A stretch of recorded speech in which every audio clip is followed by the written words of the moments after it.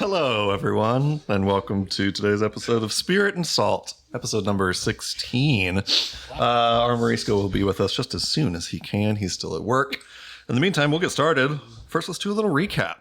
When we left off, you guys were on some rowboats heading over towards the Isle of Ash in the Underdark and had been assailed by some giant, monstrous anglerfish. You kind of managed to pretty deftly just avoid dealing with them with some clever use of enchantment magic and some water walk spell, and just kind of got the fuck out and let the big fish eat all the little fish, as fish are wont to do. And then made your way the rest of the way over to the Isle of Ash. When you got there, looking around, kind of scouting the island a little bit, you found that the exiles that you've been sort of following were seemingly handed off to a group of humanoids, Thrycreen specifically, and fiends, demons or devils of some sort, and were taken off sort of to the east of the island. Let me pull up the map, actually.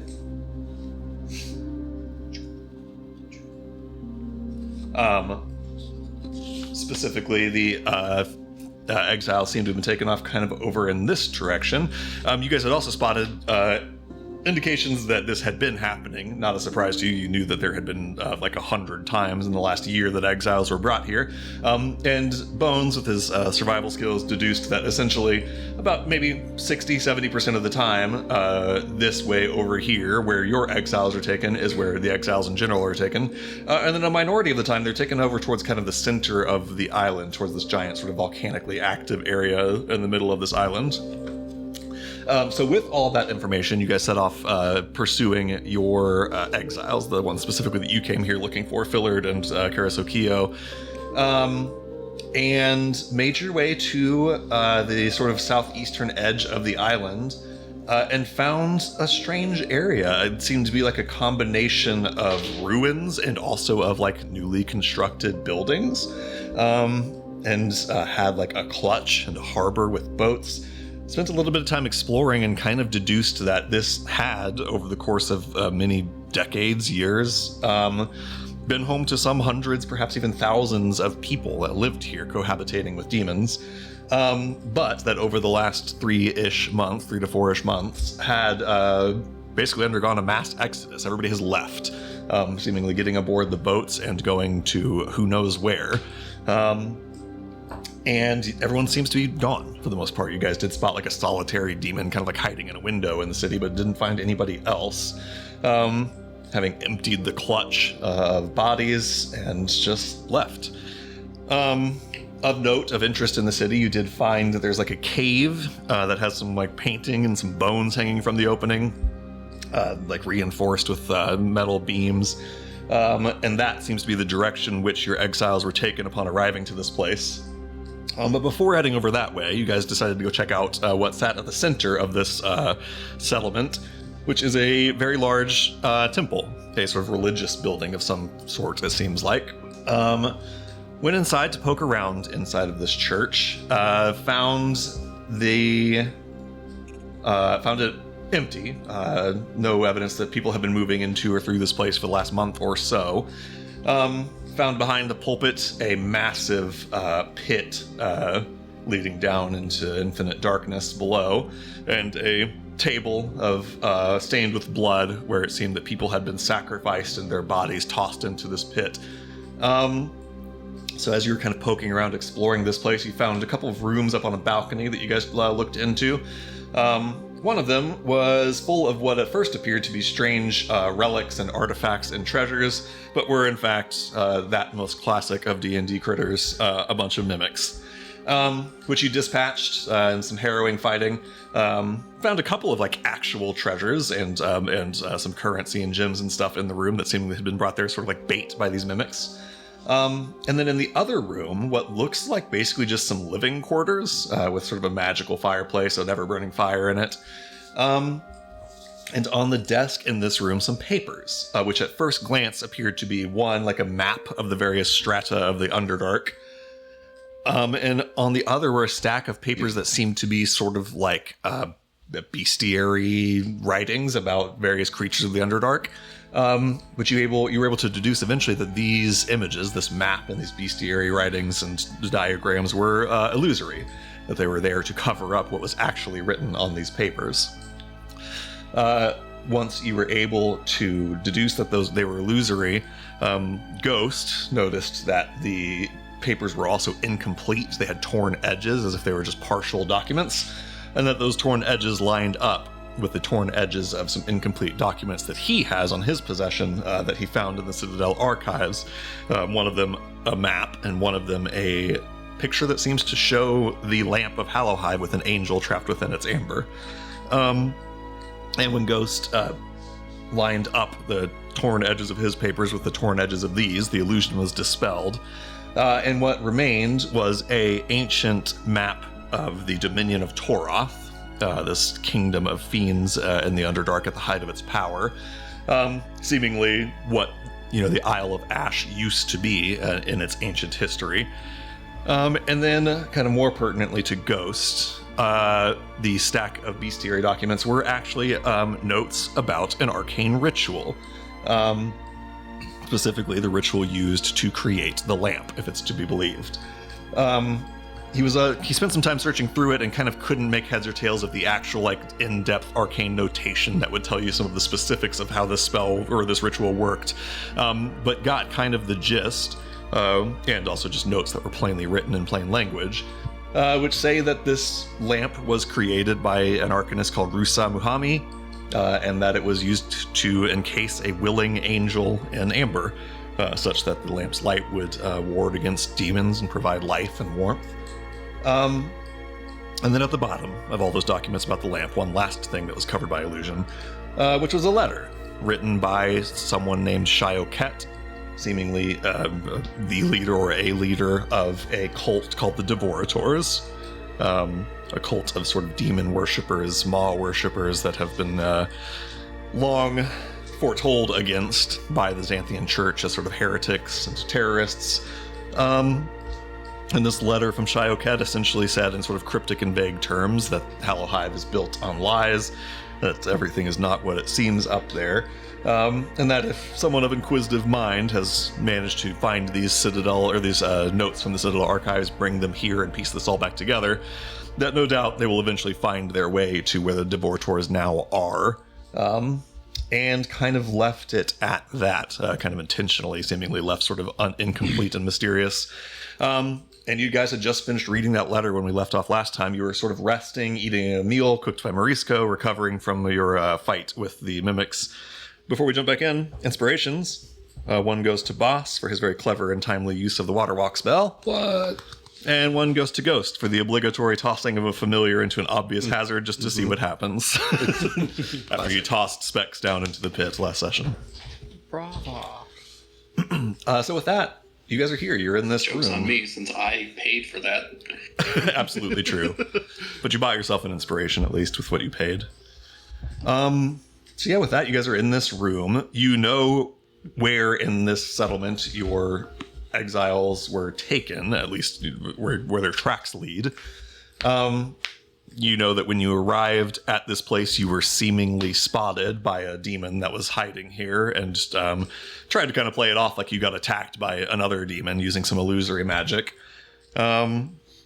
And you also know, just a passive insight for some of you, you've just created a tremendous amount of noise with this fight. There were guns fired in here while fighting these mimics, and, booming blades and other loud sounds.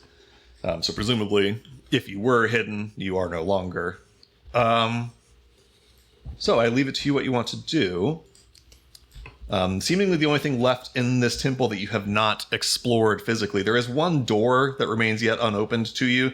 It is down here. It goes kind of under the balcony and just goes, you're not sure where to as of yet. But Marvel, go ahead. How many celestial bodies do we have? Like the stars in the sky, planets, etc.? Celestial bodies, so specifically the sun and... Yeah, so your planet orbits one sun. It has a moon, which itself has two moons. So your moon has two smaller moons that orbit it, that are commonly called Passeri and Primrose. And then your... let me pull them up specifically here so I can tell you, because this is a fun little bit of lore that may never come up again, so I'll drop it here. You are in a solar system of 8 planets. The planets of your solar system, in order from closest to the sun to furthest, are Jack, DJAK, Lush, Maior, your planet, Ice, Robin, Benthos, Zircon, and Advantis are the 8 planets of your solar system. Benthos made it. That was stupid ass. So did Advantis. He sure did. That's cute. So 8. 8 planets orbiting a sun. All right. I will need to take 6 more amber pebbles. Okay, understood. So somewhere in your inventory, you can go ahead and write down so we don't forget that you have 6, or a total of however many you've plucked. Tiny little pea-sized nuggets of amber. I think Ghost has grabbed one as well, and maybe also Morisco grabbed one, I think.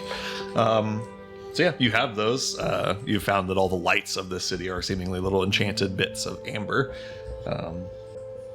Which is your favorite planet? I am fond of the one that we are on. What are planets? Oh, right. Holy shit. Right. Planet. Also, Holy shit, this rude. person in the party doesn't know what a planet is. Right? This guy's never he's seen the night sky like 8 times in his life. Hallowhive has no record of a night sky or celestial bodies. Also rude. Weird and wild. Isn't there like a whole college with like outsiders? No one down there has talked about like a planet. It probably does. Probably some of that has, because it's been about 50 to 60 years that Hallowhive has been in contact with the surface. It's been much shorter than that they have allowed like the exchange students. But that's kind of like how we know that the Underdark has a lot of caves. Right, Like, they you're were like, not sure the cars were real. Like, it makes sense that they would be distrustful of some of this information. Yeah, that makes sense. also they just be like, what does it matter? We're right. Like the big thing is just that Ghost doesn't have a ton of reason to have like studied space and astrology. Right. Yeah, how do you? Astronomy. Totally fair. I mean, he probably couldn't even conceptualize the sky until he first Yeah. saw it. So like, what is a star? What does that even mean? Right. Is there a rock up there? Cool. Because you say there's things in the sky. We got to go backwards to the sky. Right. And it does bear noting also. He's still trying to process that like your sun goes down. Yeah. Right. Yeah. Well, Yeah, actually, the concept of an orbit is brand new to you. You want to circle around the sun. It does bear noting that like there was like put into place formally an exchange program that allowed for students and their sort of studies to swap places with students at the Citadel with various institutions of learning on the surface, and like Hallowhive very strictly controls what information gets exchanged in that way.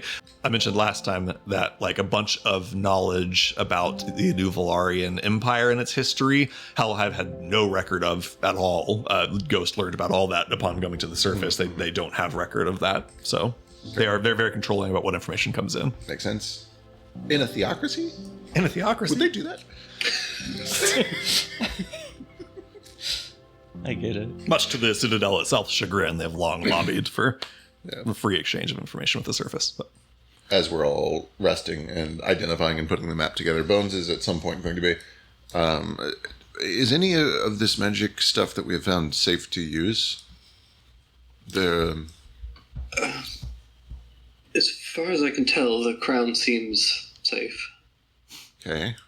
I did forget to recap that, Ghost. You identified the crown last session, and we didn't talk about it last session. We talked about it between sessions. But yeah, you finished identifying the crown. It's essentially allows some essentially evoke or transmutation evocation properties, allow you to like spend some of your own life force to do some extra damage and cast some fear spells. But yeah, it seems to be a normal magic item as far as you can tell. It's not another mimic or anything crazy.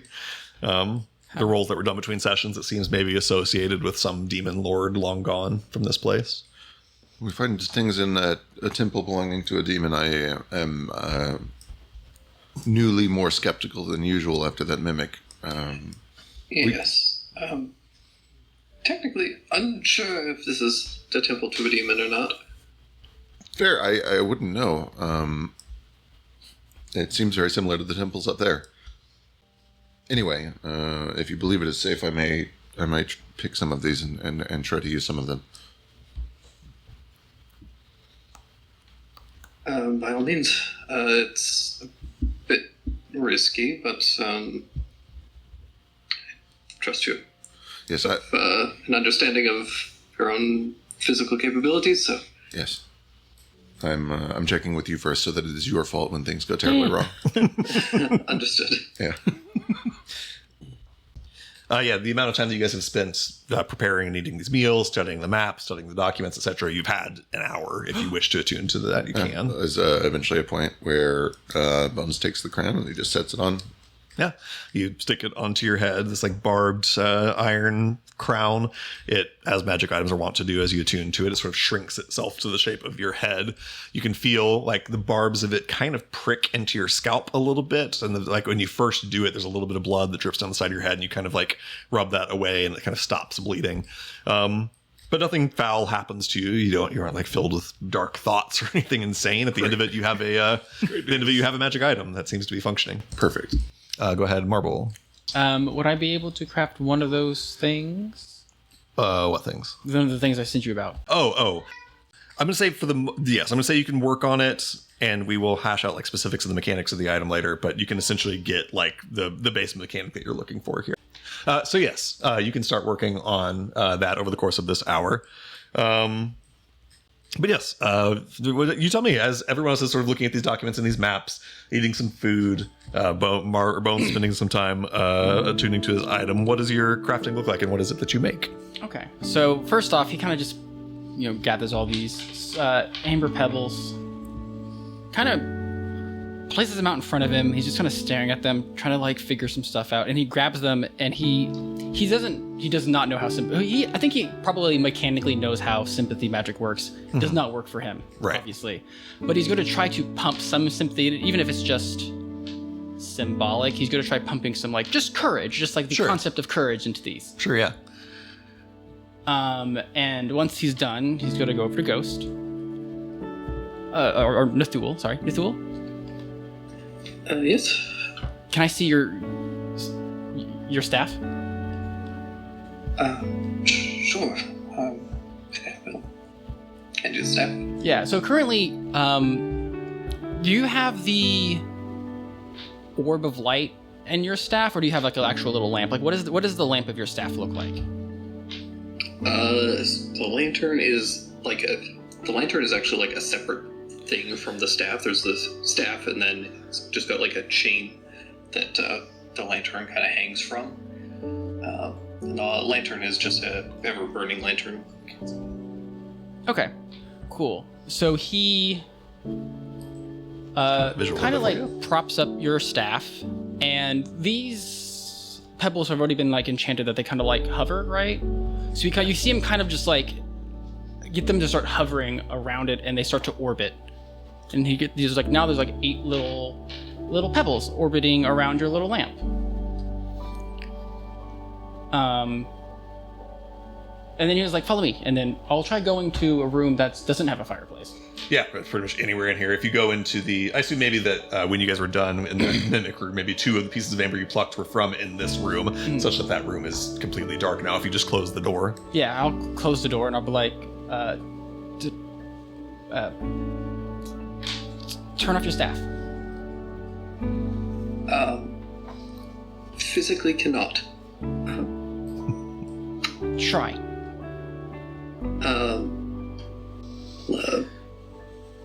Think about it and try to turn it off. Yeah. You look at your lamp, this shining beacon that you remember your Professor Theltugumai giving you in a very dark place a long time ago. His first spellcasting focus, and now the sort of beacon of sort of courage that you have been able to even come back to this place. And you watch these little tiny pea-sized bits of amber essentially spinning in what, again, we talked about earlier, Ghost probably doesn't even recognize, but what you out of character know to be essentially an orbit. You're the central sun of your lantern is being orbited by these tiny little pea-sized bits of amber. And you find that you are now, with whatever Marble has done to your lamp, able to sort of will it to turn off. You watch from your perspective, the central lantern of your lamp goes dim, and surrounding you is just the bright orange light of these little bits of amber, shedding about, I believe, 15 feet of light around you. Marble, to your perspective and kind of to your excitement, you see that your project has worked. The room goes dark. Yeah. You kind of look at Marble, his eyes start to dilate. And he kind of stops focusing on you. He's like, "Did it work?" Can you see? Suppose so. I can see a little bit, yes. He'll try and turn it back on. Yeah. Suddenly, like, very worried. Yeah, you see like Marble sort of like rub his eyes as if like a bright light has just turned on. Yeah. And mechanically, you essentially now can activate your lantern to shed light that only you can see, and that everyone else not in, or in that light is in darkness. There, now you Yes. never have to be afraid of the dark. I don't fully know what happened there. Did that only work for me? Yeah.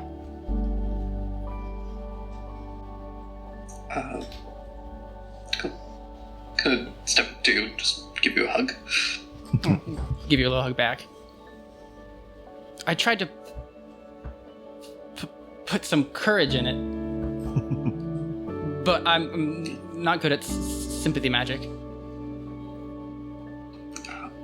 I think you did wonderfully.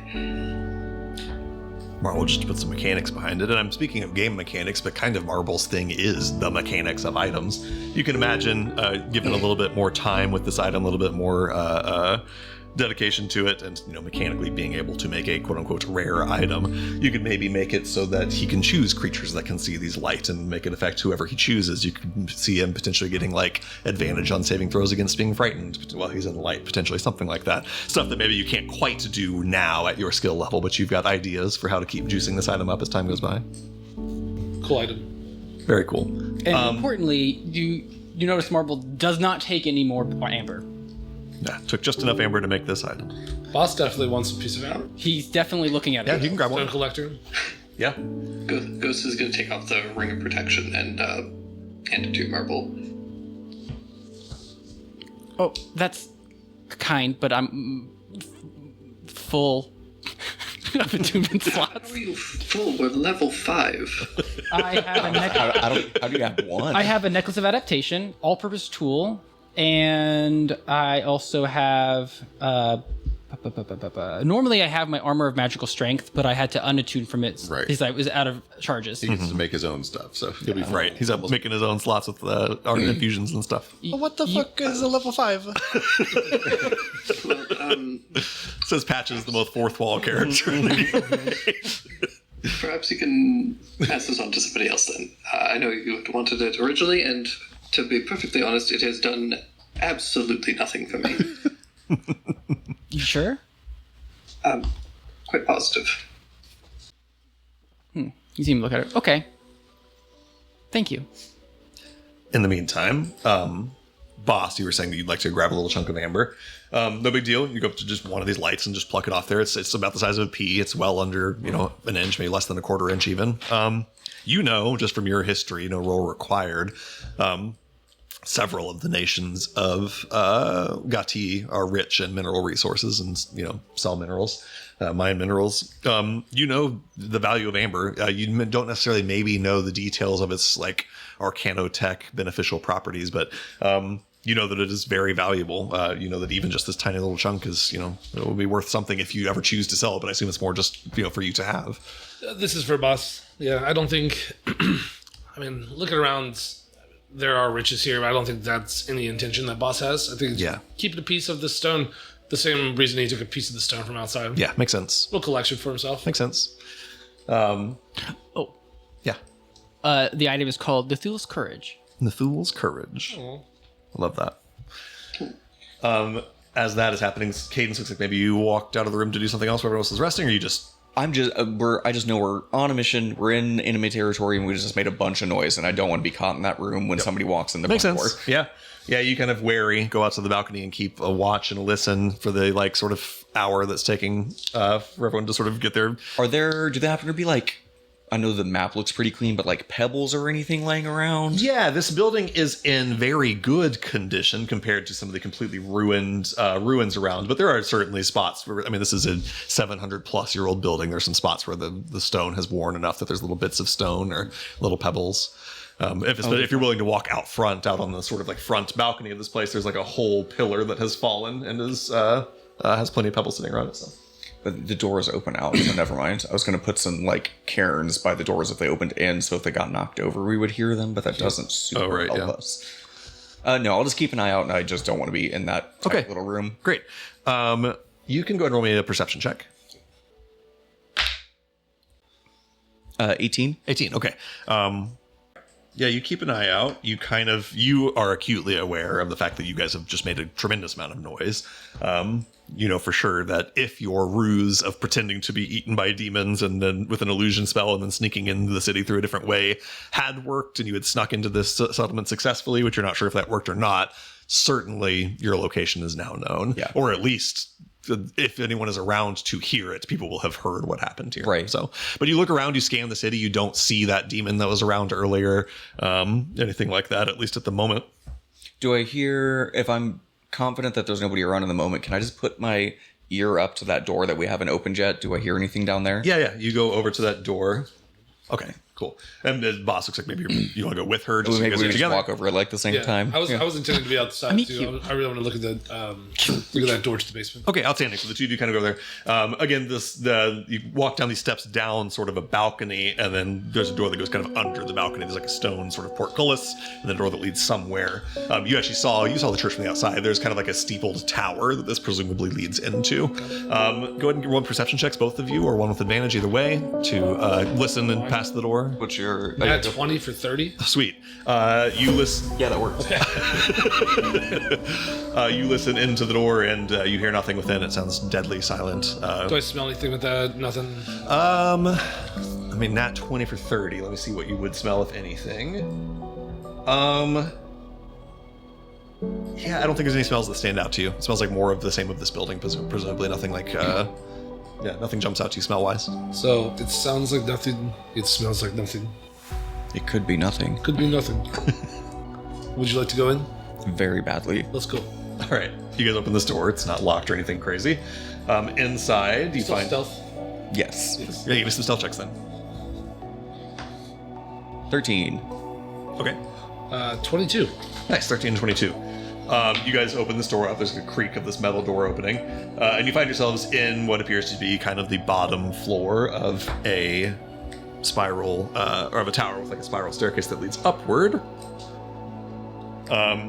You can see a faint kind of blue light up at the top of the stairs.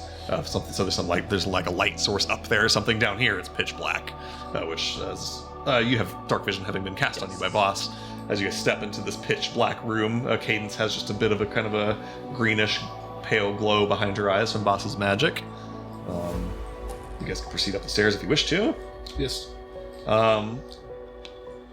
You proceed up the stairs. And at the top of the tower...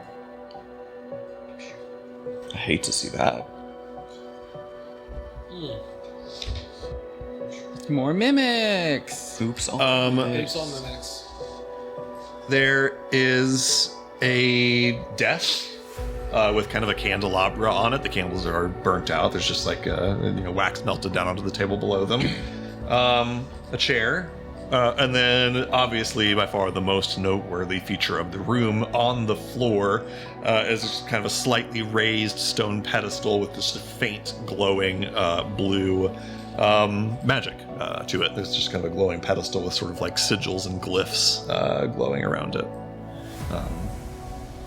Pedestal, like just raised portion of the floor? Yeah, like proper pedestal? No, the floor is just slightly raised, Okay. maybe 5 inches higher than the rest of the floor, something like that. Well, I've seen enough here. Um, You want to get somebody that can see what this is? Do you want to go find the fool? that seems wise. I don't know what I'm looking at. All right. You guys make your way back down from this tower out to regroup with your friends. We'll say at this point that the hour has passed of the crafting and the attuning and everything that you guys have done. You're all sort of like regrouping as you guys are back in the room, sort of gathering your items and tying your shoelaces. Go ahead, Marble. I walk over to Cadence and I'm like, here. And I just hand her a ring. That's gonna happen. What is this? It's a ring of protection. Where'd you get a ring of protection from? The dragon? Yeah, it came from Rami. It was right. You recognize Rami's ring. I think you were the one who found it okay. originally. I did more like, where did you get it from? Zeal. Why? What? Why? He says it wasn't working for him. I mean, it was, but he Okay. I appreciate it. I think it should probably go to somebody who gets hit more than me. I do appreciate it, but I'm not hit super often. It seems like it might be better for you or Marisco or a frontliner maybe. Oh yeah, Marisco. Who's not here. But Could we put this on hold for a second? Yes. Please? Okay. Hold the ring. You would like to see this, yes? Yeah, sure. Please follow. You guys all follow up to having to step carefully over ghost caltrops. I will stick behind and watch the front door since Okay. I've been up there. Understood. You stay behind. Yeah, I think another century, maybe Marisco with you. Unless Marisco has... Yeah, just body system. Marisco will Honestly, stay. I'm useless at magic, and Wisdom saving throw from Marisco. He doesn't. He says nothing while he's with you. Okay. He like whistles and stamps his foot and never makes eye contact. Meanwhile, the rest of you. I'll pick up my caltrops on the way, Okay, good to know. Make your way up. since I think we're leaving at this point. Right. Up to this tower that Boss leads you to, where you find what I've just described. There's like a desk, a candelabra, nothing, kind of a plain little space, and then this glowing sort of raised platform with arcane sigilry and glyphs on it. There's a portal, my instinct says. The same. Or is it teleportation circle? That is my guess. Anyone who wants to, or anyone proficient with Arcana can roll me an Arcana check to try to figure out what this is, short of actually casting an identifier or something. Can I also throw out an investigation to check for illusions? Yes, absolutely. Give me an investigation check. Since we've seen them already here. bummer. Wonderful. That's a natural one. Nat 1 on the That investigation. looks clear. Yep, you see no sign of illusion. And a 24 for my Good Arcana. Arcana Can I check. second the check for illusion? Yeah, you can get an investigation check as well. 22. 22. Okay, you likewise look around the room, checking every corner, including the desk and the glyph and everywhere else, and check for illusions and see no hint of illusion magic here. And the Arcana checks were 24 from Ghost, 19. 19 from Bones, 15. 15. Someone got better. Yeah, someone got better than me. Okay, so 24 from Ghost being the best one. Ghost, you see sigilry that leads you to believe this is conjuration of some sort. The notion that this is a portal or a teleport makes sense to you. Everyone else kind of recognizes that as well with the rolls that you got. The thing that you get, Ghost, on a 24 that the others did not, you see that there are also laced in here are some glyphs of abjuration. You're not sure exactly what that means.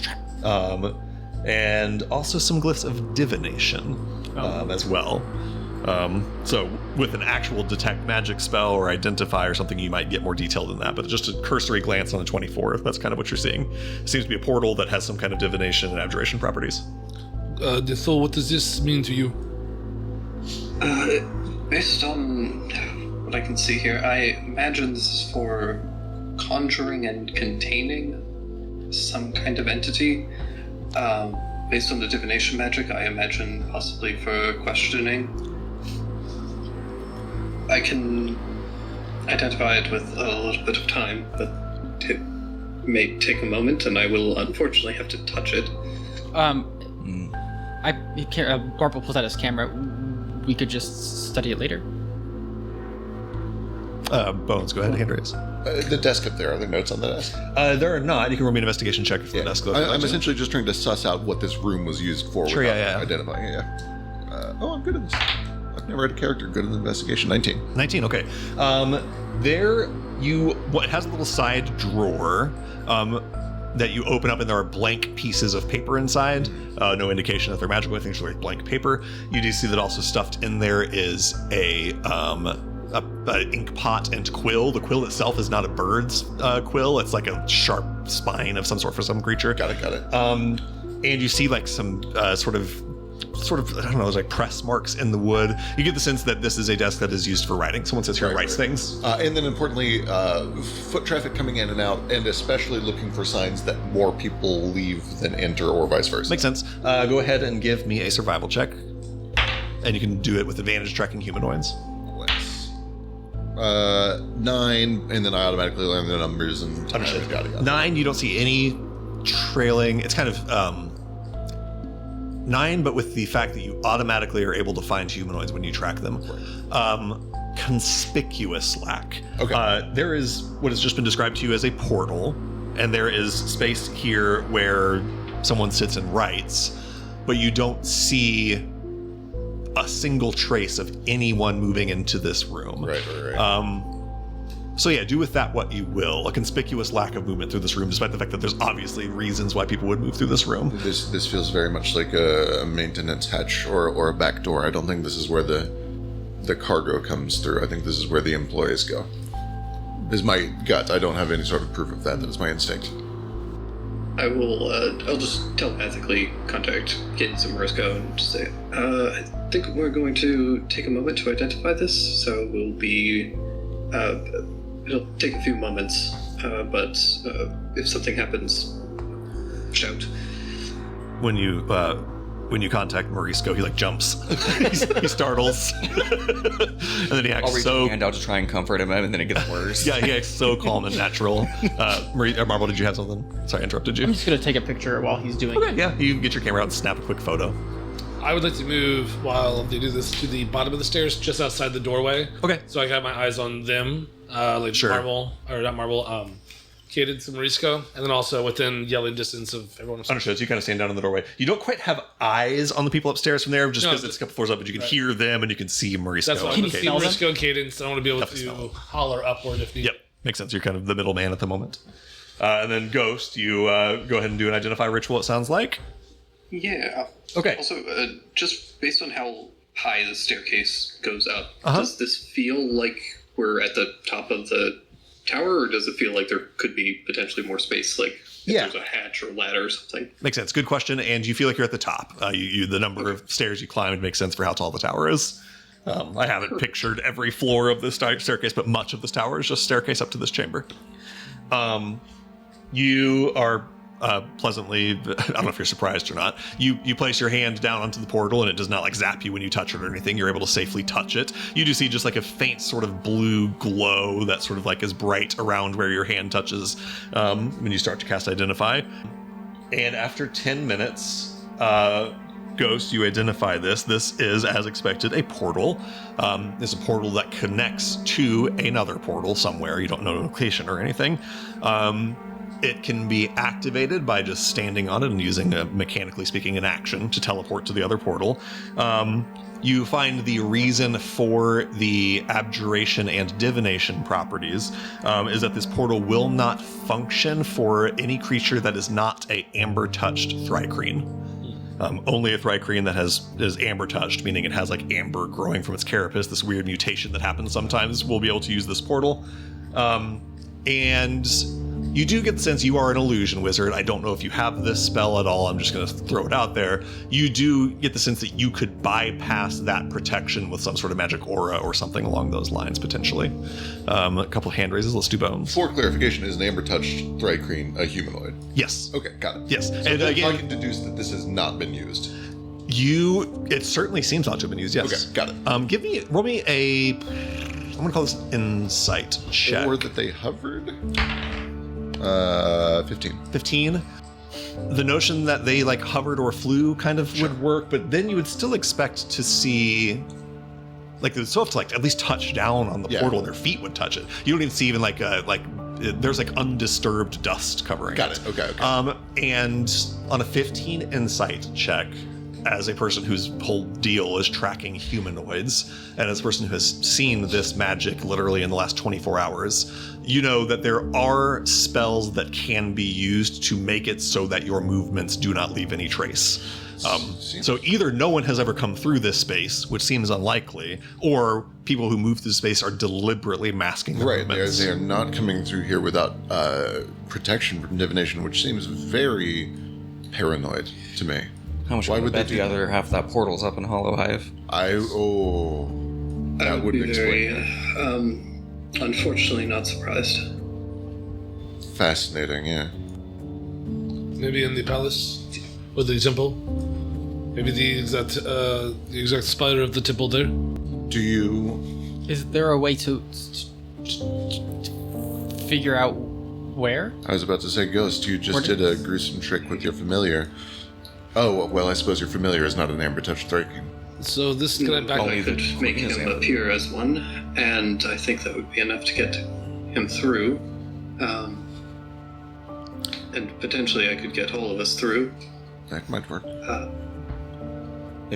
I suspect that there will be other people on the other side, potentially. Right. And if anything comes through that portal, I would be concerned that whoever's on the other side would be alerted quickly. I also I would need a little bit of time to make preparations before I could do it, but theoretically, if we feel that we are secure here for a few days, I could potentially do that after we rescue everybody. Boss, go ahead. Just a quick question. Who do we know is Amber touched? Just the queen, right? All of you know for sure that the queen of Hallow Hive, Fea Tumanai, is an Amber Touched Thri-kreen. I don't think that there's any reason that you guys would know of any other living Amber Touched Thri-kreen. So basically, I can't remember his name. Homeboy, her right-hand man who came down here a lot, he's not. Kagaturum is not Amber Touched, to your knowledge. Kagaturum. And to your knowledge, no, he's not Amber Touched. And Ghost, you'd be the one who have the most knowledge of this. You're not aware of any living Amber Touched Thri-kreen anywhere in Hallow Hive. You're pretty sure the queen's the only one. It's not common at all. It's quite rare. And then to your point, Marble, you were saying something?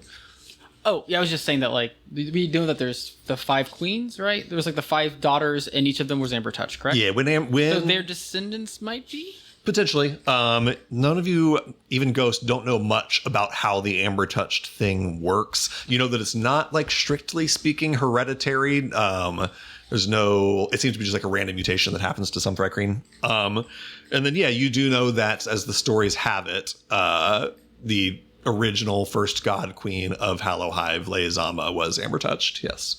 But again, she was kind of a god more so than a Amber. And the other thing is that you know that the Arcanist written about in Ghost's notes, Rusa Muhami, who created the lamp allegedly, was Amber Touched. And in fact, the note said that her Amber Touchedness was like key to the ritual that created the lamp. Bones, go ahead. How long will it take us to make a camera trap?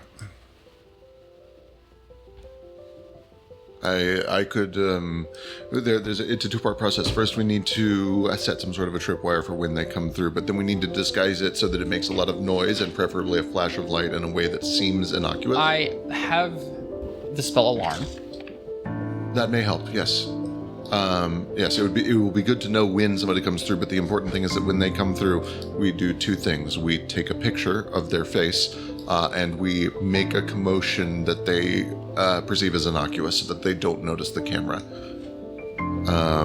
We stack a bunch of garbage here. We make it look like an animal got in, pots and pans and things like that, so that they teleport through and then they are immediately stumbling over pots and pans while a camera unknowingly takes a picture of them. Certainly possible you guys could rig that. I will say one complication with that plan is that for a camera to get a usable at all picture in this space, it's going to have to emit a very bright flash. Yeah. But is there light in this room? Not other than just the very dim light emitting from that So this portal. didn't have like a pebble in it? No, there's no amber in here. It would, in order to capture a picture quickly, it must be a lot of light. If we're going to have a fast aperture, then it must be a brilliant flash.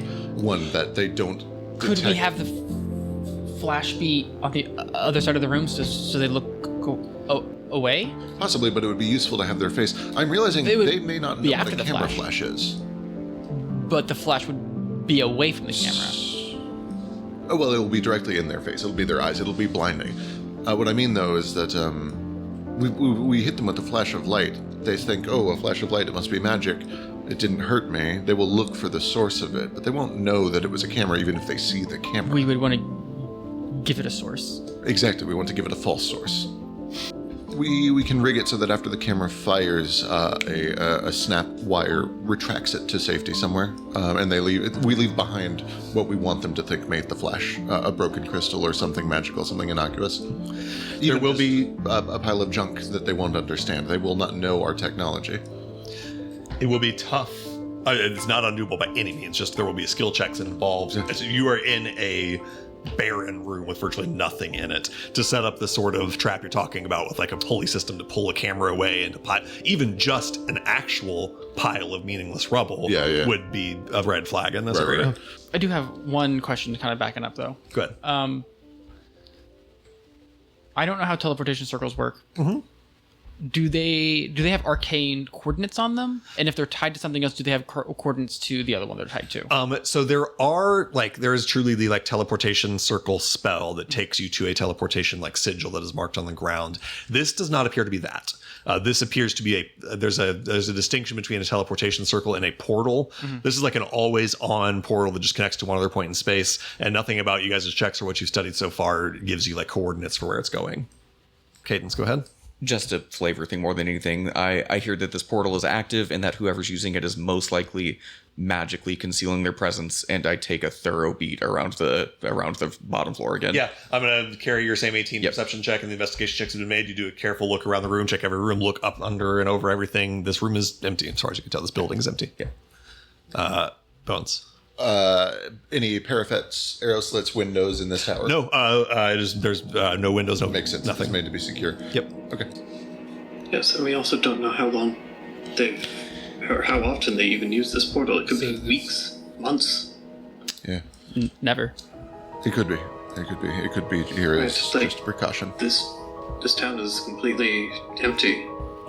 Yeah. Aside from a few fiends, like Right. it's possible that nobody comes back.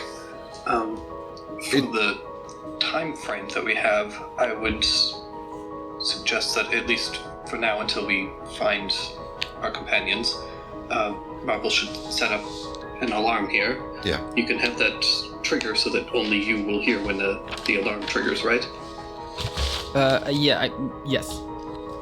And that way we know if somebody has passed through, theoretically, assuming that they aren't able to avoid the alarm in some other fashion.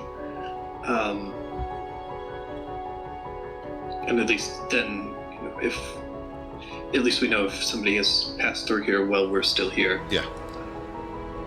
So Marble, it sounds like you're putting up an alarm spell to sort of ward this place, and then you guys are Ritual or cast? I think we have 10 minutes before we go down. 11. Okay. You guys take 10 minutes to throw up an alarm spell. I assume you just do like a mental ping just to you. While that's happening, anyone do anything for those 10 minutes? Bones, you got something? What would it take for me to take my recording device and just hide it in a corner? It's an empty room, but like under the desk or something. Exactly. We won't get video, but we can get audio. Or better yet, Beep, beep, beep, beep, beep. correct. That's what I'm thinking. Can I have an open transmitter that transmits audio from this room to another room in another building somewhere in the city, and the recorder is over there? Okay. So you're wanting to essentially radio transmit audio from this room to another to a receiver somewhere else, and the receiver is doing a recording, and the receiver is recording, and it'll just get audio, which will probably not do anything useful. Right. Yes, you can create such a device. You're gonna have to spend some resources on this and some time. Correct. I have 90 gold worth of the crystal dragon scales and a bunch of other stuff. Perfect. Great. I think with the crystal dragon scales that you have, you can create something that's going to have like relatively short range compared especially to your like radio relay system. Yeah. But if you're just looking to make something that essentially you can hear audio from anywhere on the Isle of Ash, how far are you trying to get? All I want is to record this room, but have the recording done in some other building nearby, so that there's no physical trail. I see what you're saying. Yeah. So go ahead if you wish to tinker on that now. I will say it will certainly take you more than 10 minutes. It could take a number of like hours to create a radio from scratch. Right. But if you want to start at least like maybe drawing up schematics while Marble does his thing, go ahead and roll me a comms tools check using your intelligence. Do you use the ring of wit? Sure. It would take me an hour to. It's not attunement. Oh, wonderful! I'll take it. So you give yourself advantage and you apply your radio lore. Whatever you have, you have some sort of lore, right? Yes, I do. Cool. So advantage on an intelligence comms tools check with your lore. And then I think I'll throw on the artisan maneuver for another D8. Checking superiority die on there. Yeah. 27. 27 is very, very good. Yeah, I'll say that you've essentially, in these 10 minutes, you've essentially drawn up schematics That's fine. to make essentially a little, as discreet as you can, microphone device, maybe the size of a sending stone or so. Yep. And a matching sort of receiver, which is going to be bigger and bulkier, but that doesn't really matter to you. It doesn't sound like. Right. That is also functioning as sort of a recording device. Awesome. And the range of that is going to be long enough to cover the entire Isle of Ash. Awesome. If you try to get further than that, we might run into a barrier, but Cool. The likelihood of us finding damning evidence in an audio-only transmission is kind of low anyway. I don't think that this is going to be the smoking gun that ends the regime But or it's anything like that. cool. It is very so cool. I'm not gonna yuck anybody's yum if we want to like stay and do this. They're telepathic. They're not gonna come through and say anything. Oh yeah. I assume that's what you meant when you said an audio-only thing wasn't going to help us. You are in a city of 95% you're like- bright green. Yeah. We get footsteps at best. Right. I was so preoccupied with whether or not I could. That, Whether you, Do you think? say, boss is over here the whole time with the fairy line. I'd really like to go get my friend, please.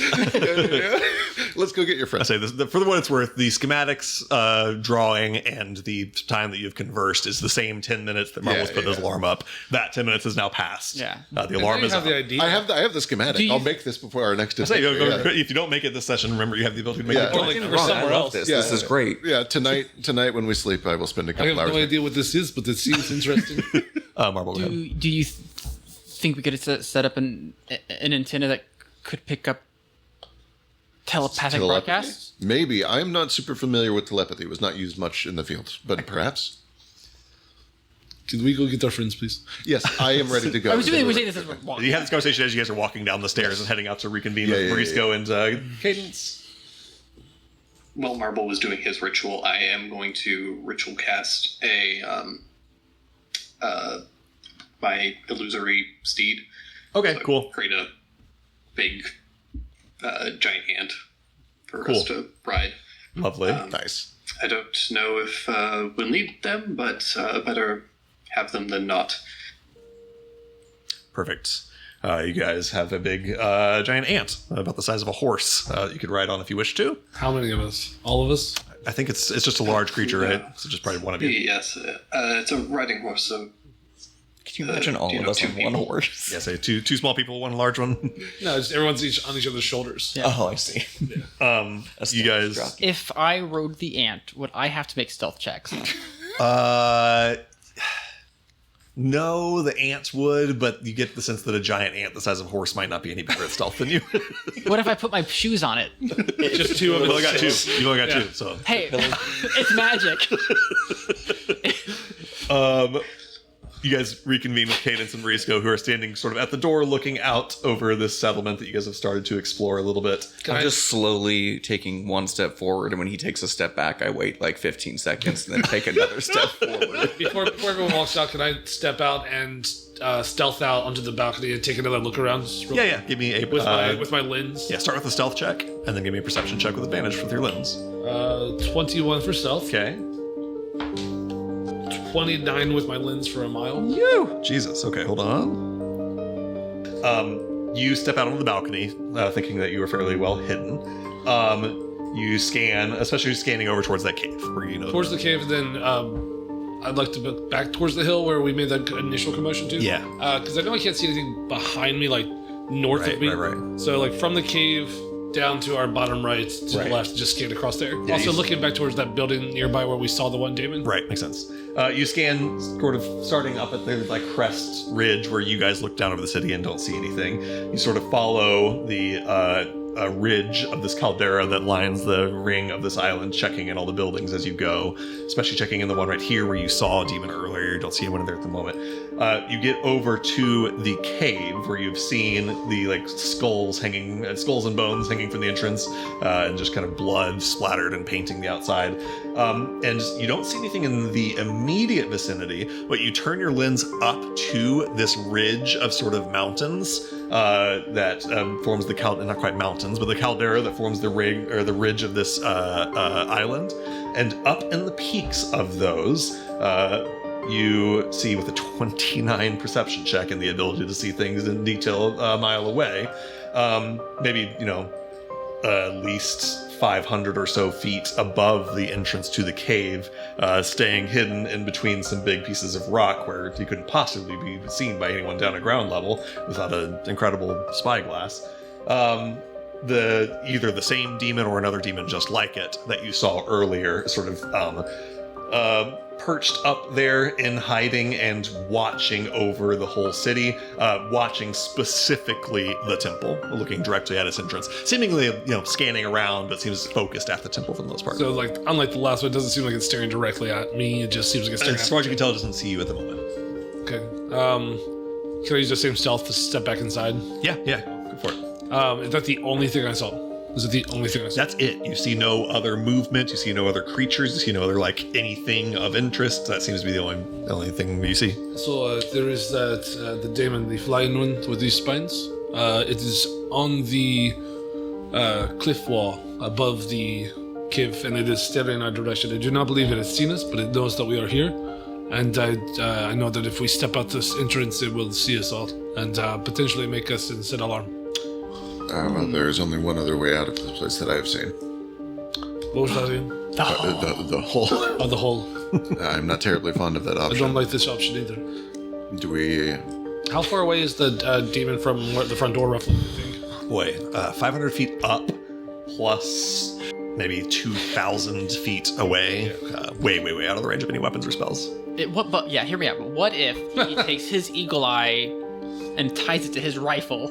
You could see really well while the bullet fell to the ground long What if we before it reached put his target. What if we put a lot of gunpowder, like a dangerous amount? You would be in major trouble. Right. So this is just the option they present to us. Yeah. Zeke, is there any way that anything I saw? Is there any way that if we were able to stealth out of there, that we could get behind and get out of his sight? Yeah, potentially. As I mentioned last time, this map does not include every building in this city. It's an approximation. There are more buildings than this. If you can find a way to sneak out of the church, you can wind between buildings and make your way to the cave, potentially. Again, still checks involved. We'll see if it works or not, but it's not impossible. I think this might be our best option, is to not alert the fiend. I might be able to lead it away from us, potentially. And I will, I'm going to use Silent Image to create a copy of all of us walking. Perfect. Yes, great. This is very impressive. You got my nose wrong. Thank you. Hopefully at this distance you won't be able to tell the difference. The most distinctive feature. It's No, crazy. It's a little too long. All right. You're a handsome punch. Look, trying to do 7 people in this Is that what my a lot of work. He gave me a water gun instead of a pistol. Why is it neon green? Is there a building within 60 feet? Give me a luck check. It's going to say low DC, DC 5. You shouldn't have said that out loud. What if Patches asks instead? Close. But yes. Fucking close. Yeah, there is a building within 60 feet, yes. Okay. Then, yeah, if we're all prepared, then I'll just try and just have essentially a group of us go walk and stand outside of another building for a moment, and then try and push, look like we all walk in one by one. Outstanding. No check required or anything. You send these illusory yous out. Say carrying your same stealth check and your same perception. You kind of go outside and watch the demon to see what he does in response to this. You see the fiend up in the mountainside boss certainly clock that and watch as your illusory doubles walk over towards this building. You get the sense if you're trying to use this as cover, now is the time to go. What you don't see, as you watch for a few seconds, you see your illusions walk across the street, stand outside the building, have a fake illusory conversation about it, rhubarb peas and carrots, and then one of them walks into the building, the next one walks into the building, they linger for a minute, right?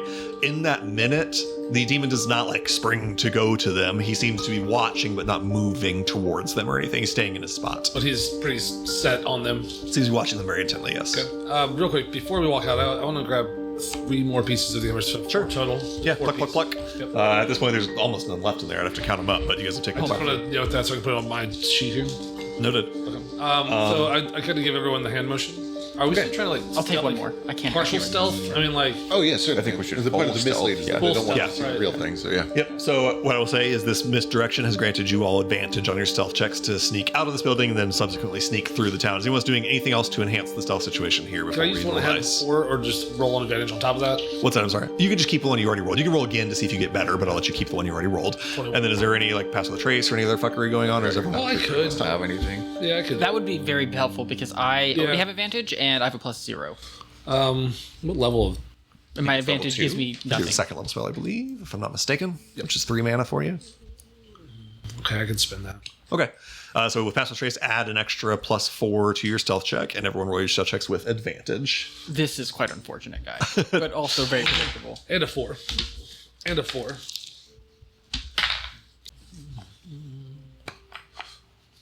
Okay.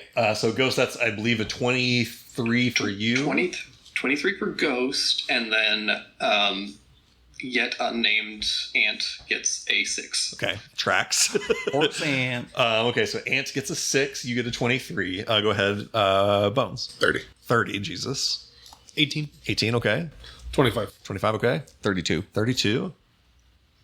I feel so ashamed. 7. 7. But Okay. hey, you're on the ant, so you guys go that way. Yeah. All right. Appropriately, the Ant and Marvel are having a time. So I have disadvantage. I had advantage, so I just roll straight. Straight. Yep. I love you're And- making a bunch of noise trying to strap pillows to the ant's foot. I'm going to treat this as a group me. check in this instance, and sort of like a macro scale moving through the city as a group. I appreciate it. You guys are able to successfully sneak through the city. You, every once in a while, with your spyglass, keep checking on that demon, and he still is watching that building, waiting for your illusory doubles to come out. He doesn't see you at the moment. It doesn't see him. Scanning around the area to focus. We'll keep my eyeglass focused that direction, but continuously scanning not just him, but like, are there others? Is there anything else? Any other movement? And then also smell as we get closer. Am I picking up certain things throughout the city? Yeah, give me a perception check with advantage. For your smell. 29. 29 is brilliant. Yeah, not picking up any new smells that surprise you. Not seeing any other creatures. As you eventually get to sort of like the closest building to this cave, you can see it a little bit better. As well, everyone else can see it a little better. You've already seen it this well, but you see it, up close now. Again, there's a bunch of caves kind of dotting this hillside, like an anthill, sort of, and you see that most of them look to have been either maybe mines or places perhaps where Thrycreen lived. People live in these sort of cave networks in Hallowhive, so it stands to reason they might here as well. You do see that this cave, the one that we've been talking about with the bones hanging outside of and the blood smeared on the outside, is smaller, different in structure. It looks to be like an outlier from the rest of the caves here. It's smaller, and obviously it's decorated in a way that none of the rest are. It seems unique in terms of its decor. And with your smell, you do smell. I don't think you're gonna smell anything from this distance. But as you get a little bit closer to the cave, you might potentially smell some things. I'll keep your smell check in mind as you get a little bit closer. Yeah. Okay. And then Cadence, go ahead. You may have mentioned this last time, but I've stopped since then, so I'm sorry. Looking through like the actual town itself while we're sneaking, so the church was like picked clean. Are the buildings picked clean? Does it look like this was like a methodical extraction, or like people were rushing to get out of here? No, it looks like it happened slowly over the course of several months. Okay. It does look cleaned out, but it looks like systematically and comprehensively cleaned out. Okay. Not like everyone fled in a panic. Okay, cool. But like everyone, systematically fled over time. Sweet. So yeah, you guys now stand maybe like, we'll say 50 feet away from the entrance to this cave. The demon is still looking at the building where your illusions went and is not looking down this direction at the moment. Now I will say, I'm going to take my fun DM pants off now and put on my cruel DM pants. Oh no. Sneaking. Moving through this town was a group stealth check. Making it from your current spot to the entrance to the cave, I'm going to call an individual basis stealth check. I will put my fun DM pants back on and say if you like the roll you already got, you can keep it. If you want to re-roll, you can re-roll. This is still within an hour. I now, so love that my puts you- roll. Yes, you're still well within the hour. You still pass without trace up. Do we want this ant here? Seems unwise. The ant is large and easy to see. So I think maybe it is wise that we Great, and so is the kid in the giant mech suit. I'm though. still small. Yes, but I'm not going to dismiss him as easily as I can ask people to dismiss the scent. I appreciate the gesture, but I think it was more of a danger at this time. All right. Thank you for the effort. Is everyone keeping their stealth checks from last time? Does anybody want to re-roll their stealth check? Oh, I had to. I'm going Yeah, to. I did. I know you did. Everyone else keeping theirs? I am going to chase the rabbit, but I'm going to keep my 30 side too. Okay, so basically, Marble, you see, roll me stealth check to see, you have advantage, straight roll, +4. 16. 16, okay. I like Not bad for fun. you. It's the best I could probably do. I rolled a 12. It's not the best you could do, but Nat 20 is the best you can do. correct. That's not going to happen. Not with that attitude. Okay, I'll have my giant ant just go for a wander. okay, just give it a little wander. Go on now, get. You Don't want you anymore. you mighty, rocks you at fully, the ant. yeah, mighty Joe Young, your ant, throw rocks at it and get it to it so you don't love it anymore. In the meantime, you guys sneak up. Marvel on the 16. This devil is currently actively looking at where the illusory party went, so I'm not going to have it make a perception check. I'm just going to use its passive perception, like see out of the corner of its eye. Its passive perception is 12, so you successfully on a 16 sneak past only because of pass without trace, or else it would have been a 12. Pass without trace exactly saves you from the passive perception. Does your suit make boop boop every time you take a step? Those are the. Bad design. Well, I can't make a cushioning noise with my mouth. So I love the idea that if, when you're going forward, the hydraulics are like, and when you back up, it's got a beeper. Put your hand over the little speaker Safety thing. is very important. So important. OSHA will get The me. first rule of mech fighting: do it safely. Right. For real, if you don't do it safely, you can't do it anymore. So with that, It's you guys illegal. have You can't do it at all. successfully made your way past this devil to this cave. And boss, you start to smell, now that you sort of step into the opening of this cave. For starters, it gets hot in here. It's like hot and humid and a little bit smoky in here. And then you also smell the smell of blood. As you guys step into this cave, you can right away see where one of the sources of foul stench is. There is a massive, just like, pile of bones and detritus, bits of sort of flesh, and broken carapace, and just a bunch of bones. Are those skeletons actually placed on the floor like that, or is that just a? Sorry, the skulls along the. Yes, you do walk underneath like a fucking, Christmas light string of skulls that are hanging. And to your question, Ghost, whether these are Thrycreen bones or not, there are mostly Thrycreen bones here, but you do also see, as you've seen before, other Underdark folk. If you wish to stop for a second, give me an investigation check to sort of parse some information from these bones. I just take a curious glance, but I'm not going to study. What's your passive perception? Probably piss. Yeah, 10. Great. Bones of various Underdark folk, Thrycreen, kobolds, dwarves, etc. I've got quite good passive investigation. If I see him look over, can I use my passive You investigation? use passive perception. Unless you're going to stop and investigate, we're going to use passive perception, Jason. I have a passive perception of 20. 20, okay. Yeah, mine is also 20. Yeah. What you notice on the 20 for both of you is there are maybe 20 to 30-ish% of the bones piled up here are not Thrycreen bones. They're like kobolds, dwarves, other Underdark folk that are not Thrycreen. So do with that information what you will. You have deduced so far from Ghost's investigation last session that the 90 plus, 95 plus % of the population of this place was Thrycreen, with a small smattering of other species. So, do with that information what you will. So the vast majority of these skeletons, bones, whatever, belong to non-Thrycreen. Yeah, to put it succinctly, the percentage of these bones that are not Thrycreen is higher than the percentage of the population of the settlement that was not Thrycreen. Thrycreen have bones? Yes, absolutely. Okay.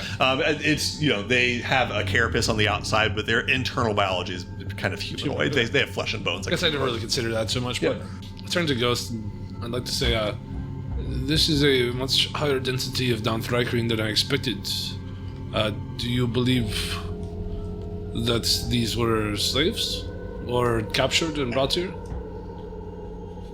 Well, based on the population that we saw, I doubt that they were kept as slaves. I imagine they were captured and brought here quite quickly. But it's really hard to say without more time to really study the settlement. Yes. Still carrying your stealth, slowly and quietly sneaking up through this place. Again, ducking your heads so as to not hit them, at least the taller among you, on these strings of skulls. Although they're pretty high up along the ceiling, they really only the tallest among you have to sort of duck to get under them. The tall among us. The tall one among you. Two of us. That's true. We do have 2 tall boys. Bones? These 2. Whoa! Oh no, Ghost. Boss and Ghost, yeah. Patches is really short. Never mind. For some reason, He's the Patches shortest. is tall. I'm the shortest. I'm the shortest. You continue to move further in. The smell begins to get even more sort of stark and strong. There are more sort of piles of bones accumulated around here. And Boss, with your passive perception, or with the 29 perception check you rolled earlier, you hear a sound like Marie. You know what? Several of you hear it.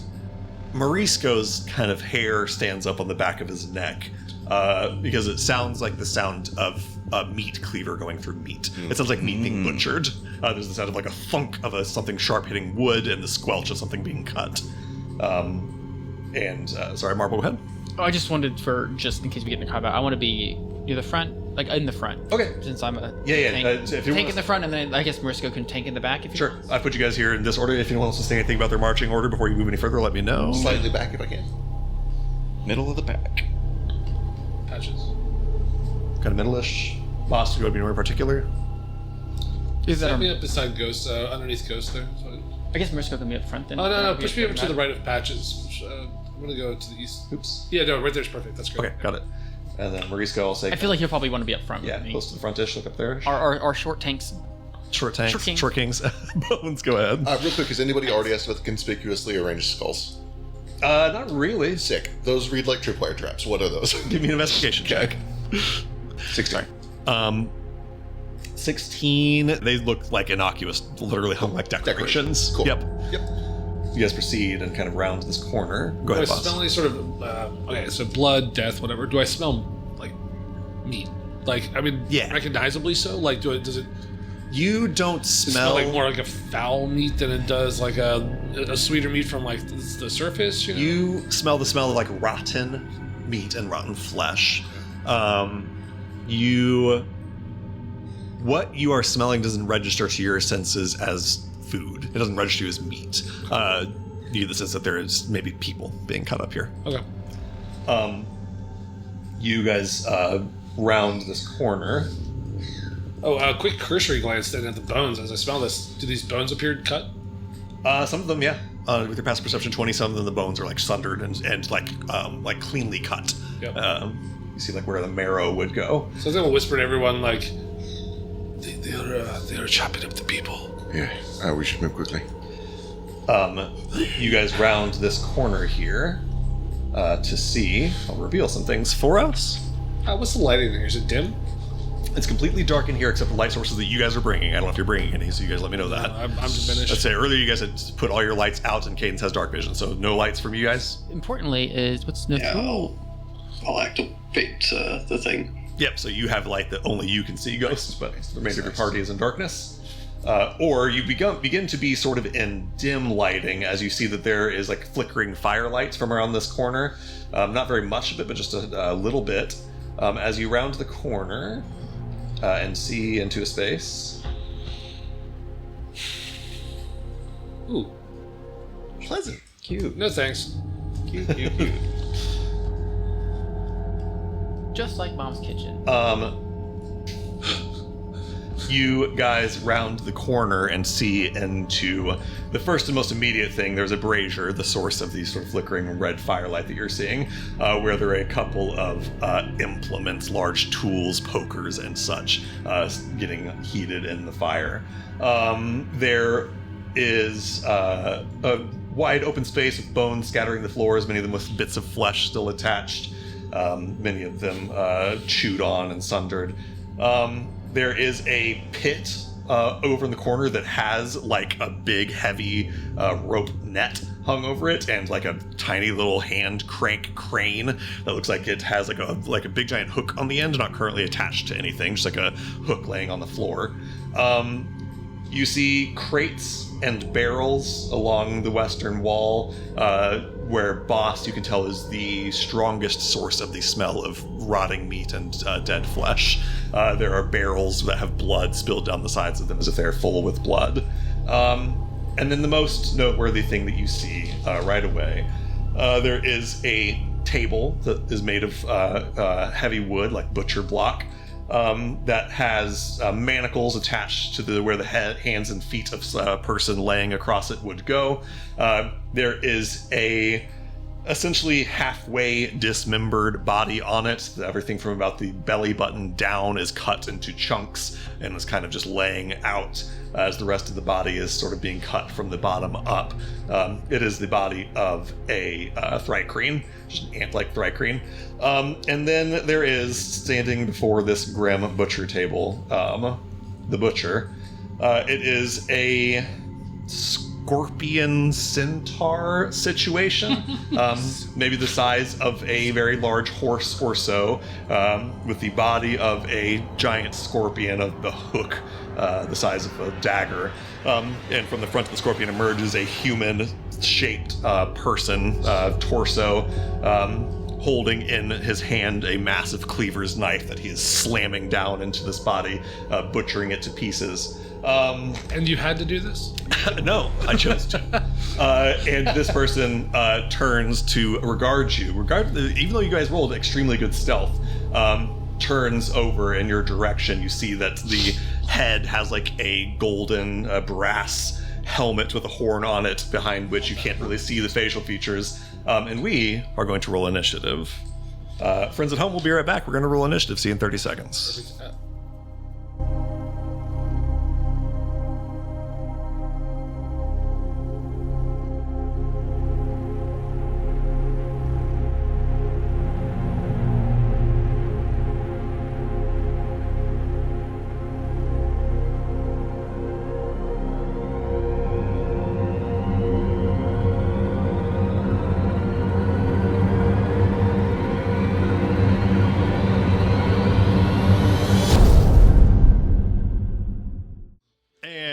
Welcome back, everybody. We are going to jump in here. However, a couple of things, both related to Boss. Boss, you have a 29 smell.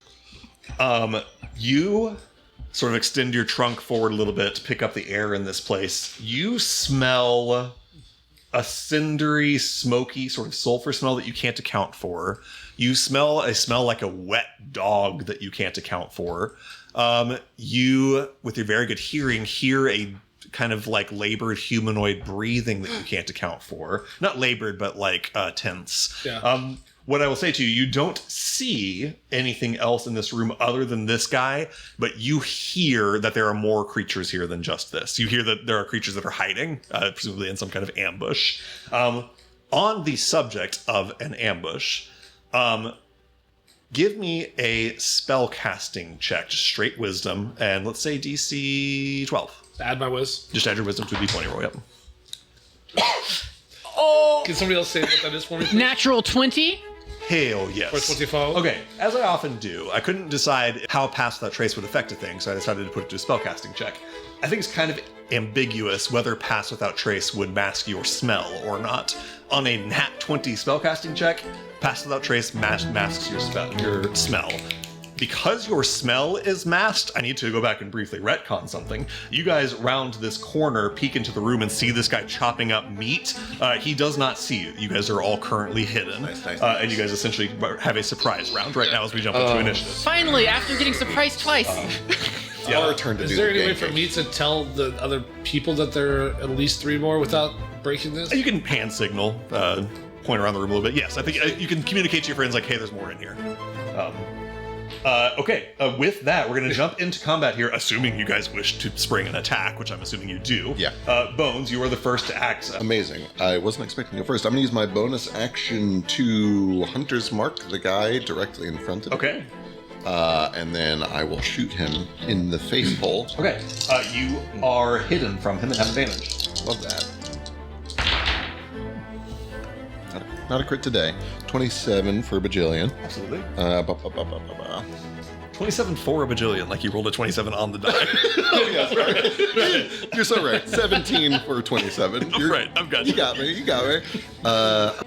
21 points of damage. 21 points of damage. There's a rocketing, echoing sound of a bullet that cracks the carapace of this big giant scorpion fella, splatters sort of black blood behind him that starts to sort of smoke on the ground. He reels back, and you see that he begins to reach for a what looks like essentially a flail. It's like a big metal rod with a chain and then a spiked ball on the end of it. But at the moment, he's still surprised. Perfect. And the dude on the table is toast. Oh, that's half a person. Yeah, Okay, that's- got it. Okay, Yeah, that person cool. is dead. I will use a little bit of movement to essentially move forward and to the right along the wall so I can see well into the room, but Okay. still far back. 10, 20, 30? Yep. Perfect. Okay. That brings us now to... what is your passive perception, Bones? 16. 16, okay. That brings us to Marisco. What do you guys think Marisco does? Marisco is probably going to go after the big baddie. Okay. My idea is that he just... I don't want to say that he uses his tabaxi dash, but I don't know how many he has, but Yeah. Yeah, I assume he uses his normal movement and then just action dodges and tries to, like, draw aggro. 10, Yeah. 20, Yeah. 30. I feel like he would definitely use Tabaxi Dash. He has advantage right now. He does also... That's true. It's the sneak ride. You're It still bears right. noting also, he has the feat that lets him get more Tabaxi dashes than Right. other Tabaxi. Okay, then yeah. So I'll take Tabaxi dash. Tabaxi dash and go smite that fucker while he has a he gets surprise to round. here, and then once he gets this close, he can see one of the hidden creatures. Actually, you can see 3 of the hidden creatures.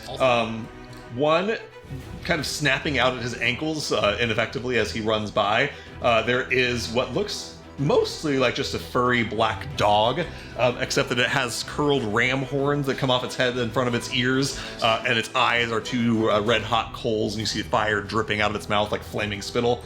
And then beyond that, kind of clearly attempting to hide, but not escaping Marisco's passive perception, there is a creature that's like, I don't know, the stature and size of a human, except that it has a really elongated neck that curves down in front. It's covered in like a greenish gray fur, and it has like purple magic sort of sizzling in its clawed hands.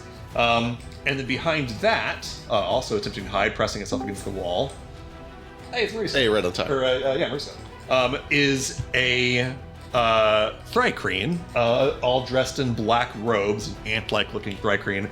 And as Marisco looks over in this direction, there's like shadows that cling to it and kind of waver, very similar to what's happening with you guys with the Pass Without Trace. Right. It looks like it has sort of like shadows clinging to it, Love that, the love that. wavering sort of image. So Marisco sees all of that. Marisco, are you back here for realsies? Okay, great. He's the only one to see. I'm here for realsies, yeah. Yes, he can now point them out to you guys. Like, oh, there. So, Marisco, I'll give you a quick little recap, and then we'll jump into the rest of your turn. So, I'm just taking a little bit of your turn for you. You guys were in that temple, did a little bit more exploring, found another room with a portal in it that you couldn't activate, made some plans to sort of like place a trap on it, blah, blah, blah, blah, blah. You basically stood around with Cadence, keeping watch and being nervous about being alone with Cadence. And then you guys snuck over to that cave from last time with the caves, or with the like bones and blood hanging out front of it, where the exiles were taken. Snuck your way in unnoticed and are currently beginning the first round of combat, a surprise round. You found yourself in a cave where there is a big scorpion centaur demon guy that is chopping up a dead body on a table. Sorry. I had you use a Tabaxi dash if you want to mark one of those off. To charge in towards this guy while you have advantage because of being hidden. And you see that there's a couple other creatures in this room as well that were hiding from you guys. But at the moment, you are in the midst of a surprise round and have just used your movement and tabaxi dash so far. You have action and bonus action remaining to you. Okay, sick. What about Actually, you walk into?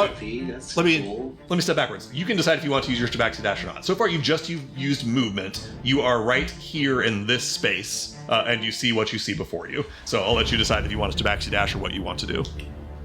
Yeah, I'll use one. I'll get over there. Great. I can crit this guy and get a big ass smite off. Yep. Yeah, so I will tabaxi dash to get in close and we'll take a big ol' swing. All right. Your attack has advantage because you were hidden. All right. No crit, but a 20 will hit. Cool. How many of these do I have? Oh, I have plenty of first level smites. I'll put one in it because I want to. Okay. Surprise, surprise. This is a fiend, so you do an extra D8. Okay, so that's So you should do a D8 for your weapon damage, a D8 for booming, and then 3D8 for your smite. So a total of 5D8 plus your dex modifier. Whew, 19 points of damage.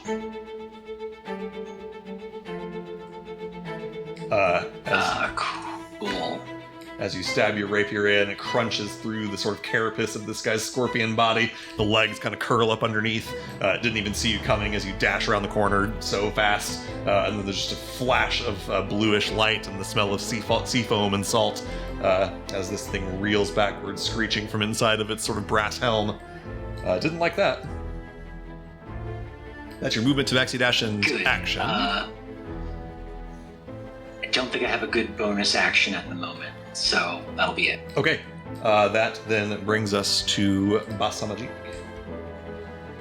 Move me down just on the southwest of Marble. Okay. 20 feet that direction. 10, 20, 30 gets you to right there.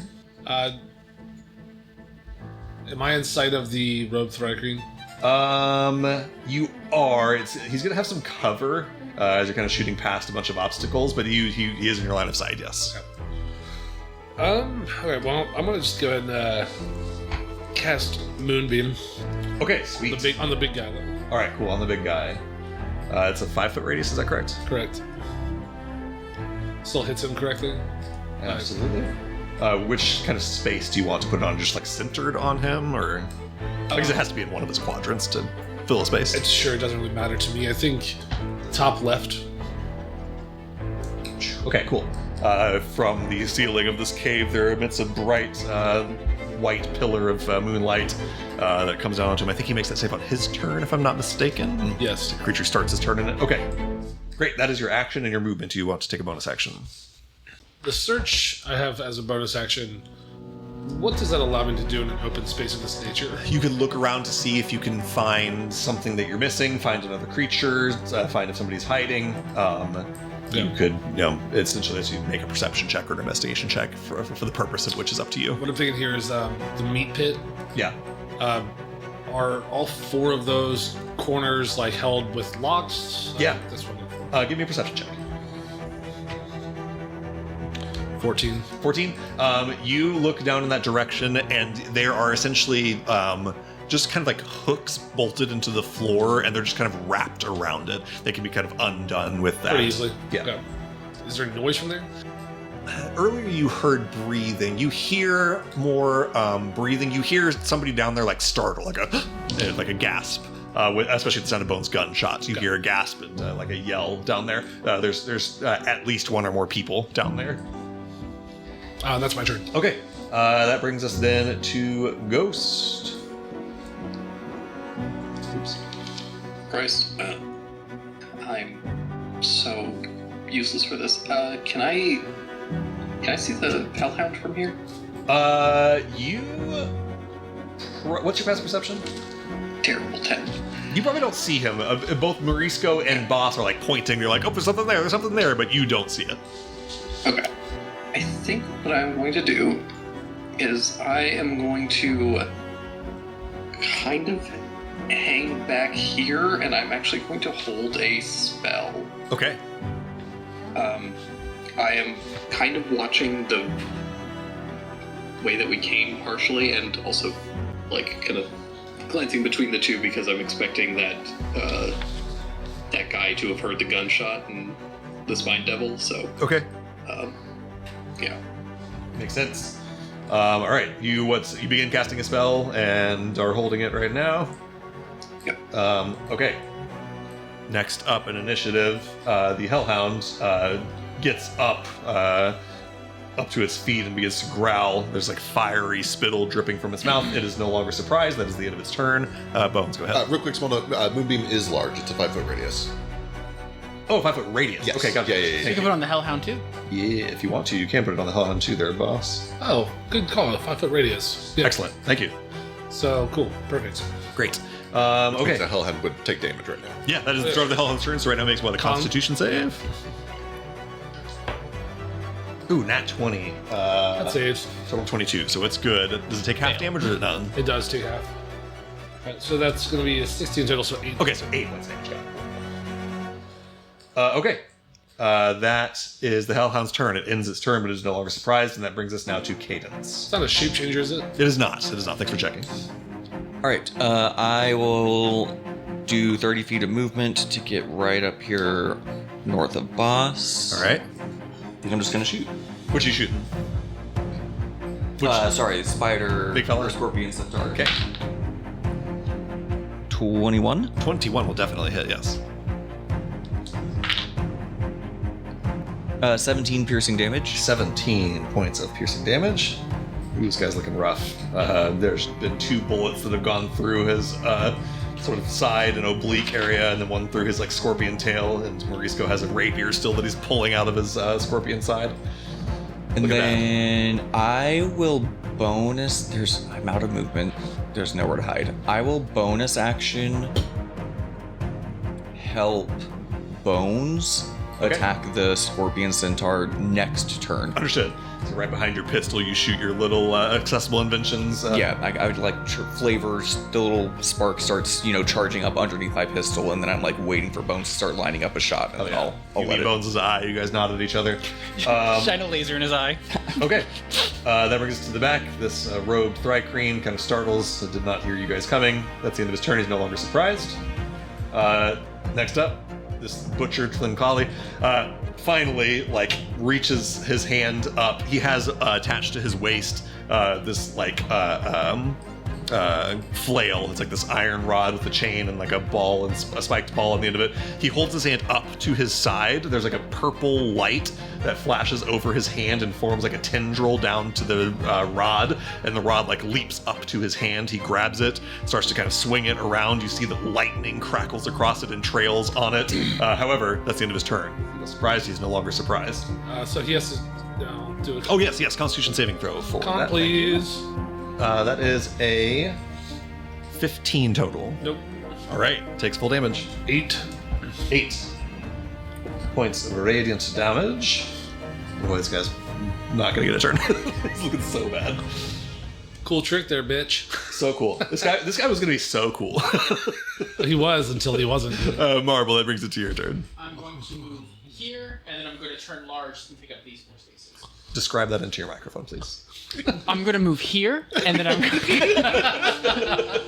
going to move 6 feet in the direction that Zeke is moving me, Thank you. and then I am going to 6 squares, which is 30 feet, and then I'm going to use my bonus action to grow to size large. There you go. Do that with a bonus action. Where do you want to be? That's big. You can be just face I down guess I if you could want. be there. No, I want to be 1 down because my reach is 10, I think, or 15. Makes I don't sense, yeah. remember what it is. I know it's at least 10. And I'm going to swing at the Hellhound. Okay, go for it. You have advantage because you were hidden from it. Actually, wait. Your stealth check was only a 16. Let me check his passive perception. May not be hidden from it. This creature has a passive perception of 15. It gets advantage on smell, which would make that a 20. However, past that trace, you're emitting no smell right now. You are hidden with a 16. This is amazing. That's what Trace doing some work. 18 to No, hit. 18 will hit. All right. I'm also going to shove him into the wall. Okay, hell yeah. Add a d6 to whatever you roll. 11 points of bludgeoning damage. 11 points of bludgeoning damage. There's a yelp as you slam this thing with your giant ball, your fist that comes down on the chain from your arm. Slam him against the table. He lays over on his side for a second before getting back up. Again. Real quick, Marvel, before you decide to do that, I'm sure you will anyway. As you are the first person to kind of make it into this room. Actually, Marisco would have seen this earlier too. I should have shown you this earlier. I don't think it changes anything. There's one more creature that is down here. You see hiding around this corner. It looks like... Oh, I don't know quite even how to describe it. It's like a big fleshy ball of meat the size of like, I don't know, 3 feet in diameter that has a huge like toucan beak out of the front of it, and then it's got a ton of like long snake-like tentacles. It's kind of like hovering in the corner back there. So that guy's hiding also. But carry on with your turn. That's really gross. I would convey it, but I'll just point, I guess, Yeah. and go, ugh, Ooh. brother, ugh. 19 to hit. 19 will hit. 14 points of bludgeoning damage. 14 points of bludgeoning damage. This hound is looking rough. I get it. Pun intended. Thank you. As you slam your fist into the side of it again, you cut some of the flesh on the side, and you see that dripping from it comes like flaming blood. All right, next up. Just wait till I get huge. This creature that I just described, this flying sort of meat ball with a toucan beak and a bunch of tendrils, ends his turn. He's no longer surprised. Likewise, after that, this weird, furry, person-shaped creature. All right, Patches, that brings it to you. Nothing is surprised anymore, but I believe you are still hidden from everything. I'm gonna cast Chaos Bolt Sweet. on that big guy. All right, cool. I believe it's an attack roll. It is. Yeah. It does benefit himself. Sweet, roll with advantage. Yep. 25. Absolutely hits. So it's gonna be 8 damage. From just looking at it, do I perceive that it is weak to any certain kind of damage? What's your passive perception? 17. Okay, what's your passive religion? Is it the same or worse or better? Worse. Worse. What is it total? 12. 12. Yeah, you're not sure if any damage type is going to be better or worse against it. No obvious, resistance. One thing that is obvious is that it is swinging around a flail that is crackling with lightning, but you're not sure if that's just the item or if that's this guy. Where the Hellhound is? No. The Okay. the big scorpion guy. Okay, You're short okay, scorpion yeah, guy, yeah, right? I like the Hellhound though. Yeah. Stop the fireworks. Yeah. Yes. Yeah. We'll do cold damage. Okay, cold it is. Your damage is fully effective. Nice. And I think that's gonna be it for me. All right. That brings us to the top of the round. Bones, it's back to you. You see, as your turn begins, Cadence fires a little sparkling thing down toward the big scorpion guy. And it is on the scorpion guy only that the help. It's not just whoever. Got it. Okay. Yeah. In that case, I will shoot. Start blasting. I'm about You have to advantage. break the overkill world record. Oh, so close. Level 5, guys. Level 5. World record. No one playing D&D has ever done more damage. Level 5 based off just a help action. Yeah. 23 points. 23. World record. I mean, you do kill it. I don't know if you set a world record. But your bullet goes through the helmet of this thing, right in the slit where its eye hole is, and you see the purple light of its eyes go dim. It kind of slumps down to the ground and falls over. Its flail stops crackling and lays idly at the ground next to it. Amazing. I will use some movement to get up basically between Cadence and Boss. All right. And then 2 spaces left so I can see the Grell. Yep. And then I'm going to use my bonus action to shift my Hunter's Mark 2. Surely that Hellhound will die before it gets back to me. I'm going to shift it down to the Grell. Okay. Hellhound's name is Shirley. Yes. Okay. Got him. It's a boy. No, he's telling Shirley that Hellhound will be dead before he gets back to me. Call me Shirley. Okay. At the end of Bones' turn, it is now Marisco's turn. Oh, I thought everything would be dead first. That's fine. I can It was come over. awfully close. Yeah. Let's see. I can. Okay, here, and I'll just swing again All right. with a booming blade as soon as I find the tab that it's in. There it is. I believe in you. don't have advantage for any reason, right? I don't believe so. Not that you don't need it. No, I don't need it. Incredible. This is a fiend, so if you'd like to smite, you are going to do an absolute assload of damage. Well, One metric ass no, load. I can't not. All right, so Okay, then that so is I will- 10d8 plus your dex. Jesus. Sick. Yeah, it was Booming Blade, so yeah, 10d8. Kill that meatball. In one hit, he's gonna one hit just meatball. Now this is going to be the most overkill in one shot. Oh, that's good Oh, damage those too. ones, Jeez. Oh, yeah, He had there are two in there. 55 hit points, so he's not quite one shot. I really thought you might one shot Yeah. this guy, but yeah, That'd this be fun. this thing turns its like beak down towards you. See, it reaches tentacles There towards you, are like it's going to 17 try to like attack you with its tentacles, and you just stab your rapier right underneath where the beak meets the flesh, and just stab it in there. Nearly dead. No, don't do that. Someone finish this thing. It's gross. I don't like it. That was exciting, though. You just hear boss say that. That was exciting. The big problem is that if Briscoe kills it before we see what it does, we won't know what eating it will do. As you stab your rapier in, there is a smell that just fills this room like the ocean, and there's a sound almost of waves crashing on the shore. That brings us now to Basamajik. Basamaji. Action. Throw a moonbeam on the other two bitches. Okay, like moving it. Yeah. Just move it over to the. Yeah, those two. Okay, sweet. That's your action. Action, and then pull me down to the left of Marble, please. 20, Just one more to the left there. One more to the left. 25. How far away am I now from the road Thraxine? You are 30 feet away. Perfect. I'll stay right here. Sheesh. That is going to be my turn. Okay. That brings us to Ghost. Ghost, you now have to cast that spell or lose it, one or the other. Yeah. Well, there really isn't a target that I can see for that, so I guess I lose it. Bummer. Shoot, how loud? Can you move first, or do you have to immediately lose these? No, I have to do it as my reaction before my turn Yeah, you have starts. to do it before your turn comes up, unfortunately. That's okay. Everybody else is safe and good.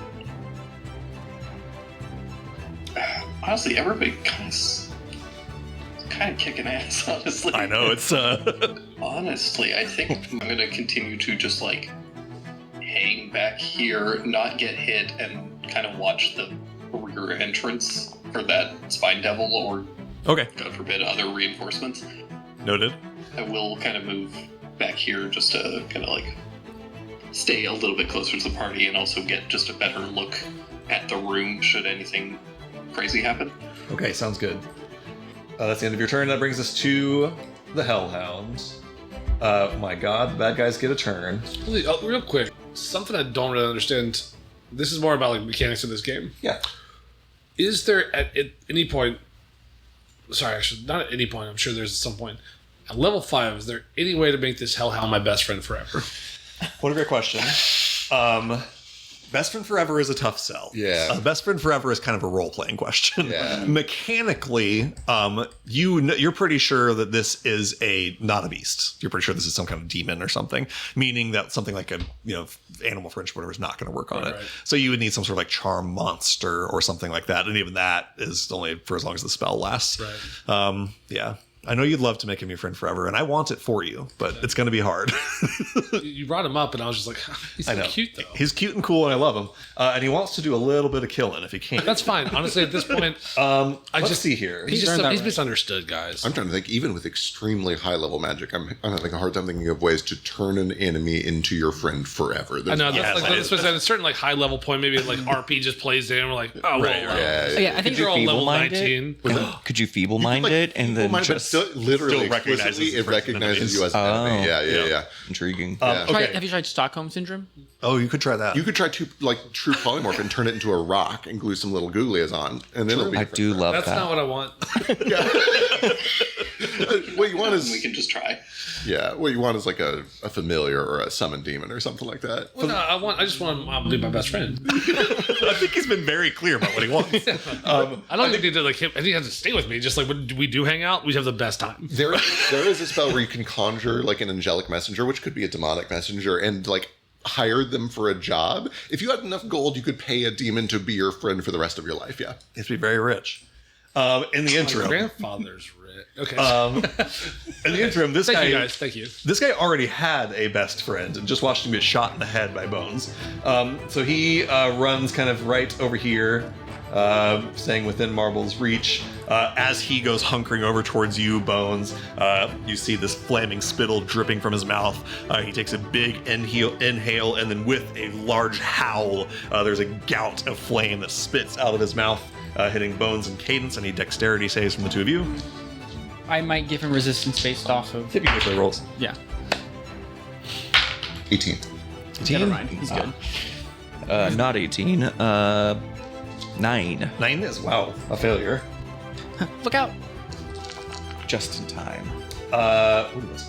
Hiss damage roll, Jesus. Hiss damage, thank God. Terrible.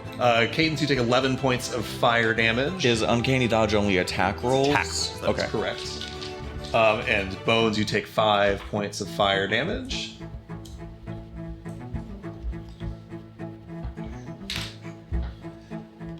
That is this thing's action. It doesn't want to use any more movement, I don't believe. It would like to just keep bothering Bones as much as it can. It will... it doesn't know how big Marble's reach is. I don't know either. It comes over to here, kind of wheeling around Bones. I think it stays in your reach That is anyway. within my reach, yeah. Okay, that is its turn. On a, it's probably isn't going to come up, but on a 5 or a 6, it does get its breath back. That is a 5. You see that there is still flaming spittle dripping out of its mouth. It does have its breath back for next turn. That's the end of its turn. It brings us to Cadence. Well, it gave me sneak, so I'm gonna kill it. 25 to hit. Absolutely. I wanted to be my best friend as Cadence. Literally shoots it in the fucking head. Classic Cadence. Shoots it in the head like Old Yeller. 18 points of piercing damage. 18 points of piercing damage is not quite I was gonna enough say, I to probably kill won't. Boss's best friend. No, he's not my best friend. I just want him Want to to be. be. I understand that it might not happen. It probably won't happen ever. And that's fine. It looks like he's about to die. I'll find a new best friend. Right. Cadence, you point your pistol down at this hellhound. You point it right between its eyes, and right before you're about to pull the trigger, it just kind of ducks its head enough that you hit it kind of like in its shoulder and down into its chest cavity. It's still a terrible blow, but not the instant kill blow that you were hoping for. I cast Healing Word on the Hellhound. I'm just gonna cunning action disengage, Okay. and I will move. I'll move right here. Okay, lovely. It snaps at your heels, but you are watching it before you go. Okay, that is it for your turn. The robed Thrycreen begins its turn in Moonbeam. Con save, please. Can I be on? Sorry, can I be on the other side of Marble? Like, Certainly. That is a 15 on the saving throw. Nope. Okay, give me your radiant damage. 14, please. 14, nice. All right. You see this Thrycreen, again, it's kind of ant-like looking, at least in its face. There's antennae sticking up through sort of cut holes in its hood. That's wearing all these black accoutrements. And you see that it has shadows sort of clinging to it, wavering across its body. Does this Thrycreen, like the shadows, appear to be changing form? It's just like trying to hide him. If you would wish to use your reaction to make an Arcana check, you can try to identify it. I'll take that. Okay, use your reaction, give me an Arcana check. Not one. Okay, yeah, you're not sure. It looks like it could be something like your Pass Without Trace. Looks like it could be something like a blur or a mirror image or something. You're not sure. So I think I just yell, against your own people? Lovely. There is no response to you verbally. It does look down in your direction, though. First, it is going to move. It kind of runs over towards the body of that scorpion guy, over towards the desk. Not really regarding it, but just kind of goes to roughly where it was. That is its movement. As its action, It begins to cast a spell targeting our dear friend Basamajik. And Boss, I need you to make an intelligence saving throw. Retro. 11. Resistance. Okay. Give me a d4. I'll give you above another table. You need at least a 2. A 1 will still fail. A 2 or 3 or 4 will succeed. 2. All right. 2. You exactly hit the DC. You do not fail. That's what I'm here for. He looks buddy. over towards you, says nothing to you as you say against your own people, but just kind of raises a hand in your direction, kind of pointing it at your throat, almost like forced choke-ish way. You feel kind of a tickle inside your throat, like you have to cough or something, and you kind of do just like cough, but you shake off the worst of this spell. I think I just turn to him and go. Yes. Just taunts him a little bit.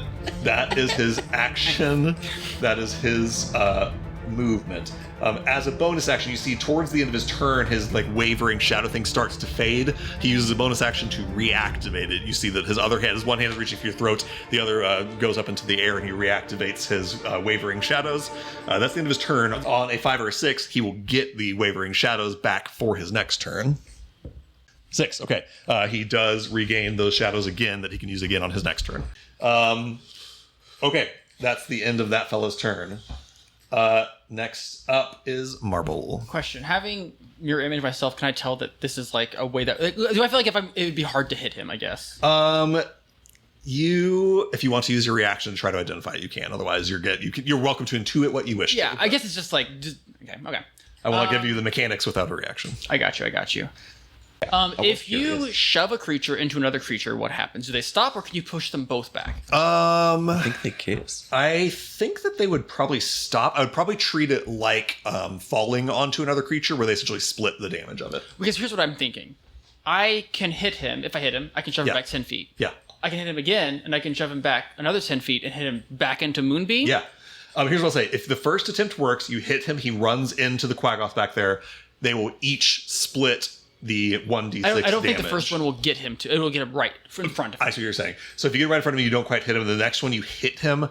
I would say it's not going to knock the other creature back. I think that his being knocked back, I would let you choose. You could either knock him into the Quaggoth and deal a d6 of damage split between the two of them, or you can kind of knock him past the Quaggoth and back into the Moonbeam. You would choose either one of those, but you won't be able to knock the one guy back with the other guy and get them both into the Moonbeam. Gotcha. Unless you crit. You do not crit. Okay.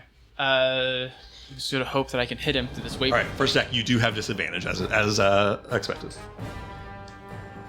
20 to hit 20 will hit.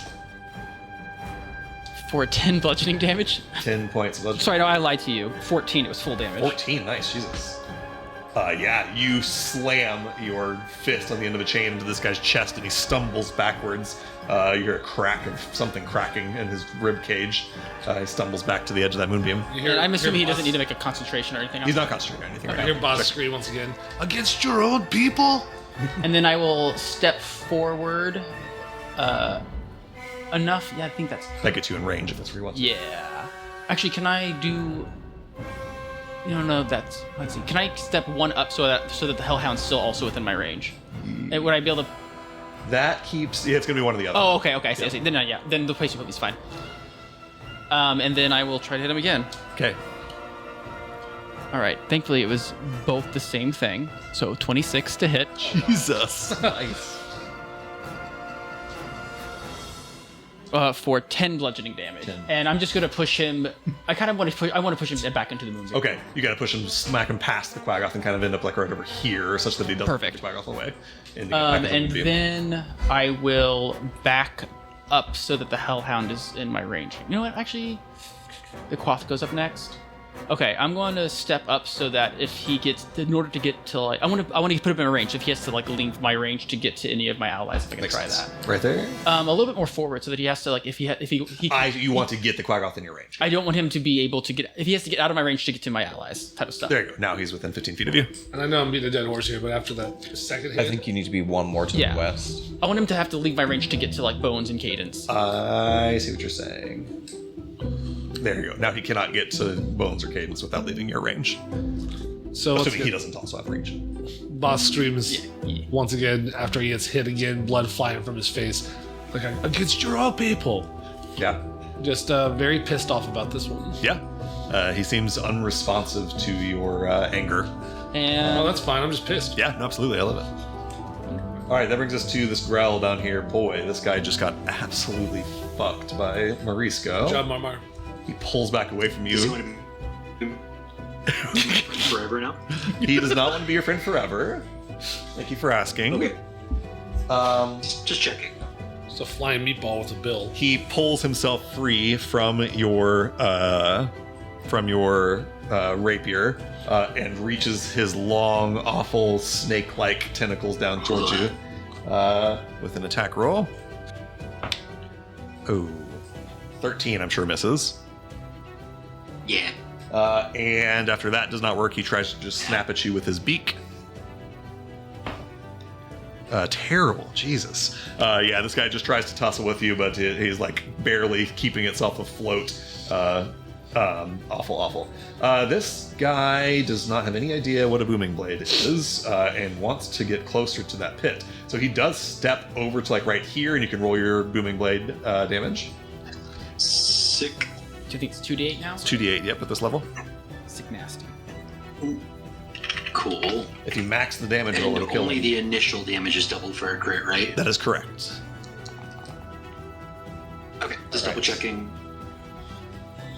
Okay. Not quite maxed, or even close, but we'll take more damage. Not quite, Absolutely. or even close. All right, that's that fellow's turn. You see that this creature, Morisco, you have monster lore. You see that this thing looks like maybe normally it would move along the ground rather than flying. You see that the like ends of its tentacles end on like flat bits that look like maybe they would walk on the ground, like a big daddy long legs or something. But you see that it is floating. There's like purple kind of psionic energy floating around it. That brings us up to Mr. Quaggoth. Likewise, Save, Mr. please. Quaggoth has purple glowing psionic energy in his hands as he rolls a con save against Moonbeam. Terrible roll. 5, so a crit fail if there is one. I don't think there's one on Moonbeam, I but don't see a crit on that one. Let me double I check. don't think so. But full 2d10 damage. No crit fail. 16 total, please. Ooh, that's 16 total points of damage. Are these things like vulnerable, or is it just like They don't seem extra vulnerable to Okay. radiance, no. This has been a nice little Yes, Moonbeam has done some work. for real. I feel a lot better as about combat now after this, how this combat's been going so far. I know this is about very much jinxing it, but Say We're what you basically want. invincible. We're basically Just say invisible. it. and that's when the actual boss shows up. Nothing bad could ever happen to us. I'd say the boss crawls out of the pit over here, and So we would be so fucked if it wasn't for that surprise round. And Okay. stupid focus fire. Maybe. Yeah, maybe. This Quaggoth sees itself and its buddy getting just beat into this corner over and over by Marble. It is going to use some movement to step around to get out of this moonbeam and make some distance between itself and it. Goes 10, 20, 30, staying in Marble's range. As it walks around you, Marble, you hear like a low growl coming from its throat. You see like purple psionic energy in its hands. This does not look like the sort of creature that ought to be a spellcaster, but it nonetheless begins to cast a spell.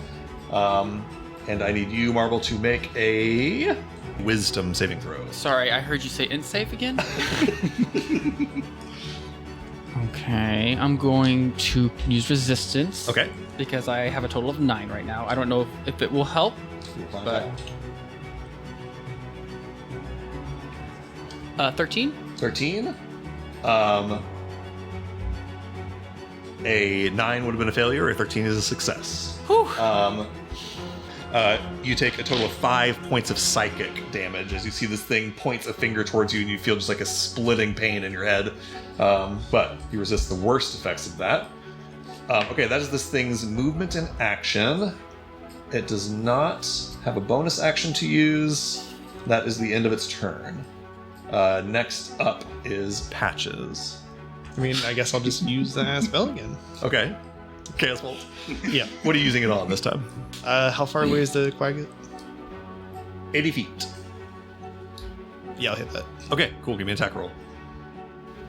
17. 17.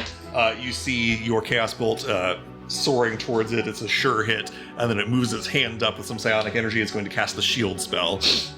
Brings it up to an AC of 20, so that attack will miss. What if I wanted though? Do the rest of us clock the 20 there? You see him do something to shield a hit. Yeah, it's easy enough to intuit that, yes. Again, ZE note, that spell ends now at the end of this turn. It's just for Patch's turn, and then it's over. Oh. Yep, shield does not last a whole round anymore. Well, I guess I'm done. Okay. That's it for Patch's top of the round. Bones, you are back up. It's me. We've done an amazing job of leaving 3 things on Death Doorstep. Keep it up. Let's Kill them all. bonus action, step back, Okay. disengage, get between Marisco and Boss, and then shoot the hell out. Or Marisco and Boss or Marble and Boss? Is that the right spot? Sorry. Okay. Yeah, that's the correct spot. I don't have sneak. I'm attack. still That small. would be My so robot's stupid. big. You've got sneak on the ground. I do, and that's also where my hunter's mark is. I'm going to do that instead. Okay. Assuming that it being in my range doesn't matter. No, it's within 5 feet for sneak, not just melee range. Correct. 18. 18 on the Grell. Hits, Excellent. It dies. presumably. But can you do 9 points of damage? Yes, I can do 9 points of damage. Like 18, 19-ish. Splatters to the ground, falls over. Dead. Okay. That brings us to Marisco. This thing that was trying to like circle around you, paying no mind to Bones, who shoots it through the side and is dead. Oh wait. Oh, he shot the one next to me. Yeah. Okay, Sorry. shit. Never mind. It was the only You're thing I'd sneak on. So you can save that attack roll for whatever you attack. Okay. I'll just hit this hellhound with a 19 then. Okay. Roll me some damage. Okay. Get it. Boss, longingly you look into the eyes of this hellhound who in the last moments of his life thinks about maybe it would be good to make a new friend in the world. And then you see it slump over to the ground yelping and die. The light goes out of its eyes. That's fine. It's fine. It was It's actually fine. never my friend. I'm fine. To be so clear, I'm we fine. were not friends yet. Okay, everyone calm down. I'm fine. He's fine. I'm fine. I'm fine. He's forgot about Grim entirely. Just focus on that. Said he's forgot about Grim entirely. Who's Grim? Who's Grim? My dog's talking dead. about? My dog. I met him 12 seconds ago. I think myself actually cried in real life. All right, Marisco, any bonus action or movement? Nope, I'm gonna not move so I can recharge the Tabaxi Dash if I need it. Oh wait, I could just move to 30 feet now and it wouldn't matter. Yeah, I guess I'll move closer. All right. And I still have no good bonus actions unless I want to spend resources about it, and I don't. Understood. That brings us then to Boss. Shoosh. This Quaggith. I'm gonna shoot it with the shotgun. All right. Love to see it. Give me an attack roll. 19 to hit. That will hit. 2 points of damage. Got him. God, dude. How do you want to do this? Wait, how is that possible? What did you roll on the die? 1d8, I rolled a 1, I have a +1. A +1 to your dex? Is that true? So my dex is +3. So you should add your. Oh, I wrote this wrong.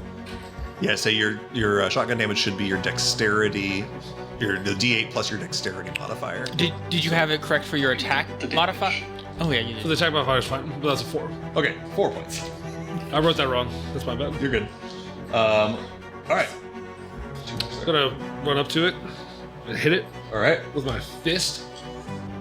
22 to hit. Absolutely. After 9 points of damage. There we go. 9 points of damage. You first kind of distract it with a shot from the shotgun that sends it reeling backwards, and then you just come in and plant a punch right into its gut. It kind of doubles over, losing its I wind. like the visual of him kind of standing up to look at me, and I'm right in front of him. Yeah, hell yeah. Okay, that is your movement and action. I don't think you've taken a bonus yet if you want it. Or no, the bonus was your unarmed strike just now. Okay. Correct. That brings us then to Ghost. Ghost, you, because you've specifically been calling for it and listening for it, you start to hear the flapping of wings near the entrance to this cave. We've got company.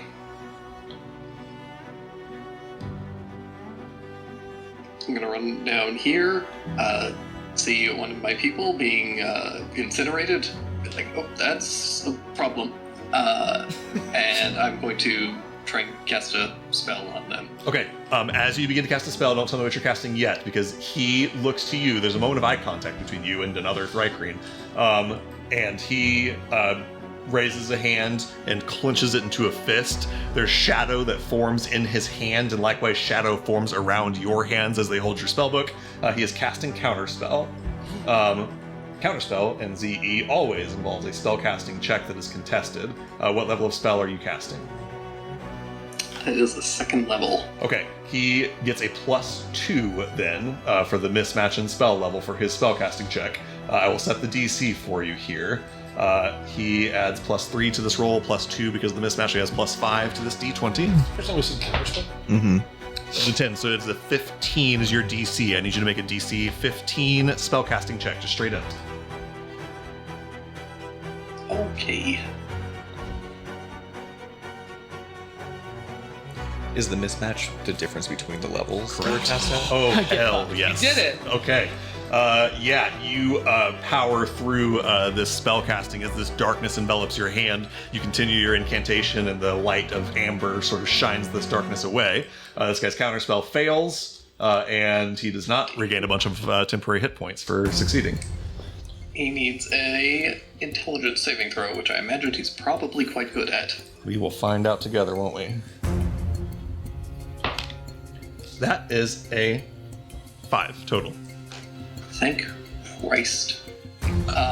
Ghost, sick of playing around with all this bullshit, sends out a bunch of butterflies, and they swirl around this guy, and looking at all the, like, torture implements around here, they turn into an Iron Maiden made of adamantine, and it shit. slams shut on him. Hell yeah. Jesus Christ. So cool. Fucking brutal.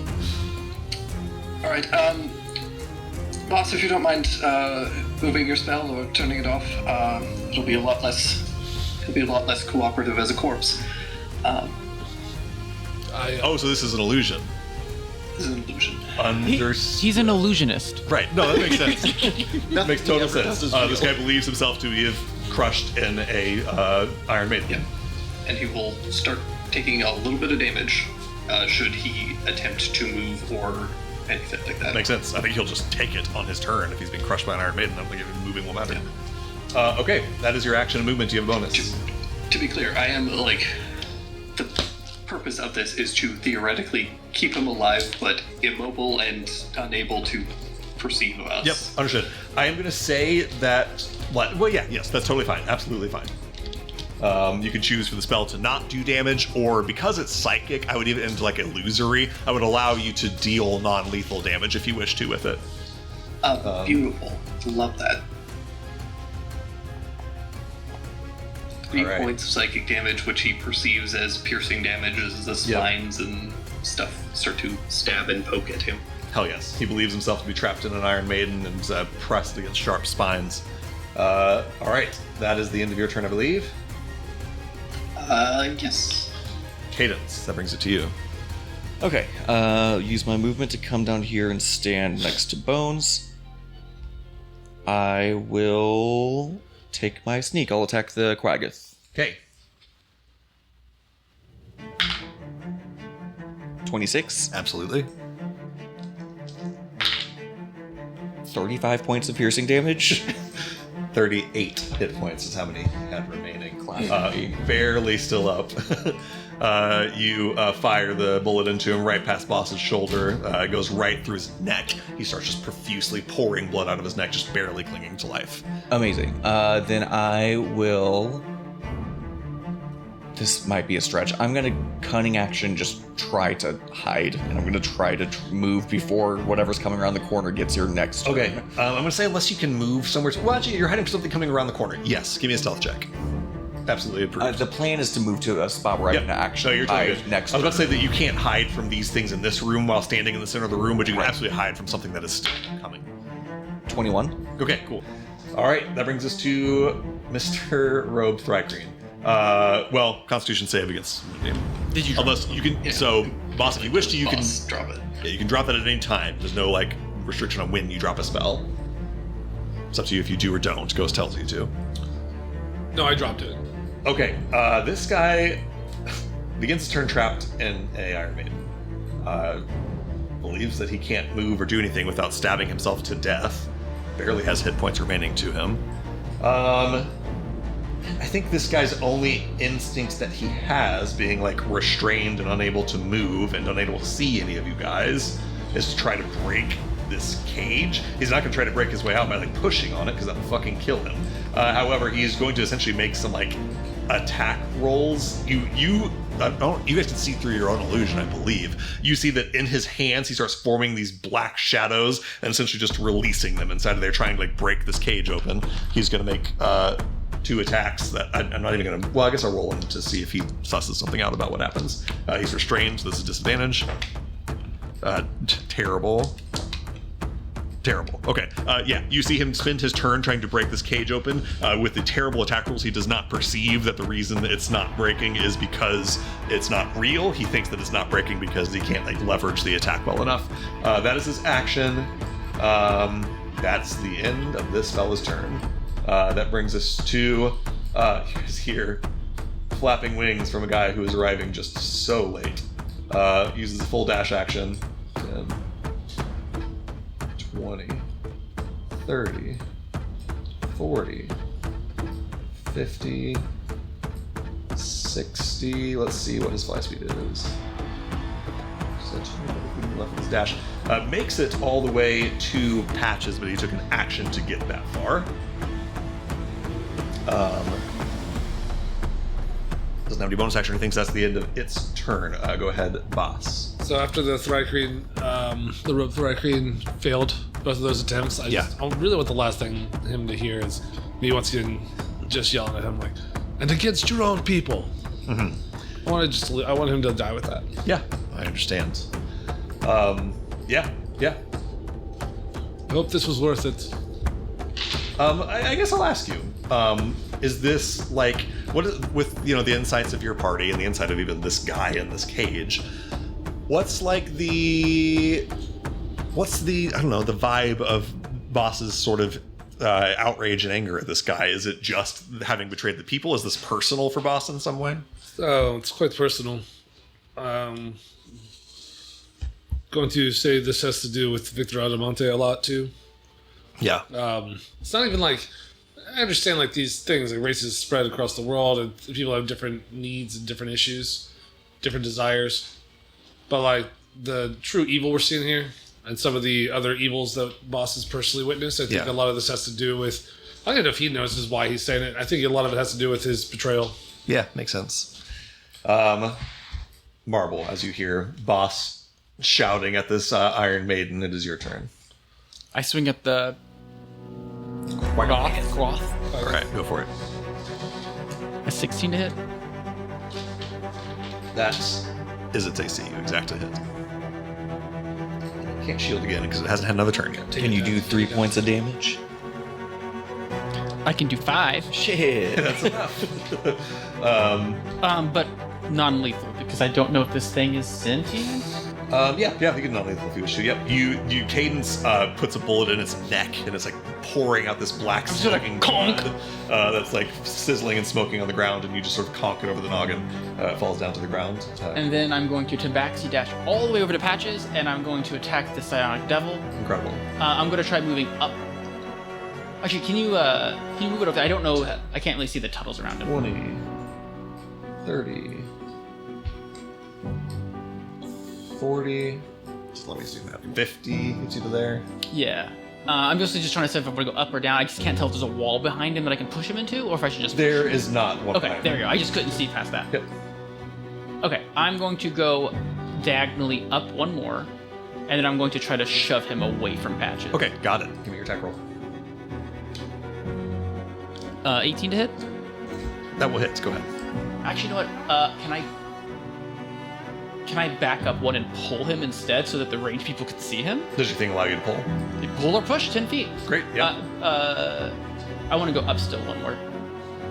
Got it. And then pull him to the right spot. here. Got it. Yeah. Bless. Thank you. All right, and go with your damage. max damage for 14. Hell yeah, 14 points of damage. Bludgeoning if it matters.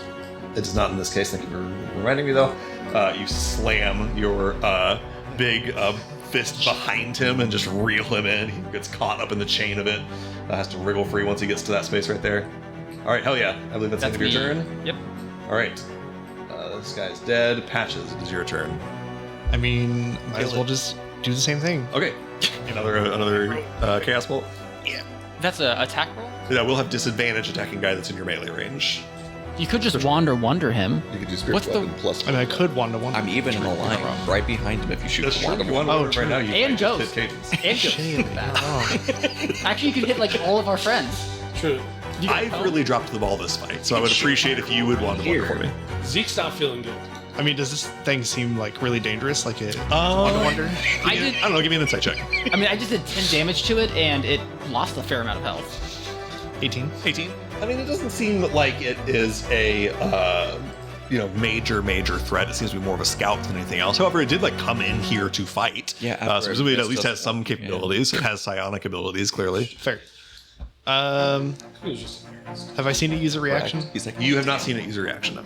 I'm just gonna step back. And Okay. hope that I'm It scared of is you. going to use a reaction to attack. No, it doesn't. it does. no. No. Matter of fact, it does. I'm clearly getting out of its way, though. She'll love me for that. Thank you for your contribution. 22 to hit. Missed because I don't want it to. Zeke is such a railroad DM. It's crazy. It takes an attack of opportunity. It hits because your AC is that low. Oh, it hits because it matched your AC. Absolute fucking bullshit.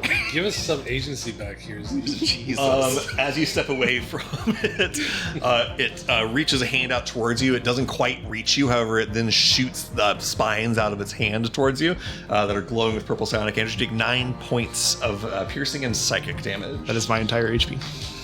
I don't think that's correct. It's practically correct, though. Practically, yeah. It's almost. What do you have, like 16 health? 10.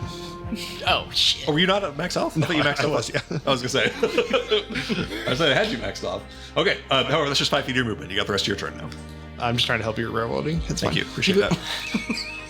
And then I'll. I think the rest of his turn. Yeah, I pass. Now I disengage. That's it. I'll cast bolt. Now you can hold it. Give me a attack roll. Campaign started on a railroad. It's kind of over from there. 19. That hits. It's gonna be 12 damage, 12. and we'll do. What about this one? Do I sense? You get a similar vibe from this one, from what your check was for the last guy. Okay. Robert, you are pretty sure it's a bad idea to do psychic. I don't know if that's an option for you, but It was. I'm glad you said that. So Yeah. I picked cold. cold it is. Cold works just fine. So psychic or cold. So. Yeah, you're good. And that's it. All right. That is it for Pasha's turn. Top of the round, Bones, you are up. It's me. Bones is going to take a moment, line up a shot, wait for Ghost to kind of duck out of the way. And if I crit now, I'm going to be very mad. We're good. 25. 25 will do. 21 points of damage. 21 points of damage is enough to finish this one off. You sort of bullet right through the center of its chest, flaps down to the ground like a dead bat. Perfect. Okay.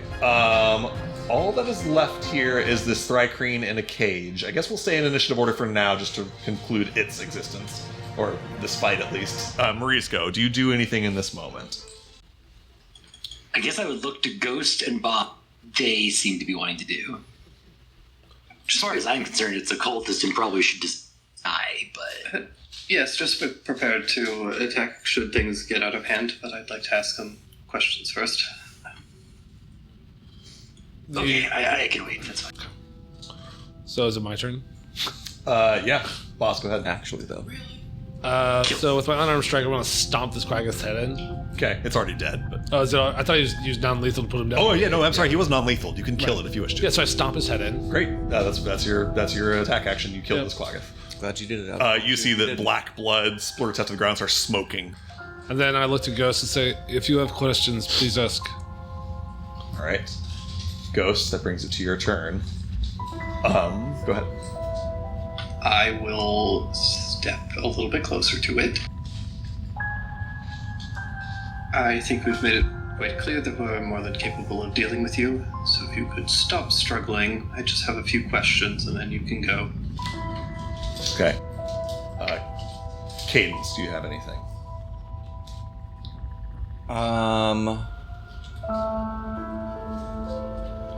I'll step up behind Ghost if I can. Yeah, certainly. And I'll just kind of like twist my pistol around while I'm looking at it. And just, I don't know if he understands common, but I'll just say in common, I'd answer his questions if you really do want to go. Otherwise, I can make this quick and easy. Okay. How about the two of you, either one with advantage or both of you separately, give me your choice of persuasion or intimidation. 100% Cadence. All right, Cadence, give me what you want with advantage. Natural 20 for 25. Incredible. That's fine. That'll do. There we Jesus. Okay, a natural 20 for 25. This person was perfectly willing to say absolutely nothing to any of you under any circumstances. On a nat 20 for 25, this thing's turn comes up. It believes itself to be trapped in this Iron Maiden. It hears that the rest of the fighting has stopped, that it is now alone here and is the last person standing, presumably. It hears you guys' telepathic pleas to speak with it, and perhaps it will survive. Telepathically, to you only, Ghost, you hear a voice in your mind. This was never about me. Our work continues long after I am gone. This cultist uses its turn to press its body as hard as it can into the spikes of this Iron Maiden. If this Iron Maiden were real, it would die. This Iron Maiden is not real, and you, Ghost, can choose for this to be non-lethal damage if you so wish. Knowing that it, first of all, it can speak, which answered one of Ghost's questions, and kind of hearing that conviction in its voice, just like, this is not going to answer our questions, so they have made their choice, and you will kill it. Incredible. You dispel the illusion and watch the body of this Thri-kreen fall to the ground, collapsing to the floor with nary a pierced mark on its body for an Iron Maiden that was never there, but its eyes sort of bleeding, and bleeding from the sides of its head from the psychic damage that was dealt to it. And with that, we're going to take a quick little break, and we'll be back in 30 seconds, everyone. We'll see you very soon. Goodbye. Goodbye, everybody.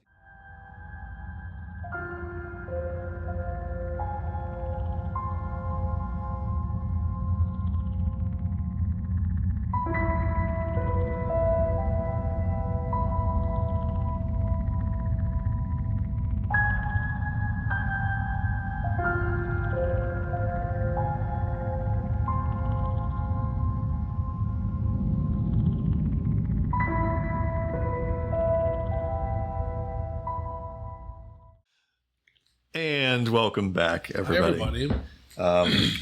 We left off as you guys were finishing a harrowing bit of combat in the butcher shop here. We left off as Ghost decided to finish off this cultist, assuming he would get no meaningful information from them. As at the same time, Boss, you were stepping to the edge of this pit. Looking down within, you see there is a pit that goes down about 30 feet, at the bottom of which you see not like straight like lava, but like a hot cracked earth with some orange glow underneath it. There's heat rising. Your eyes almost sting looking down there. You imagine the people down there are very hot. And indeed, as you look down, there are a bunch of black metal cages. They're like shaped like bird cages, but the size for people. There are 7 of them down there, 5 of which are filled with people. It's hard to make out their details from up there, but you are very good at perception. One of them is an orc.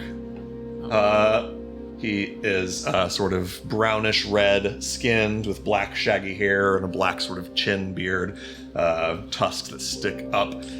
Has horns coming from his head, indicating perhaps a tiefling. Wearing kind of ragged, they look like, you may not know this, but Ghost will confirm it at some point. They look like prisoners' clothes from Hallowhive, as if this person was like in a prison in Hallowhive.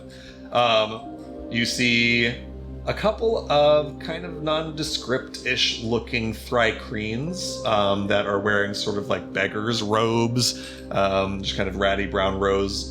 One of them looks quite elderly. One of them has kind of green carapace, one kind of brown. One of these, Ghost, again, will confirm for you when he comes over here, though you have never seen before. We, the audience, have seen before, as has Ghost.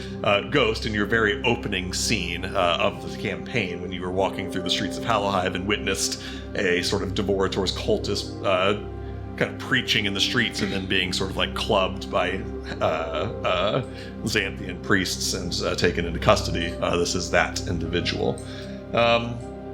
In the center cage, there is a kind of dragonfly-looking Thrycreen, standing like taller than the rest of them.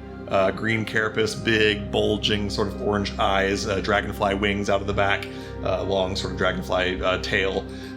Wearing dirty, ragged, sweaty, messy clothes that looks like maybe it was fairly nice at one point. It's like a button-down white shirt and suspenders and kind of brown trousers. And then in the final cage, there is a Ettercap, a spider person, that is dressed in finery and robes of the Xanthian Church, wearing like holy garments of the Xanthian Church. Those are who you see as you look down. And let me jump to the hand raises. Go ahead, Bones. Okay, while the questioning and eventual execution was happening up there, Bones was totally ignoring that and running down to this crane. He is calling out as he runs past, your friends are here, we are coming, but we need you to cooperate. And somewhere in there is laced in a little thieves' cant, if you fuck this up, we will kill you. Okay, understood. As you run across saying that and lacing in a little bit of couched language in there as well, you hear a voice from down within. Boss, you see this is like the dragonfly guy. He says, oh, thank God. I guess this comes telepathically, actually, but he does just like a shout to anyone that can hear telepathically. Please help us. Ghost, you run over as well and see this going on down here. Marvel, go ahead with your hand raise. They got this under control. I'm going to start looking for magic items and just, I don't know, reagents that can be used for crafting. Outstanding. You start looking around this room. Roll me an investigation check. And it looks like maybe Marisco's working on a similar thing, so do so with advantage. He will help you. 24. 24, okay. Marble and Marisco with you, kind of walking through the room as everyone else is handling the prisoner situation, kind of looking for valuables and other goods here. The sort of butcher table here, where you saw that big scorpion guy working, is largely what it appears. There's nothing of value. It doesn't look like here. There's just mundane instruments of butchery and torture. However, the actual scorpion guy, his flail, this sort of iron rod with a ball and chain on the end of it, with like lightning sparkling across the spikes of the ball, it looks like it's still crackling with lightning, even though he is long dead, insinuating probably the item itself is magical. It does bear noting, with the exception of the Thrycreen, the rogue Thrycreen guy, all the other creatures here their bodies are beginning to like smoke and erode very quickly. You get the sense all these are probably demons or fiends, and their bodies, their energy is returning to the lower planes, presumably, or not the lower planes, the negative planes. Question, I guess more world building. I know that like in Ra, it's like their souls go back. Mm-hmm. Is this, you said their energy goes back, so does this mean that they go and reform a completely different From a religion check to see if you know that. What if I did that, but I turned to Marisco? Whoever wishes to can roll me a religion check to see. I feel like Marisco's way better at religion. I don't know shit about the game. Anyone proficient with religion, let's put it that way. I mean, and if nobody is, it is very rude of you just to assume that I am a paladin, that I know anything about religion. I have a +4. I have a +1, so you're better suited to this than I am. Lovely. All right, I will roll. Oh, nat 20 for Ghost. 21. 21. Okay, great. On a nat 20 for 26, Ghost knows more about this than you, but on 21, you know a decent amount. Marble, I'll start with you. You know that generally speaking, most extraplanar creatures, and this is not a hard and fast always rule, but most of the time, when extraplanar creatures die, whether it's on the material plane or on their own plane of existence, they don't have souls the way that most mortals do. They don't have like a metaphysical embodiment of their personality that would go be reborn. Their sort of life essence returns to their home plane and will essentially reincarnate as another creature that has no record or memory of its previous lives. I guess the big thing was like these people are going to go back and be like, "Hey, boss." Correct. On a 21, that's your understanding of most creatures, including fiends. I assume higher. On a nat 20 for 26, Ghost, you know two things. One, there are some exceptions to that. There are some creatures that when killed, if not on their home plane, are actually reborn with their identities and memories and everything on their home plane once again. On nat 20 for 26, you know that none of these types of fiends were that type of fiend. You're certain on a nat 20 for 26, all of these creatures will simply become part of the energy of the negative planes and be reborn as new creatures at some point. Cool. Like was it the hatch? Yeah, something like that. The clutch. Clutch. Yeah, not dissimilar in concept, at least. So you guys pick up that flail, sensing that it is magical. This is not what you guys are looking for, I don't believe, but as you go over to this western wall, as kind of previewed earlier, there are crates and barrels filled with flesh and blood.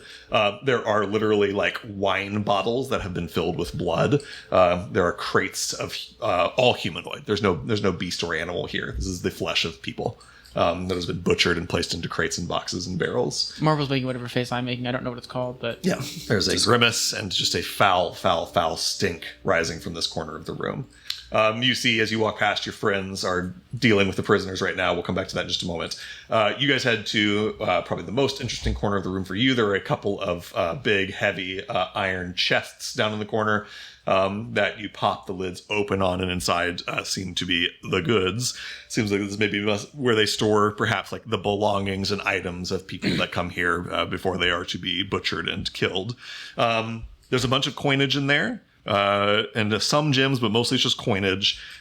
Nearly all of it is of Hallow Hive mint, as in this is the money from people that were sent down here from Hallow Hive and taken and placed in these chests. For those keeping track of the party loot, 514 marks worth of coinage from Hallow Hive. I'm going to ask this as a meta question because I don't want to put anyone on the spot. Are we taking this gold? I assume we were. Okay. Yes. Okay. Yeah. Presumably these it's either contraband or I mean, it belongs to the people in the hole.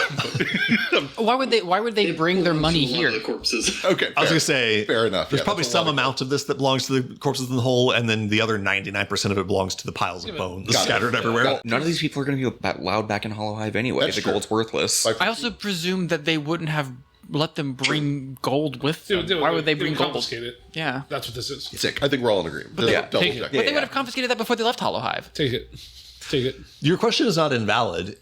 You would assume, because you're asking the right questions, I'll just give it to you without a roll. Presumably, these people's belongings were confiscated when they were imprisoned in Hallow Hive, bagged up, and brought down here and given to these people. Weird. For what reason, you do not know. There are also a handful of magic items. Sorry, real quick. Number 514? 514 marks worth of Hallow Hive coinage.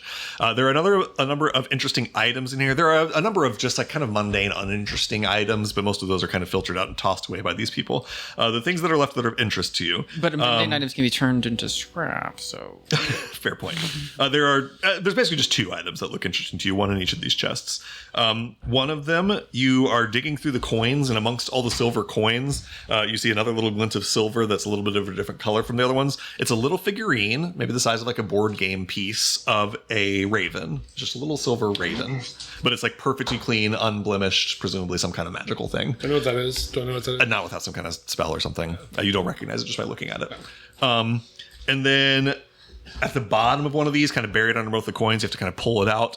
There is looks like kind of a black cloak. It has like a hood and then a cloak that falls down the back and around the sides.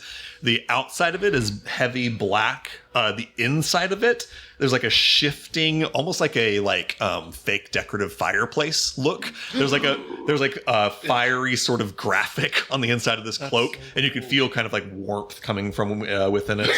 I assume that meta, you know what this is. Oh, I sure do. Yeah. Clearly magic. Clearly magical. Meanwhile, you guys... Question. While they were looking at stuff, they found the big Morningstar flail thing. Yeah. The helm on the scorpion guy wasn't anything? No, it's a cool helm. You could take it. It could be I'll valuable. take it. Yep, it's just a mundane helm. It's not magical. I'm What's the special? The flail is magical. Okay. Yeah, got it. I'm if possible, I'm more than happy to take any mundane pieces Yeah. To just repurpose. I was gonna say, most of these creatures were not wearing any armor or anything. Even if it's just scraps of metal, Yeah. it's like worth even a few copper. So let me go back Me. through their mundane belongings. You could take all the armor off of this big scorpion guy, and it would amount to like a ruined set of armor that you could still make something out of. I'm assuming that I can probably like scrap it to like maybe Yep. use it to make my armor better. or Absolutely. something. So you guys can record somewhere that there's like a Tlinkali, or just write like Scorpion Centaur's armor. And then, boss, if you want to take the helm, you can write down that you have its helm. It's bronze, correct? Yes, like a brass, actually, not bronze, brass. There are, if you like want them, there's like the robes of the cultist up there. I assume they're just mundane cloth. They're not magical. They seem to be just like kind of, I'll say, ratty. But they're, well, they're the uniform. disguise. Yes, thank Yeah. you. Yeah. Yeah. The hellhound fur. If you wish to like skin, well, actually, that's not going to gone. work. It's already like Uh-huh. smoking and And dissipating. like the horns and everything. Yeah, it's all right. kind of dissipating and smoking and decaying at an unnatural rate. Goodbye, sweet boys. And then after they're done, I might, if I can, there's some gears. Yeah, potentially. I So we'll might- come to. But oh wait, Yeah, I might scavenge some gears. after they're Turn done. back as we're like kind of turning over the room and look at boss. You find Grim? Nope. Those who came over here take the time to sort of loosen up this net and pull it off over the top. Bones, no check required. This is not a complicated machine. You can lower the hook down. You see each of these like bird cages have a thing to like hook onto to lift them up out of there. The cages they're in there are locked. Is that correct? You haven't gotten close to see one yet, but we can. Yeah. If I'm given a choice, I try to fish out the ones who seem less like deadly murderers than the others. Okay. Before we lift up everybody, can we just look for locks on cages here real quick and see like if we bring them up here, are they immediately like available to us? Looking down, boss, you do see that each of these cages has literally like a big padlock on it. That said, you go over to the robes of the Thrycreen guy, and there is like a key in his pocket, a big heavy iron key. So I'll take that key and walk back over. Yeah. So you can. Who do you pull up first? So Bones got over there first. I think he instinctively goes for the middle guy. I will also tell Bones, save that one for last, and I'll point out The church guy. the cultist. Yeah. Is that the one at the very bottom? Big agree. With the one Yeah. with the one on the far west? I think he's talking about the one that he Middle. saw. Oh, okay. Got it. Oh, gotcha. Okay, gotcha. For the moment, you lower the crane down. As you're lowering it down, you do hear, kind of confirming your suspicion that this guy is probably the most trustworthy or the most affable, at least. You hear him go, "Oh, thank God. Oh, I thought I was going to spend the rest of my life down here. And I thought that the rest of my life would be quite short." You lower the hook down and begin to raise him up out. He stands up. He's been kind of seated, like crouching with his hands around his knees. Is he speaking out loud? It is telepathic. Okay. Well, the bad news is that we are not out of the woods yet, but we have at least bought you another chance at something. We don't know what that is, but good luck. I assure you, whatever woods you're taking me to are better than these ones. Great. If you bolt off, which I do not recommend, I'm sure you understand that the water surrounding this island will kill you instantly. Oh heavens! Yes. No, I'm not. I'm not going anywhere. Who? I'm sorry. Who? Who are you? What are you? It's a very long story, but we're from the surface. Okay. Understood. I never thought I'd see a surface dweller, let alone here. I walk over and I point my shotgun at him. Okay. He goes, "Oh heavens! What is your Sorry. What is your name? I'm sorry. My name is Diravat. Thank you. Why did they bring you here? Why they brought me here, I do not know. I was. I don't know how familiar you are with everything or where you came from. I am a student of the Citadel. And Who else has traveled with you? I'm sorry? Who else has traveled with you? To here, you mean? Yes. Well, I was brought here by Brother Kagaturum of the Xanthian Church and a number of priests, along with these individuals. And he kind of looks down at the pit. And one more who's no longer here, who's taken elsewhere. Who is this? I don't know his name. He was a half-elven man, an older gentleman. Where did they take him? I don't know where. I know who took him. Who took him? Well, I don't know the name. Sorry, I'm talking to myself in circles. Let me go backwards. I was brought here by Kagaturum after committing. He kind of rolls his eyes and finger air quotes crimes in Hallowhide. and handed off to a bunch of, people like that. And he points at the dead Thrycrane in the black robes on the floor. A bunch of people like that that were with fiends and demons and devils, and they brought all of us here, including the half-elf gentleman. And the 5 of us were brought in here, while meanwhile the half-elven gentleman was handed off to another group of people like them. The one of the ones that came to take him was amber touched. It was astonishing. Did you not recognize this one? No one I've ever seen before. I didn't know there were any living amber touched aside from the queen. Did you all hear this? But yes, a cultist like him, and he points at the dead body on the floor. A number of cultists like him, and one of them was amber touched. He seemed to be the leader of them. He seemed to speak with some authority, and they came to claim the half-elf left the rest of us here. Where did they meet you? Just outside of the cave, at the entrance. Did they say what they were going to do with you? He shakes his head. They did not say, though I heard and saw. And he looks over at the bloody table where bodies were being butchered. Can I roll insight? Give me an insight check. Could you see from down there, or is it more just hearing it? 19. On a 19 insight check, he seems believable. He seems frazzled. He seems like maybe a little bit like aloof. You'd expect someone maybe to be a little more traumatized or something in the situation, but you don't get the sense that you're being deceived or manipulated. He seems just kind of like a little bit Maybe scatterbrained. Mauricio just asked a good question. Yes. Like he didn't see it, but he heard a lot of it, maybe? Yeah, and Mauricio, you asked that question. He says, mostly heard. When we were brought in here, we were dropped down into there and only brought up to be fed from now and then. There were more here, not down here with us, but they brought more. As this guy's stammering on, there's a voice from down in the pit that says, "Hey, can you get me the fuck out of here? It's hot." Will you wait? You will wait. Great. Working on it. We're not going to unlock any cages until we've talked to all of them. Okay, understood. Leaving it locked for now. Drake, go with your hand raise. It's just a flavor thing, I assume, because the first one has already worked totally fine. But Ghost has is prepared to cast a vortex warp if like a cage falls or something snaps or anything like that. Okay, good to know. Pop somebody out. Lovely. Yeah, you watched the first one come up and are a little bit nervous about the machinery here. But you can tell just from Bones doing it once that there must be some sort of magic here, because Bones should not be able to reel up a giant cast iron cage by himself. Could you remind me, the list that we saw of the most recent prisoners that were sent down here, it listed the crimes, right? It did, yes. There was only one violent criminal, right? So yeah, you guys know. Again, the list that you saw at Deep Hollow does not list any crimes or names. However, when you were at the Citadel, there was essentially a press release isn't the right word because it's Hallow Hive, but a proclamation in writing from the Queen from the day that she made this proclamation that did list these people and their crimes. There was Fillard Grimm, crime of heresy. There was Diravat, matches this guy's name, crime of heresy. Specifically accused him of trying to touch the lamp. My guy. There was Nessa Strakami and Oza Zantak, both of whom were accused of being Devorators, cultists, and terrorists, and that was their crimes. There was Carisso Kyo, who was a crime of heresy, and specifically said that she was masquerading as or operating as a priest of the Xanthian church under false pretenses and committing crimes using her station. Okay. And then finally there was Jeg, a half-orc, or sorry, an orc/tiefling who was a murderer. Just accused him of murder. Cute. So he's a really cool guy. Really I cool. mean, it may have been a good, or we don't know. Meanwhile, I just popped someone's head in. So. Yeah. Yeah. I feel like you have a shotgun pointed at a caged innocent. Literally. Of course. But I need answers, so, understand. Okay, Bones, who do you draw up next? I believe the orc was up next. Okay. You start pulling him up and you deposit the cage kind of over here. This guy remains seated, arms crossed, leaned back against the side of the cage, eyes only kind of half open. Says, "Oh, thank fuck. Hot down there." let's just pull the rest of them up. Okay. You go one by one, pull them each up.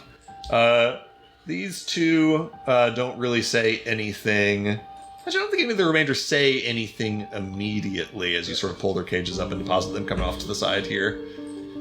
I'm trying to see what like an arc from this crane would look like. That looks about Actually, right. I want to keep those two that believed to be cultists away from each other for a second. Sure, yeah. Sure. Opposite sides. I know, like telepathy. It doesn't matter; they can speak to each other still, but keep them keep their eyesight kind of blurred from each other. But I do want to talk to the orc and ask him, murderer, eh? Yep. Who'd you kill? Is that in your business? Yeah, it is right now. Do you want to go back in the hole? Why are you going to put me there? Yes, I could. Good for you, tough guy. You're tough too, I see. Just answer the fucking question. We talk, you get out, it's fine. I just murdered a man right there. I don't care, just ask me. Great. Tell me. Well, you look well dressed enough that you probably don't know anything about this, but some people have to kill to feed themselves. Is that your situation? Was that not implied? Yes, that was my situation. Insight? 16. At best, he is characterizing his own actions generously. Of course. Well, these are things I assume about you anyhow. You seem fed. Who are you caring for? Number one, he points at himself. And you killed for number one, and they brought you here. Why would they bring you here? Fuck if I know. Yeah, who did you kill to feed yourself? Does my answer change what's going to happen to me here? Sure, was it? Absolutely. Well, Somebody who had something that I needed. How incredibly vague. How delightful. Some people are immune to the wisdom of lying, even. Okay. so I'm annoyed. If you just talk to us, I think that we could let you out of this cage very quickly. You seem capable and well fit. I don't see why you... Let me understand this correctly. You came from the surface, past the first hell to another hell to pull me out of this pit, and now there's a condition to being let out of here. Got it. I killed some people. Our safety. Looks like you did too, and he looks over at the cultists on the Oh, floor. yeah, absolutely. Our safety more than anything else. Great. Do you want to go to the pit? Do you want to talk? What do you want me to say to you? What are your plans? What happens with you if we let you out of this cage? Well, until about 5 minutes ago, my plans were to get butchered and eaten by demons, I think. So Cool, so that's not going anything's- to happen now. Anything's uphill from there. Suppose I could try to go back to Hallow Hive. I don't suspect that would go very well. Oh, that will not go well. No, excuse me if I don't have plans for past this moment. It's understandable at this time. Do you want to help? Would you like to get out of here? I would love to get out of here, yes. Would you be willing to play along to get us out of here, along with yourself? I suppose it depends what that means exactly, but in principle, sure. In principle, that's all I ask. Great. I don't trust you. I know you don't trust me. Don't want you to trust me at this time. We can prove that later. For now, you seem strong and fit. Can we get out of here together? We can sure as hell try. Does anyone else believe this man? I feel like I should. What is your name? My name is Jack. My name is Basa Magic. Pleasure to meet your acquaintance. Absolute pleasure. I switched to Infernal really quick. Okay. No, really, who'd you kill? You talking to me? Nope, don't worry about it. I'll say that in common. Understood. Yeah. He seems to have not understood you. Yeah. Does anybody else respond? No. Or look up. Yeah. Nobody seems to recognize it. Just ask. I walk over to Ghost and just ask him if he would like to. Do you want to speak with this high priestess of your the church? Not until the cages are opened. Let's get these people out already. Fine. All of them. Hey, you Dragonfly, can you fly? Yeah. I honestly halfway thought they were going to clip my wings, but no, they didn't. Don't make a run for it, you'll die. Right, no. The last time I tried to make a run for it, it was, it put me here. So I'll go through and unlock the cages. Okay. I'll start with the orc, and then the flyboy, and then the priestess, and then the cultist. Okay, let me jump to some of the people. Anybody else do anything in the moment as Boss starts going to unlock these cages? I'd like to unlock I give Dragonfly. everybody a ration as they get unlocked.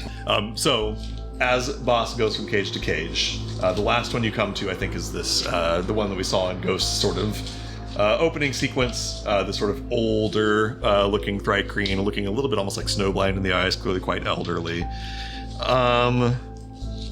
She says telepathically to you and to the room. As you reach the key up towards her lock, she kind of waves her hand and says, there's no need for that. You might as well just leave me here. And why would I do this? Yeah, it doesn't matter. Open it if you want, close it if you want. Yes, what is it you want me to do? If you want to die here, I'll let you die here. I do not care. Sure, let's open it. Open it is. You open the gate, and everyone else is eager to get out and kind of stretch their arms and legs and loosen themselves up. She stays in her cage, kind of leaned against the back wall. Just doesn't get out. You open the cage, and it's open to her, but she stays I'll walk there. away. Can Can I read if she cared? Give me an insight check. 26, please. 26. Just a really, really, really profound and severe depression. A sense of like hopelessness and lack of purpose. Just a very, very profound apathy. You read a disappointment. You read a disappointment on her face as she is raised from this place and as everyone is released. Okay. I think it's later after we've kind of gotten people out and given some time, but eventually Bones will go over to that one. Okay. And just kind of says, I don't know who it was, but nobody else will remember them if you don't. She kind of... It's hard to read the facial expressions of a Thri-kreen to a certain extent. The body language is quite different. She says, "No, you've got me all wrong there. It's not a person. This is where I was meant to die, and now I won't." Can I insight at this point with that 26 that maybe she's talking about not a person, but the beliefs she had, the one she was preaching towards, are now Seems like a reasonable dissolved around her? Seems like a reasonable presumption. I'll take What was your roll? 26. You see her. I rolled my die over here and got a natural 1. You see her trying to play a little bit coy, like maybe she knows something that she's not telling you potentially. You, without actually asking her, your assumption's not off base. Not off base. I'm not gonna question her further. I Understood. think does that when she says that, I look to the other Thri-kreen prisoner, who I'm assuming hears her saying that, unless she says it directly to me. Does she make a face? Does she turn her eyes? The other Thri-kreen, the one on the other end, is kind of just like watching. This one's like a little bit kind of younger looking. Looks, for lack of a better way to say this, like shell-shocked. Looks like in shock. Okay. Is not really saying anything. Looks staring off into the middle distance and traumatized and shocked. Okay. But doesn't make any sort of special reaction or response to what the other lady said. Okay. No. As you unlock the cage of the Etter cap, she says to you out loud. She does speak out loud, and in common, no less. Golden, I should say. She says, "Thank you very much. This was going to be a terrible way to die." It seems so, yes. Please get out, stretch your legs. Indeed. To what do I owe the pleasure? There is no pleasure in this place. Sorry, turn of phrase. May I ask why you came here and did this thing? We are looking for a man. Well, I am looking for a man. I think a few of us here each are looking for somebody, or at least assisting in that search. The man that you came here for, or came here with, I'm sorry. What is he? The half-elf. She points over towards the dragonfly and says, "He told it all true. I don't know anything he doesn't." In Thieves' Cant, while talking to you, she like seeds in kind of towards Bones, who came over talking in Thieves' Cant. Why did you actually come here? And just to say it before you respond, Patches, you are pretty sure this is your person. Whether you do anything about that is totally up to you. But My story is actually probably the least interesting. I'm being paid well, and I like to do good for the world. Did you just say that out loud? Did you just turn and just say that in gold? She spoke to me in Thieves. Yeah, she's speaking in. Yeah, she says she added that bit in Thieves' Cant to you. I respond with something. If Mundane. you're clever, you might pick up on the fact that it is weird, but its meaning is not clear unless So- you speak Thieves' Cant.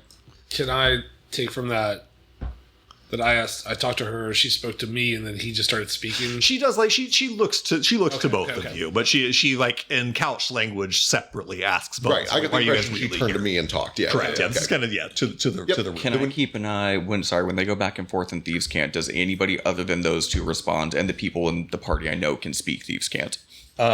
Nobody among these prisoners responds or seems to even recognize Thieves' Cant. Yeah, that's true. The response is essentially, my story is probably the least interesting. I'm being paid well, and I like to do good. I like to help people. Fair enough.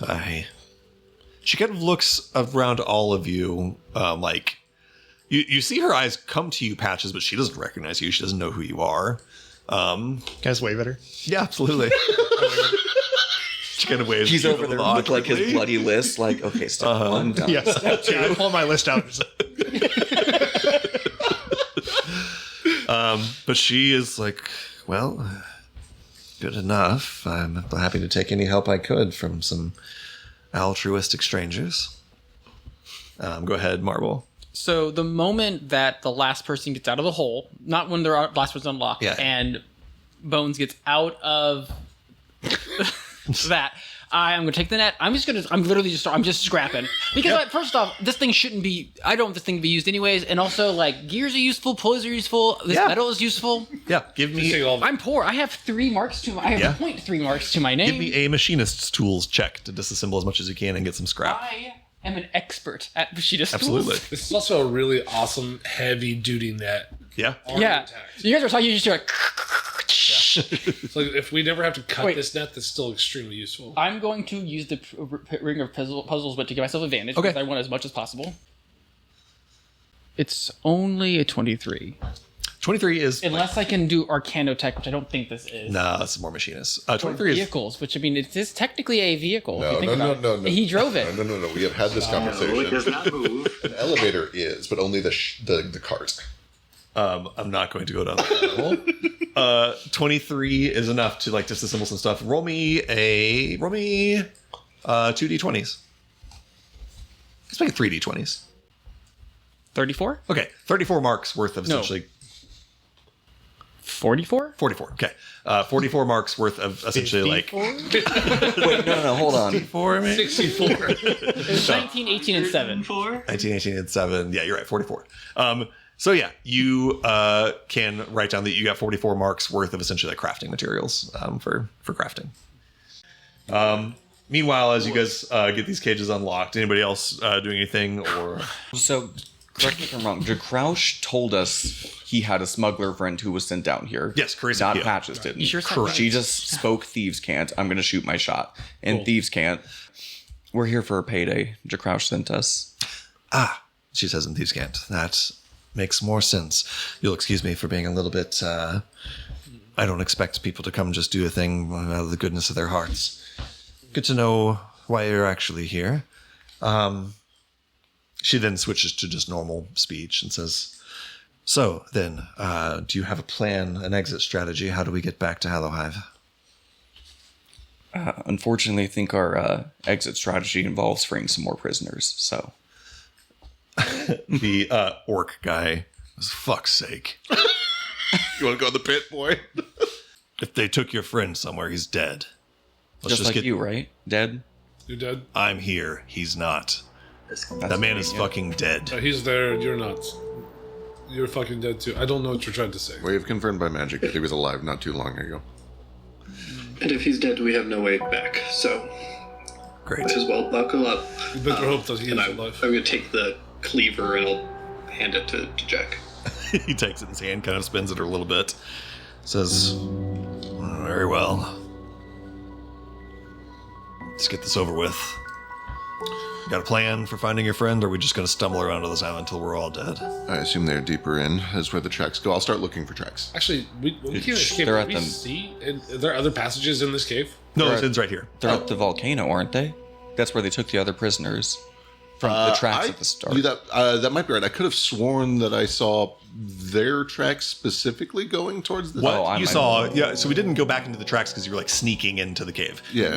Last session, you saw tracks that started at a rendezvous point right here on the Isle of Ash. Yep. Met and were handed off, all of the prisoners, including Fillard.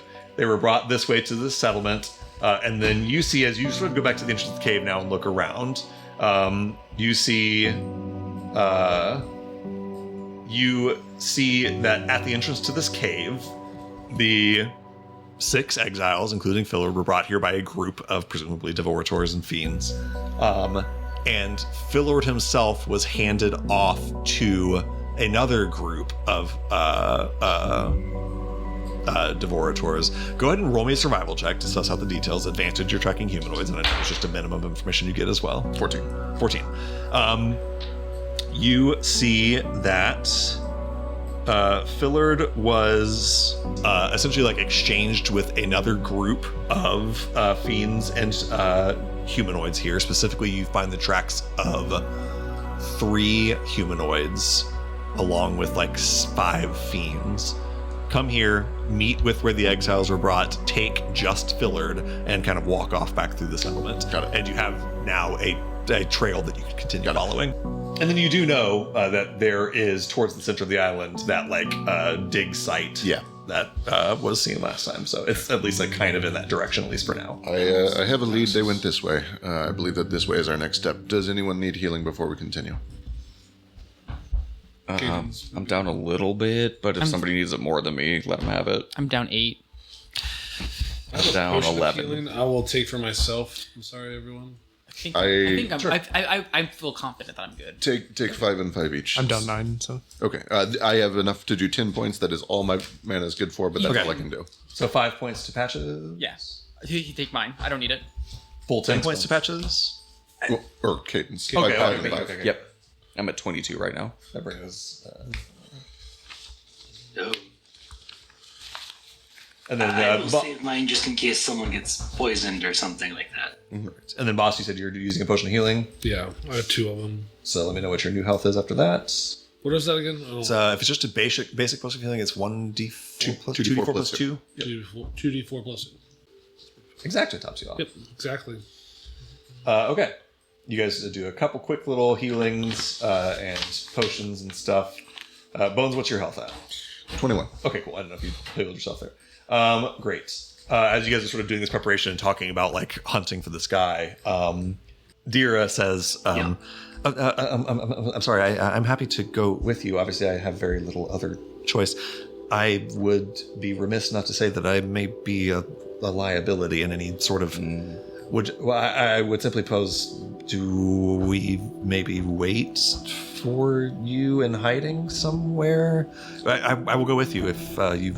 Yes, what do we wish to do with these? Who's good in the scrap? Jag cracks his knuckles. Chris says, I have some magic that is available to me. The Diravat says, no, heavens no. I know how to research and study. Neither of the other 2 Thrycreen prisoners say anything. The one is still kind of just leaning against the back of her cage. The other one is still just like staring into the middle distance, eyes wide, half like shell-shocked. As you guys are doing the healing, Chris does say, I have some healing available to me that it'd be Now better she to says something. save it. Much of it is it's limited in resources. And, Which one's this? usability. This is Chris Okio, the sorry. Undercap. So I apologize. Jag said Jag acted like he was ready for a fight, and who was the other one who said they had magic? So Jag is holding a meat cleaver that Ghost gave him, and it seems like he's okay to scrap. Chris says she has some magic.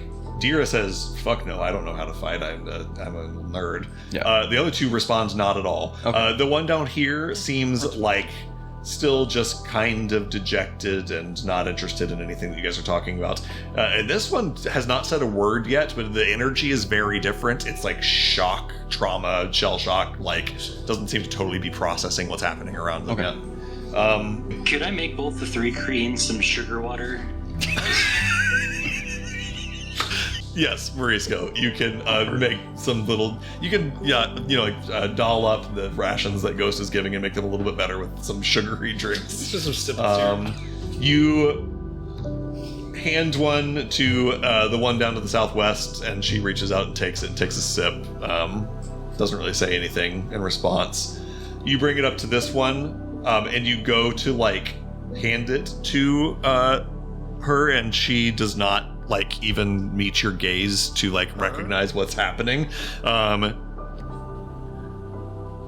Can I wave it in front of her face, waft the sugar smell? Just anybody in there? You should probably drink something.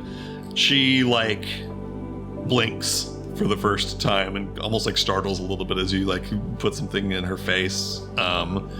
Says, telepathically to you and just kind of to the room idly. Yes, thank you. And takes it and kind of sips on it. Doesn't get up, still just kind of sits and holds this cup of sugar water between both hands and sips on it. It's better than nothing. At least they're hydrating. That's good. So wait, which one was the one that is my contact? Cariso Kyo. Okay, Cariso, this spider person right here. Can I at some point go up to her and Yeah. I'm trying to think of something to say that she would understand. It's me. I just Forget about it. I don't know if we have a phrase of It's a good question. You Shows her the list. actually, as you step up to her and try to think of a past phrase that you could use, because there is stuff like that you can use within Daybreak City. You have a system like that. However, there's nothing like that across long international borders that you're aware of. However, you see as you step up to her, she looks you up and down and clocks in your left breast pocket your pocket square, your purple pocket square that has sort of shimmering illusory magic on it. And she kind of furrows the brow a little bit and telepathically... No, she's not telepathic. She's never gotten out of Threat Green. In Thieves' Cant to you as... I understand now. The payday. Good. How discreet do I need to be? And she, knowing that Cadence can also speak Thieves' Cant, looks to Cadence and doesn't know, I'll say it in Thieves' Cant, but still with an Italian accent. Yes. Are you gonna be fairly open? Not at least with that one, with a kind of motion to Cadence. Understood. The shipment I presume you came to collect is still in Hallowhive. It is, or at least should be, safe. I recognized that there was some heat accumulating on me, and in the interest of making sure I did not lose what I was instructed to collect, I left it with my accomplice Jakraush. Should be in safekeeping with him. So, you get me back to Jakraush, and I will get you what you came for. This sounds like a good deal to me.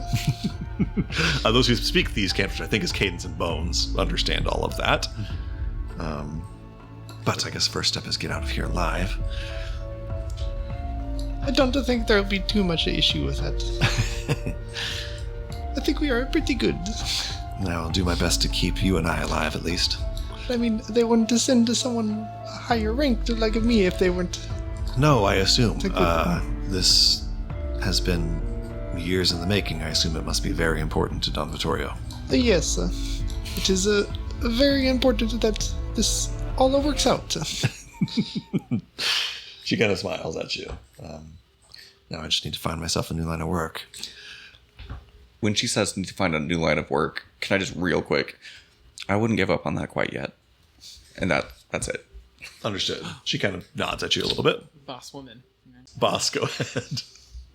Boss, as this is happening, there are, Marvel's disassembling things, and Patches is talking to people, Jake's kind of stretching, I believe, whatever, Mariska is doing this thing too. I walk to Bones. What do you believe that we should do with these elderly Thrycreen? The one is non-respondent, and I feel like she may know something. The other one is the depressed. I would hate to leave them here. I do not want to see them injured, but we can't take them with us, clearly. All right, they're welcome to come along. I would encourage them to come along, but if they're going to be problematic, then they may do as they please. I am sad for them. I am very curious what they have lost or what they think is no longer worth chasing, that they would just give up like that. I'm curious if maybe they have seen that some ritual has been completed. It's in the dark parts of my mind. Yeah. Would you like to speak to the one? I feel that I have run my course with speaking to these right now. I feel like I will only turn to anger. Perhaps, but to swap roles with you for a moment, we have made a lot of noise, and we knew several hours ago that your friends were still alive. I think we need to move. I agree with this, but we have to figure out what to do with these two. Fair.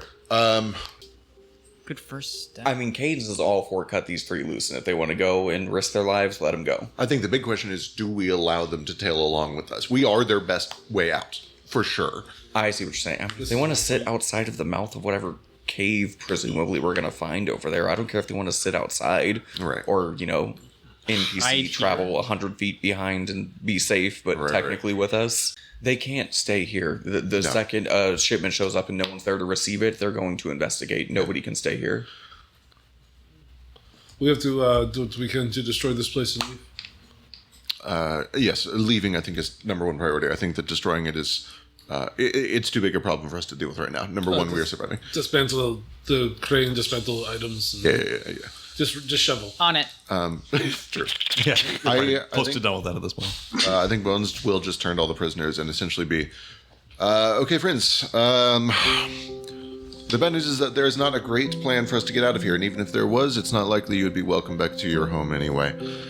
With that said, we have a tentative escape plan that depends on about 1,000 contingencies. The odds are not amazing, but if you would like to come along and roll the dice with us, you are welcome to follow from a safe distance, so long as you do not interfere with our plans.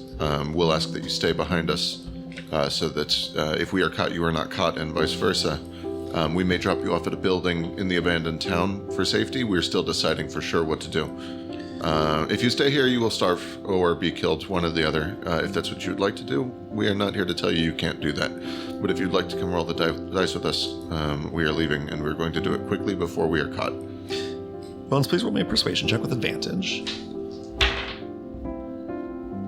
25. Incredible. For what it is worth, our destination is the surface. There's a whole world up there that some of you have never seen. And it is scary, and it is new, and there's a lot of opportunity. And Daybreak City. On a 25, Jeg kind of nods, cracks his knuckles, and says, well, take my chances dying with you instead of dying here, I suppose. Chris says nothing, but just kind of nods. Dira says, if you would have me, I will stick with you. I will try to keep myself out of harm's way and out of your way. The prisoner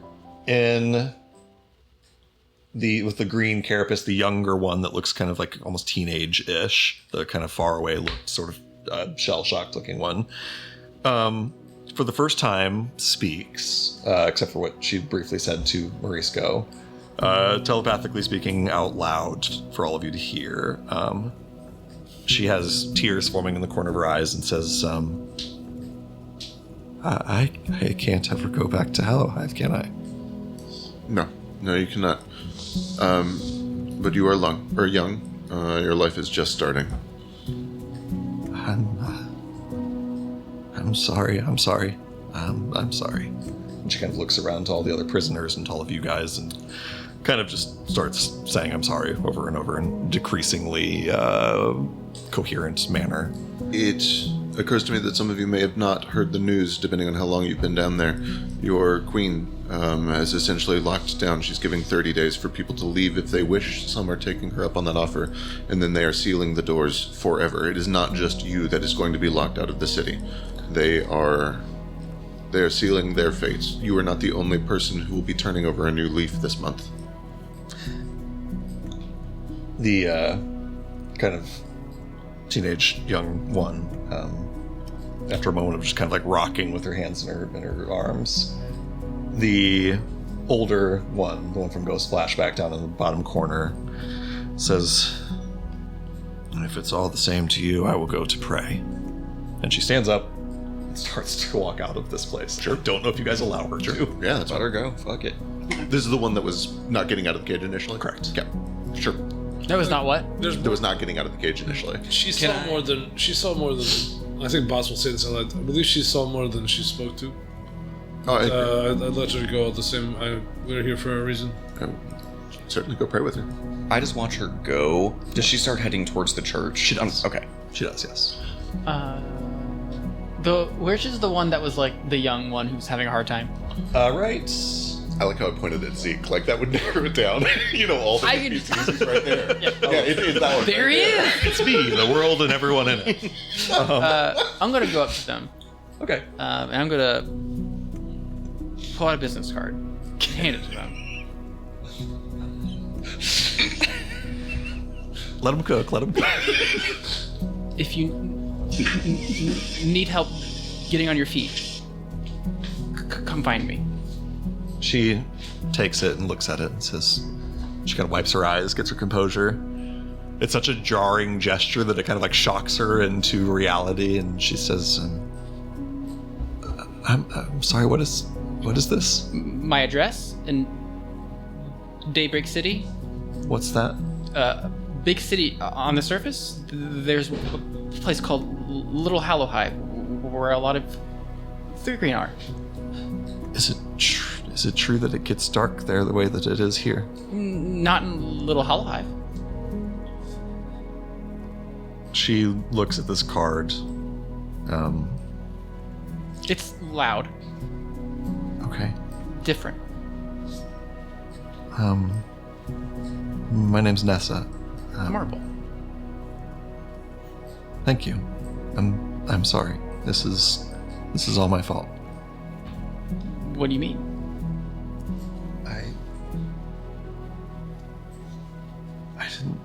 I didn't think it was gonna be like this. Things aren't right in Hallow Hive, and I thought maybe these people had the answers, and I think I was wrong.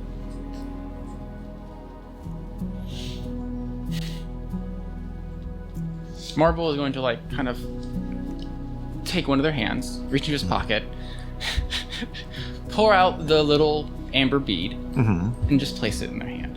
She takes it and holds it. Her eyes kind of widen. They start to kind of water again. There's a silence that lasts maybe 20, 30 seconds before she finally clears her throat. I can't fight or anything, but I'll come with you. She kind of finally stands up and for the first time gets out of her cage. Stretches her legs a little bit. Jag says, "Oh, thank fuck. Should have just left her, you know. She's gonna be a problem." You might too. I might too as well. Let's just leave. Can I take one of the wine bottles of blood that you spoke about earlier? Yes. It has the appearance of having backwash in it, which is not backwash. It's just little bits of sinew and flesh and coagulation. The whole time, at some point during this, probably at the most inopportune time, the sound of butchering starts again. As Ghost severs this guy's head, severs the cultist's head, and then just goes around, and I'm gonna gather like 2 or 3 skulls at random and put those into a couple of sacks and then stuff all these heads into my bag.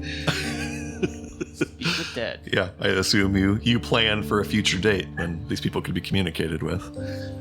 Yeah, literally one of the spells that I got from the Citadel is Speak with Dead. I just haven't had an opportunity to copy it yet. So Incredible. You need to practice. Cadence, go ahead. yeah. It looks like Mariska walks over, but I'm also going to walk over to Ghost. Okay. Mariska, if you had something, go first. On a 17, do I know about Speak with Dead? Yeah, it's good enough to know. It's not on my spell list.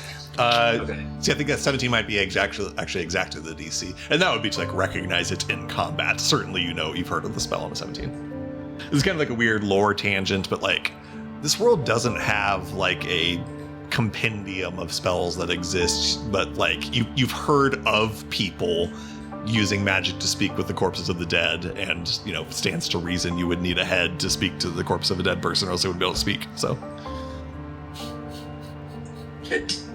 Do you not need the whole body for that spell? I've never seen it cast before. I've just heard stories about it.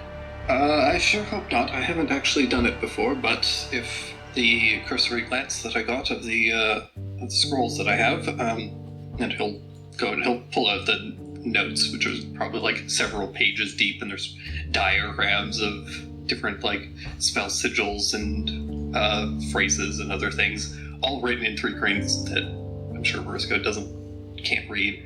But yeah, Does not understand look it through at all. it. No. Be like, yes, if I'm understanding correctly, I should just need the heads. May take me a little bit. I don't think I'll be able to talk with them for some time. So I'll need to make some preparations, and I feel like we're not going to get a moment of silence and peace for at least a little bit longer. But, for the future, I can't imagine that we'll be coming back here anytime soon. Right. It makes sense.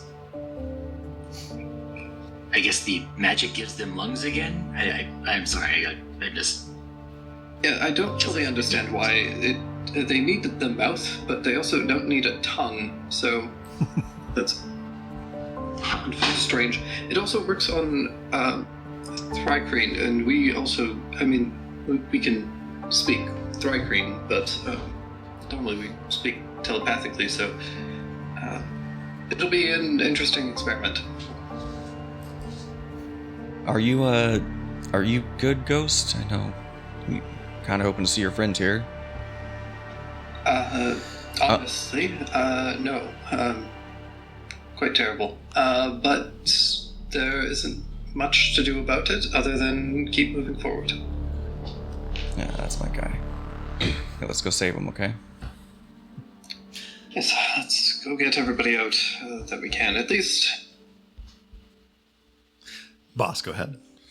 Walk up to Dira, who I assume is still kind of scared, maybe a little bit. Yeah, again, kind of like aloof. Maybe like you would expect someone with no capabilities to be more scared. They look honestly like when Bones mentioned like going to the surface, they look a little bit like intrigued at that notion. I'm saying because I held a shotgun to them in a cage. Yeah. Still a little shaken for sure. Yeah, welcome. I apologize for all of these. The half elf is a very close friend of mine, and I am desperate to find him. Oh no, not at all. It's quite all right. You owe me no apology for anything. I was to be murdered brutally in this place, and now I am not. Thanks to you. No, apologies are still required. I fell short in my courtesies, and I do apologize for this. Very well. then. Your school, the Citadel, is a very fascinating place to me, and I am very unfortunate to find that I will not be able to discover its beauties. I was a studier at the Scriptorium, and I was hoping to learn some things here in Hollowhive, and I apologize on behalf of all decency, the things that you have to face. I still maintain you don't owe me an apology, but if you offer one, then apology accepted. Yes, that sounds very fascinating. This business about Hollowhive being closed to the surface, this is terrible news. But I suppose one thing at a time. I would love to see the Scriptorium, and I would love to help you study what you came here to study if you could. And certainly I would love to help you get your friend back. I have no business attempting any kind of violence to help you help your friends, but I will do what I can. Don't ask if.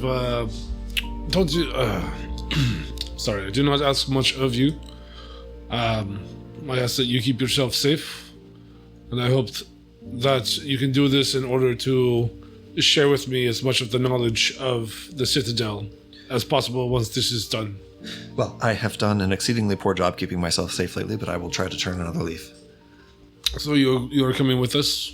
Of course, it's that or wait here for to be slaughtered by a demon or starve.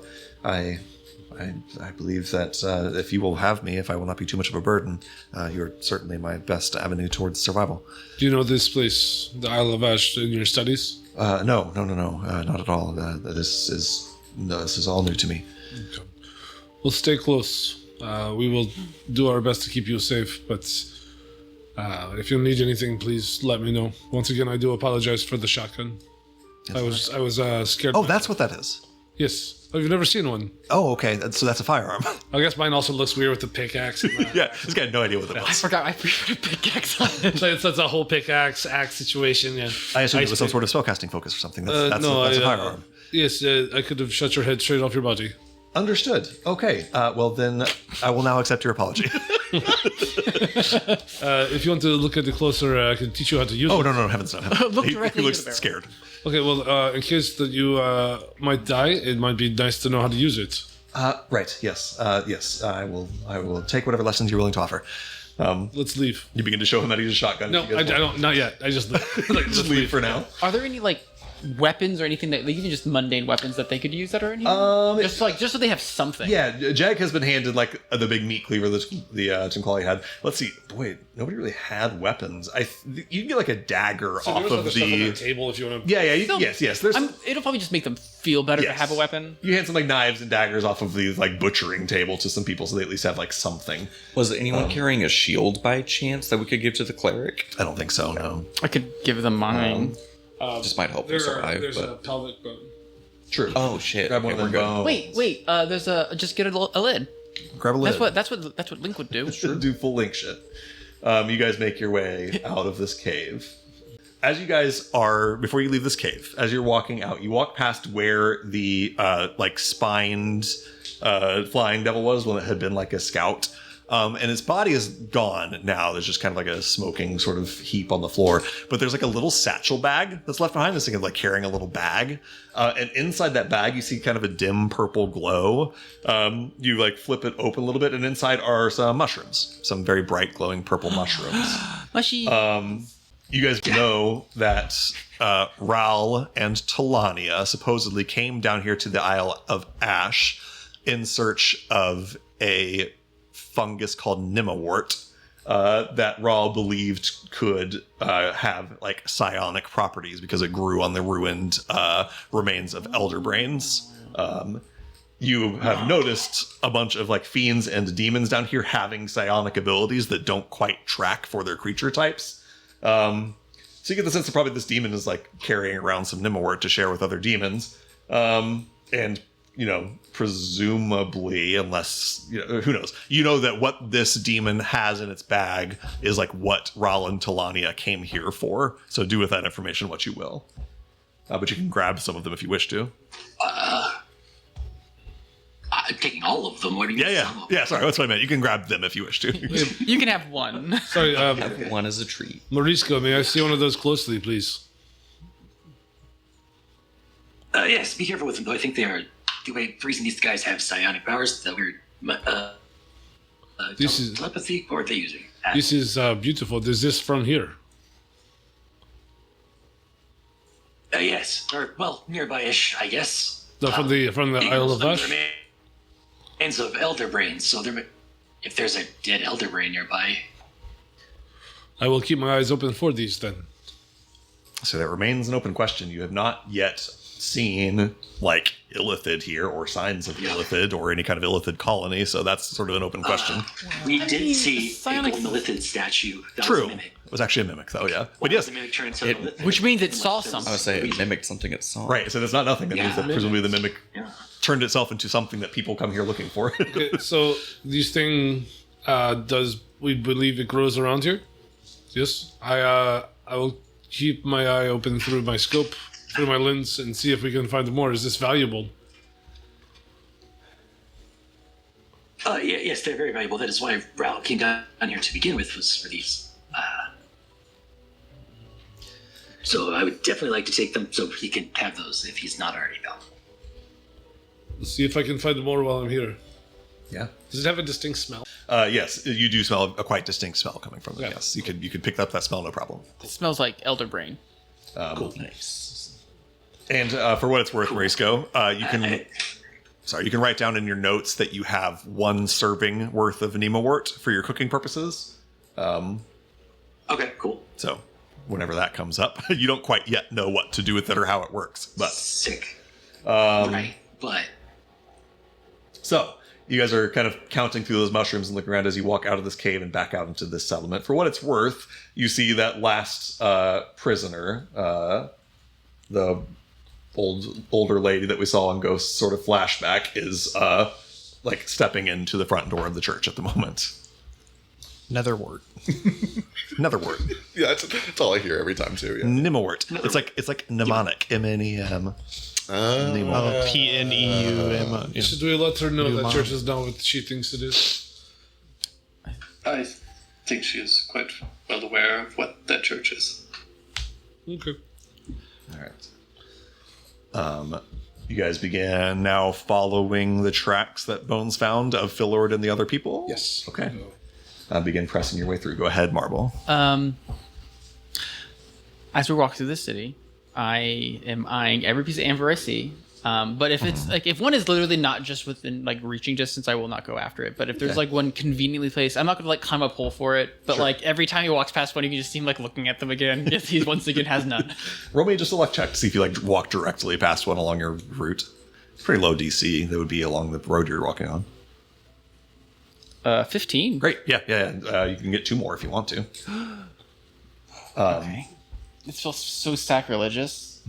But And for what it's worth, one of them that you find is kind of right out front of the church itself, and you kind of step up there to grab it, and you look in the door, which this prisoner has stepped in and left the door open behind her.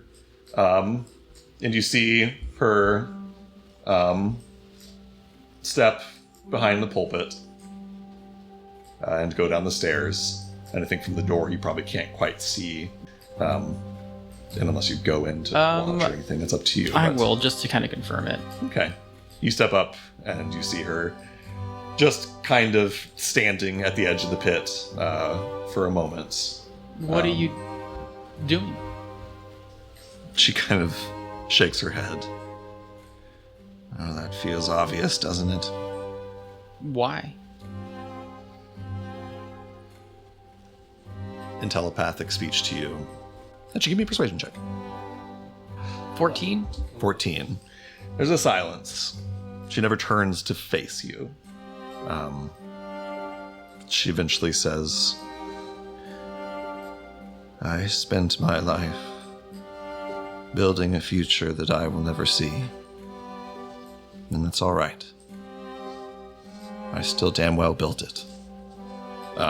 And she puts her arms to her sides and falls forward into the pit. Marble kind of grimaces and looks away.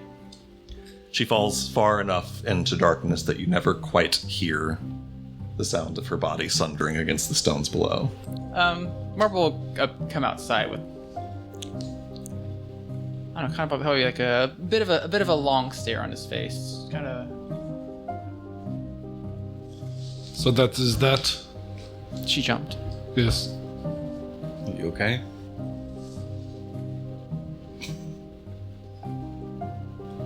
That was very convincing. I'm incredibly comforted. Thank you. Can you walk? Yeah, Can you continue walking? Okay. All right.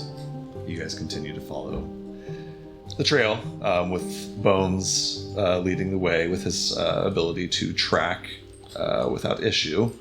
May I be looking ahead through the lens, please? Certainly. Give me a perception check with advantage. Not the best one. That's better. 25, please. 25 is brilliant. The limit of your detailed sight is 2 miles. I will keep that in mind as you keep moving. For the moment, Bones is sort of leading the direction leading the way in terms of direction following these footprints. However, I would also like a survival check from somebody to sort of like navigate safely and not get yourselves into danger.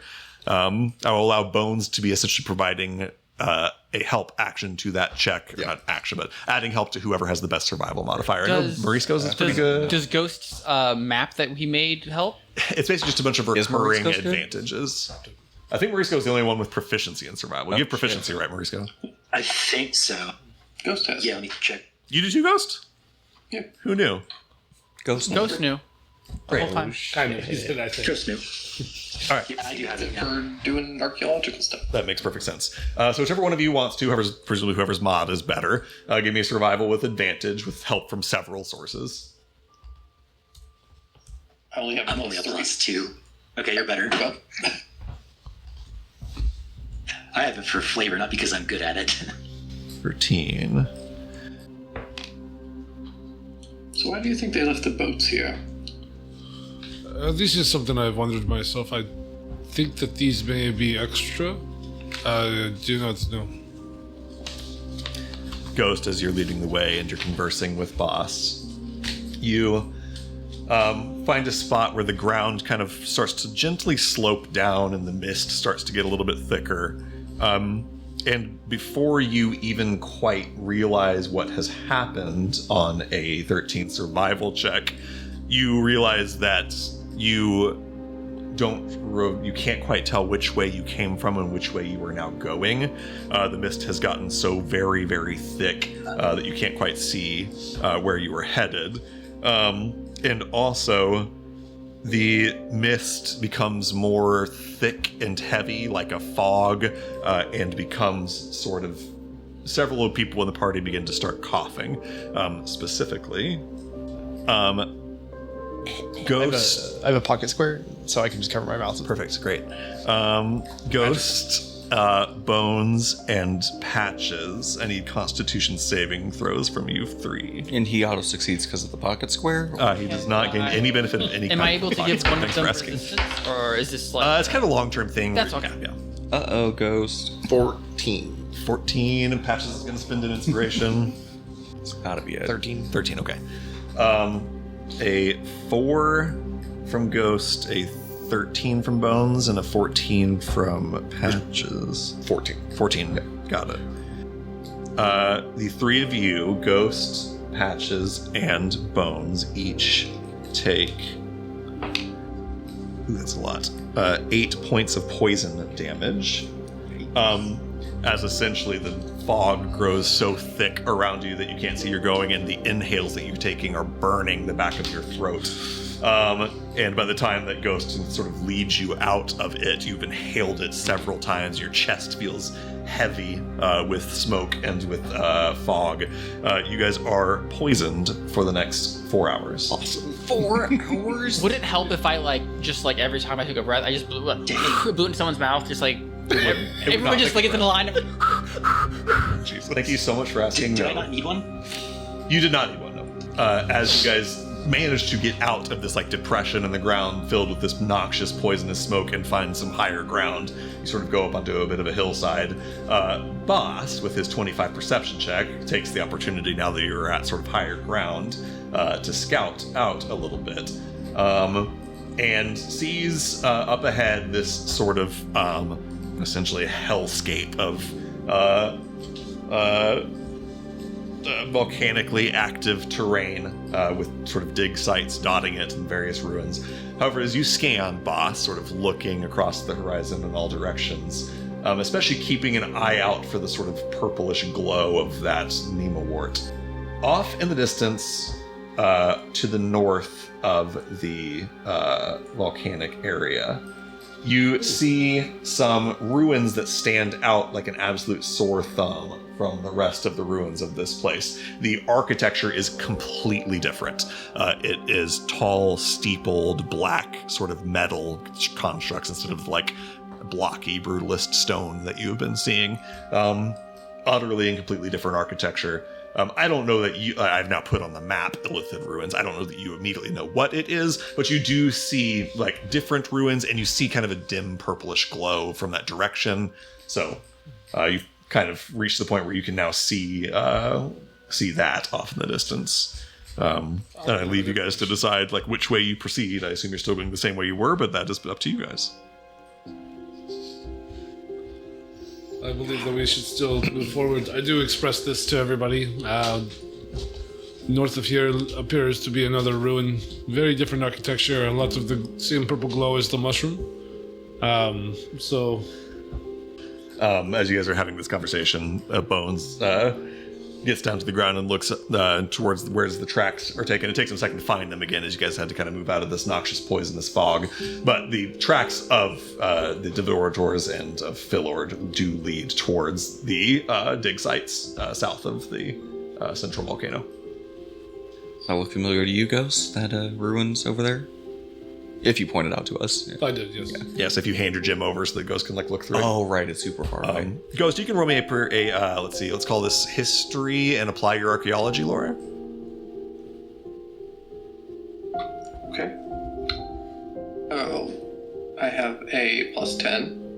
And I have a -1 from exhaustion. I have disadvantage because I'm poisoned. Yeah. Because Zeke has insisted on stacking every negative penalty that is near permanent every fucking session. Hey, I didn't do shit.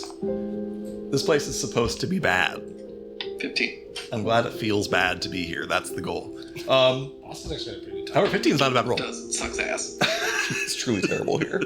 Can't wait to never come back. Technically, 17. I want you, the players, to feel the relief your characters feel when you get the fuck out of this terrible place. I just want to get out of hell and just fucking gank a goblin colony or something. Just absolutely murk some goblins. Jag's like, fuck yeah. 18, actually. Ghost with an 18 as you look through in the direction that Boss is pointing out to you. You do recognize the architecture. I know I've kind of tipped my hand here already, but these are clearly Illithid constructs. They do look ruined. They look partially sort of dilapidated and partially destroyed, not complete. Oh, that's a relief. And what about the dig sites? Looking at the dig sites, you see, again, kind of like a volcanically active sort of essentially fucking hellscape. There is just like cracked earth with magma spewing out of it in spots. You see more ruins. These are mostly buried under the earth. Clearly what the dig sites were here to dig up. Yeah, it looks awful there. To give you a mechanic here, the survival checks that you make to move through this place are going to be even worse. And that sort of is where you are headed next and towards that direction. So you kind of have like a fork in the road here. You can either keep following these tracks of where Philord and the Devorators went towards south of the volcano, or you can kind of fork off and now head towards those Illithid ruins. That is totally up to you guys, but that sort of is the... What's the next Zenith? Prime. That's a good question. We just had one. The Prime is still 5 days away. weeks. I'm just talking about when is, I think what you're trying to ask is when is like nightfall and time for a rest. We'll start there. So the Prime Zenith is 5 days away. You just had one. So much magic. Yes. I need to backtrack some time here. I did this last session too, but I got to do it again. You guys woke up at the Prime Zenith at about 7 a.m., spent about 4 hours traveling to the shores of the Isle of Ash, about an hour traveling across. That's 5 hours, puts you at noon. You spent about an hour getting to this old settlement, 1 o'clock, maybe another hour exploring it, another 2-ish hours at the temple, and then maybe another 2 hours so far between the butcher shop and then getting to where you are now. So I'm going to say it's like 5 p.m. You guys are, you've done a full day's travel. If you don't feel that you are under time constraints right now, which is a big if, it would not be unreasonable for you guys to like make camp and rest here for the night. That is totally up to you guys. I'm not pressuring that decision, but since you ask, you are at the point now where if you wanted to call it an adventuring day, quote unquote, and rest for the night, you could. Before we get into that, can we just call back something really quick? where I gave Ghost my lens to look through.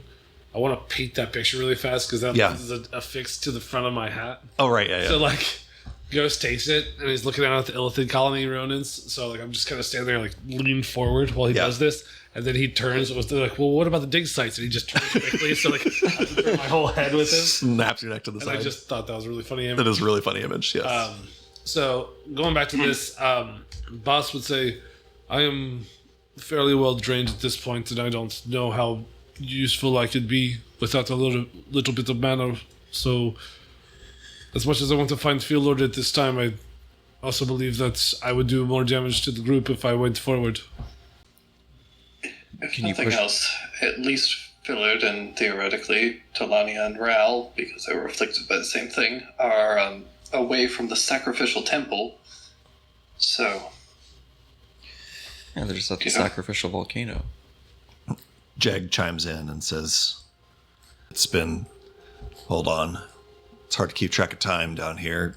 At least 10, 15 days since he was taken off with everyone else, or with those other people. We've spoken to him well, since... he was alive 2 days ago when we contacted him, so if he survived that long, then he can probably survive a couple more days. Yeah, Jeg says, I think we're making the same point. What is it you want? What do you want? Would you want to find a boat?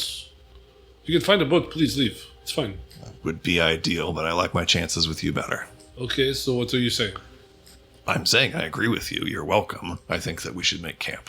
Oh, well, yes, I'm tired. Let's... Is there any chance we could push on for like 5 more hours while I still have dark vision? I am useless in 5 hours. Yes, I still have enough to recast Dark Vision now if you'd like. I will we should let this cast run out fully, I think, yeah. But I will go ahead and say, most of this island is not total darkness. You're in dim lighting, especially as you move towards the center of this island where there's all volcanic activity. still fucks me, doesn't it? Dim lighting. Yeah, it doesn't help. Tomorrow I can probably make you some goggles. Dim lighting, you're just disadvantaged on perception. That's it. Oh, I thought it was on disadvantage for like every. No. Dim lighting is disadvantage on perception. Okay. Dark vision means you treat darkness like dim lighting, and it means you treat dim lighting like bright lighting. So the rest of you guys are essentially in effectively full daylight down here right now with this volcanic light. Cadence, you're having trouble seeing, but you're not blind or anything crazy. I guess this is something... Marvel, if you believe that this is a goggle or something that you could make for Cadence... I would even be willing to help expend some resource for this. Could I know it's probably not really the same thing. That armor from the Scorpion Dudamajoog, could I repurpose some of that scrap material and have it turned into like mark scrap? I don't know, like. Did I ever have you roll for how much you got from that? No, you just told me to write it down. Okay, go ahead and roll me another 3d10. Let's make it 2d10. 8. Okay, 8 more gold pieces of crafting material. And like I'm fine with you kind of using it as you wish. Marble can fill in the gaps with his skill, essentially. Yeah. So and then bones. I do also have crystals, if that would be useful for lenses. Yes, Okay. absolutely. You can contribute those. I can Well, throw it's some nice in of you. too, yeah. It's not the. I can see well enough to aim, which is the important thing. Right. Chris will chime in and say, I can provide a little bit of healing this evening as well, and then regain it with the Zenith, if that would be helpful.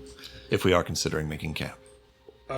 Using my lens to Cadence's point, looking between us and the dig site, is there anywhere else between here and there that looks like it could be a decent camp spot for the night that gets us closer?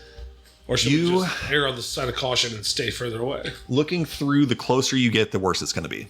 Yeah. If you get it, the closer you get to the center of the island, the less it's going to be possible to make a camp. So, Cadence, I'm sorry to say this, but I do believe that it might be best for us to stay here. No, 100% agreed. Yeah, we're not trekking through that while we're poisoned and exhausted.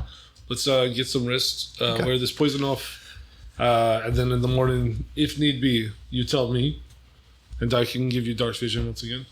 Save your mana. I can see well enough to shoot. If this should happen, you tell me first. I can do that. So you guys begin sort of setting up a camp. Somebody with advantage from help from their allies, roll me a survival check to essentially find like a safe, stable place to make a camp out of sight of dangers, etc. I'm guessing that once again is probably Ghost.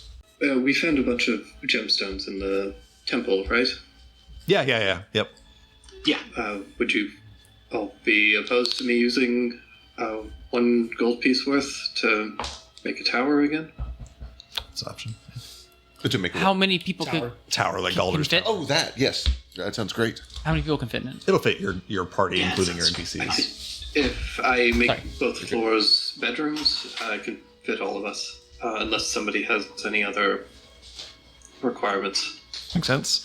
So if you want to mark 10 marks off of the party loot, Ghost, you're handed a little crystal that you can use to do this with. I am still going to call for the survival check. This is essentially just to find a place to put this tower up where it's not going to be spotted by flying scouting demons and stuff. So whoever has the best survival, I think it was I have a 4. Is that 4. the highest? Marisco, what was yours again? Mine's only a 2. Okay, so yeah, My boss. wisdom's pretty low. Yeah, Boss and I both have 4s. Okay, good. Well, I have a 21. Great. 21's good. You essentially find a spot where there's a big craggy kind of overhang that casts a long shadow down below it. You can nestle your tower right up against the stone wall of it, such that it kind of is camouflaged in. You get the sense that you've made a safe spot here where you're unlikely to be assailed by creatures in the night.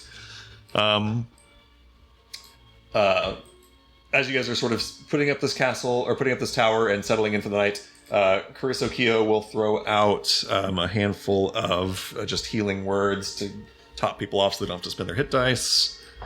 That's 6 healing for somebody, That would 4 max me out. 4 healing, so 6 for Cadence, 4 for somebody, and 5 for somebody. I'll take 5. All right, so there's another 4 for somebody. I'll take the 4. Got it. Away with the short rest.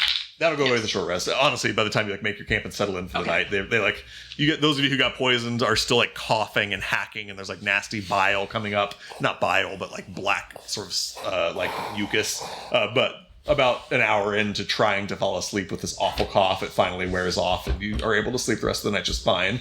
Seems like the other person still significantly hurt as Patches. Does anybody have a way to heal Patches? Oh, you haven't done your own medicine check yet for this rest if you want to. But that just lets him use it. It still just spends your hit dice, so I guess that's not really that good for you. It's a little bit better because it adds your wisdom instead of your con. But I have one more potion of healing. You can have that. okay, 2d4 plus 2.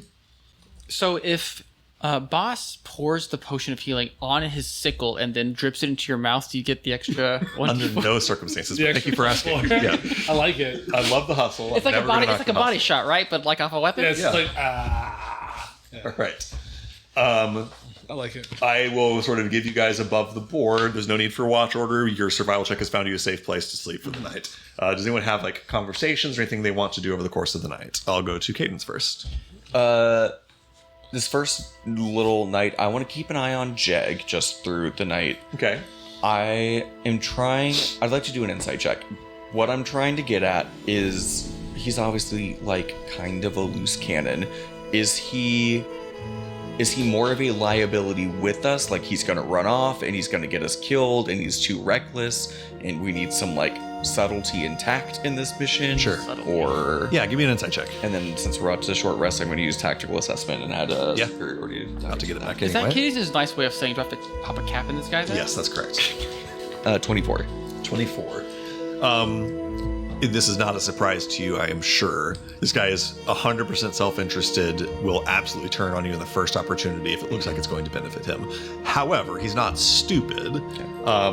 He's not very intelligent, but he's not a... That's more what I'm looking for. He's not unwise, Yeah. right? He will not betray you for no reason. He recognizes that you are by far his best shot at getting out of this situation. You could absolutely see this guy doing something impulsive and stupid that would get you in trouble. Yeah. Yes. Okay. Yes, absolutely. Good to know. I like that. Deal This with is that. secretly Cadence asking if he's symphony material. Correct. I mean, essentially, Okay. Marble, I think you had something overnight. as well. Yeah, I have 2 things. So first off, Marble's been pretty kind of he's been thoughtful since the church, and he's been writing stuff down. At some point, he finishes and you're I'm good. Oh, okay. Does it have to do with the paper you're holding on to and Yeah, have been writing on? I wrote out my thoughts. Seems wise. You could get a journal at some point if you wanted. Yeah, Not down here, obviously, but, you seem really good the way you said that, and then went silent immediately. No, it was just the journal thing. I'm feeling better. That's good. What are you feeling? He just hands it to you. And Just for our friends at home, Marble hands Caden some text that he's written down on some paper. Yeah, continue on to somebody else. We'll come back to this. I had one other thing I want to do tonight, but we can retcon to this one. I would like to spend some time with Nathul. With Nathul, yeah, go for it. First and foremost, I think one of the rooms I think Ghost sets up a empty room at the bottom floor of the tower so that people can lay out their bedrolls. And then the top room is going to be an observatory, so he's got like a telescope to like observe the surrounding area just in case. And he is currently sitting at a little desk where he is currently got his spell book out. He's transcribing the Speak with Dead spell into it. He's probably got like one of the skulls like sitting ominously on the desk as he's like preparing. Nathul, do you have a moment? Sure.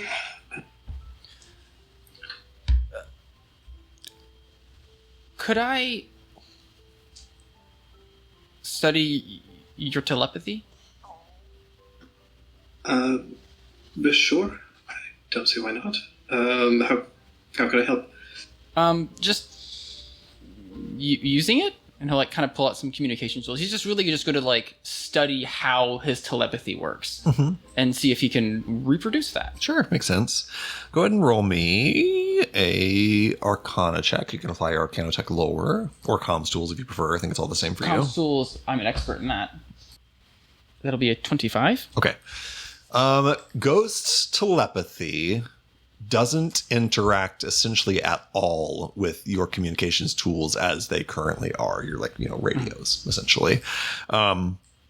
You study it for a while and you kind of just do some taking of arcane notes and stuff.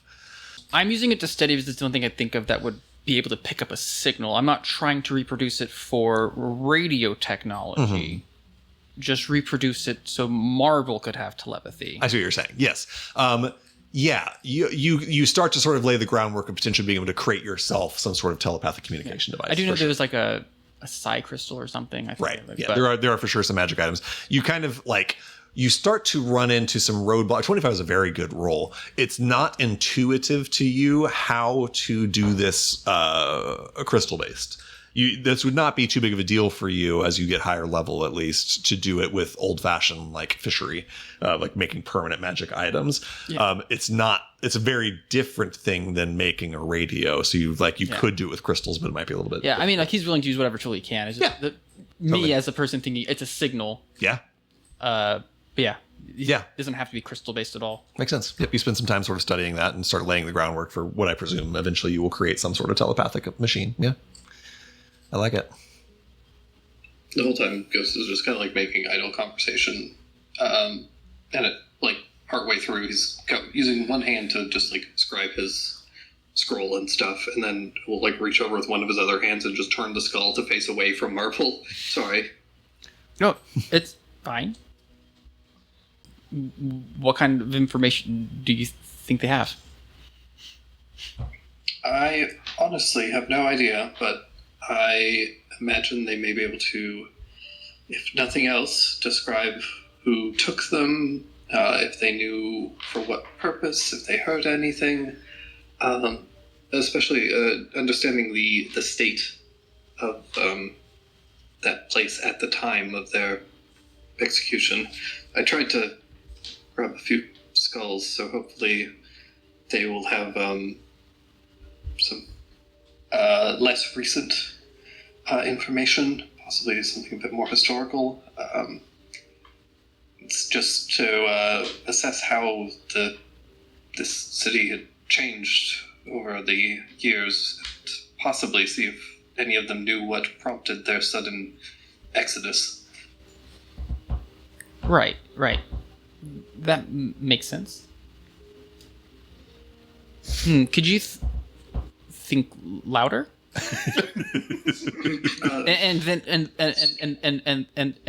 and then whisper. As you guys Just are doing, making some bass lines. as you guys are doing these experiments,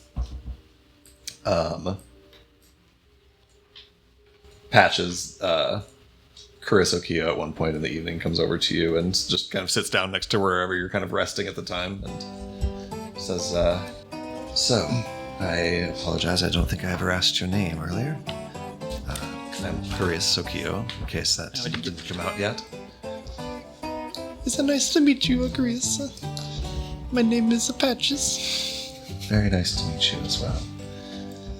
I don't think I've ever heard of you. Not that I do that much dealings with the surface in terms of outside of my normal channels, but... I mean, I've not been around too long. Well, you must be somebody that Don Vittorio trusts, if he sent you for this. He has some trust in me. Well, But he thinks this is a job that I should do, so here I am. very good. Well, I may be looking for new work if Hallow Hive is shut off to the surface, so you put in a good word for me. If we get out of here, I think we can do that for you. Excellent. She kind of I pull steeples her out- fingers. I pull out my paper and at the bottom start writing like an extra line on there. Put in a good Because- word. Are you keeping notes about your illegal dealings? Are you questioning me? You're the man Don Vittorio chose, far be it from me. Don't worry about my methods. I won't. I certainly won't. Clearly, you're the one who is seemingly succeeding at your job, and I'm the one who got thrown into demon prison, so one of us is clearly better at this than the other. Demon prison. We've all been there. It's okay. He's such a kind gangster. I've been in a demon prison, devil prison, goblin prison. You know, you name it, I've probably been there. Don John. At one point. Yeah, Don John, you know that. Yeah. Oh, that Never was heard of story. it. Sounds terrible. It's not the great. Well, I can show you sometime if I ever get the big deck of cards. I think that I will pass on that offer. Good. It sounds that I'm in good hands. Bones, go ahead. Sometime later, it's good because I actually wanted to talk to Patches about Karis. So whenever she goes on, a few minutes later, Bones comes over and sits down and says, "So is she going to help you find your vehicle? Is that what this is all about?" No, this is a job that I must do. Okay, this is just work. It is something you're doing to get by. Yes, this is just a work. Okay, I was curious. I admit I was intrigued by the thought that somebody else might have knowledge about this flying vehicle that you have brought into our world. No, she would not know anything about that. Fair. So,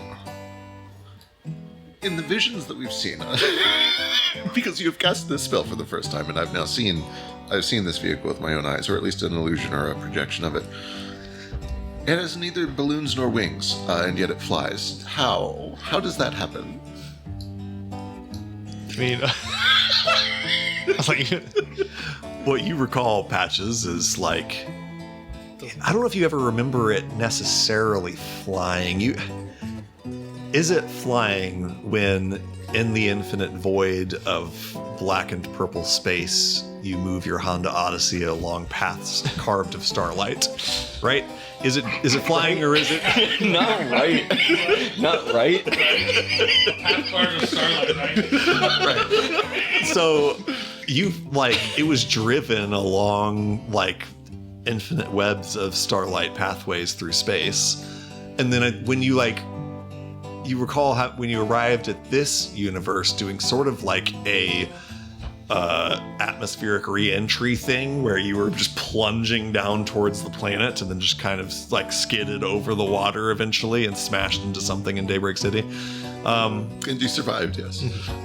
Yeah. oh, yes. That makes sense. It sounds like there's a lot of magic involved here, and I think perhaps that is the answer that I expected. I just admit, having seen the machine firsthand, there is a lust of engineering that will not be sated for some time, I think. Yes, it's definitely a magical, but it's also quite a mundane. in a Maya world, it's a very mundane vehicle. Your world sounds fascinating. Perhaps I could learn something from it at some point. Do not worry. Once we get it back, I will let you look at it all you want. I'd love to take it for a drive. All right. It's good that Chris is here because we've been in Honda Odyssey territory with Patch's story for so long that I completely forgot that Fungo's fucking dead. Yeah. Sure is. Fungo is absolutely Campaign. extreme. Forgot there's dead. actual danger happening. Yeah. Like extreme danger. Fungo Cremini is long dead. Also, long dead. Fungo's death was the coolest so far, and I've been waiting for so many sessions just for it to come back up. Right. So we can talk about that again. Good Fungo That was Cremini. awesome. So good. Highlight of the campaign for sure. So far. Horrifying. Yeah. Anyway. Frank died. Yeah. Yeah. The rest of the evening, unless other people have other conversations or things they want to do. Ghost, you stay up all night. Do you do anything? I know you're copying spells down. What else do you get up to? I have a tiny little thing. Copying spells takes about, I think, 3 hours, an hour per spell level. I think that sounds right. So the rest of the part of the evening is Ghost starts to do the identification, Yes. and then after that, kind of like gets a little wistful because he doesn't really have a ton to do currently, and so he starts kind of making, starts just writing down essentially just all of the information that he's gathered about this place and what's been happening, and like catalogs essentially like where like the source of all of this information, kind of ranking all of it by credibility and all of that, and just starts like jotting down some of his theories and stuff, and then kind of like looks back at everybody kind of sleeping, looks at Boss and thinks about how Boss promised to keep him safe. And there's this moment that he feels like, you know, happy about that. And then there's this pragmatic part of him that is like, I have been nearly eaten 4 times, doused in acid twice, shot in the throat, and poisoned, and all this other shit. And we are literally a mile away from where he was buried alive and nearly starved to death. And this pragmatic part of him that is like, I'm probably not going to get out of here. So he's going to take all those notes, all of his like, all the information that he can kind of like jot down on paper. And he's going to stick that into Boss's bag. Cool. Go ahead, Boss. I wasn't asleep. I was hoping to not be asleep. Ghost, you write these notes up, and you kind of go to take them to where Boss is at, where his bag is at. You find Boss in what situation? Tell me what Boss is up to. Restlessly trying to sleep. A lot on his mind. Wanted to speak with Ghost, wanted to speak with Cadence, but laying there still like attempting to at least rest and let everyone else fall asleep before he gets up and tiptoes around. But as you put that, as soon as you start to like rustle his bag, I think Boss immediately like turns over and looks at you. Says, "What is this?" Oh, you're awake. Here. Just notes. All the research that we've managed to conduct well here. But I what, just want to make sure that if anything happens to me or any of us here, I know that you'll make sure that this gets into the right hands. but why is this going into my bag? I mean, you're here with me. I think it is in the right hand, in your hand. You're the I have it already up in my head, and I'd like it to be in other people's heads too. You can keep all this without the book? At least in the short term. And do you think that it would be best for me to keep this at the time? Well, currently you've been keeping your other books quite safe. This is what I would die for. More than most things. Is this a book worth dying for? Do you believe? Honestly, I have no idea. Is it important to you? Quite important, yes. Then I believe that it is important to me. I can keep your book safe. As long as I can keep myself safe, this book will be with me. Thank you. Whenever you get to the surface, if I'm not with you, for whatever reason, You will be. just make sure that it gets into the right hands. Whose hands would that be? I will leave that to your judgment. The time that we have together, I would like you to guide me through this book. Is that okay? Of course. Okay. Is there another reason you give me this book? Honestly, it's because I worry that I won't get out of here alive. And, I think that there's a lot of... This place is steeped in death and ruin, and it would be a terrible shame and tragedy to see that happen to Harlev. This I agree with. I just do not see why it is that you believe you will not make it out of here alive. I believe at this I've point, been- we have seen a lot of danger and a lot of horrifics. But I do not believe that we are lost. Not yet. No, but I have been nearly eaten 4 times, doused in acid, shot in the throat, and have now been poisoned. And This, my frankly, friend, I'm just very tired. this, my friend, appears to be what this life is. And I feel tired too. I feel very tired. But I believe that the life of achievement, loss, and virtue all tie themselves together in being burnt with acid and being shot in the throat. I don't see this as being a means to an end, but I also do not see this as being our end. Does this make sense to you? Does this thing make sense? Somewhat, yes. It is scary, but it is almost seemingly inevitable at this time.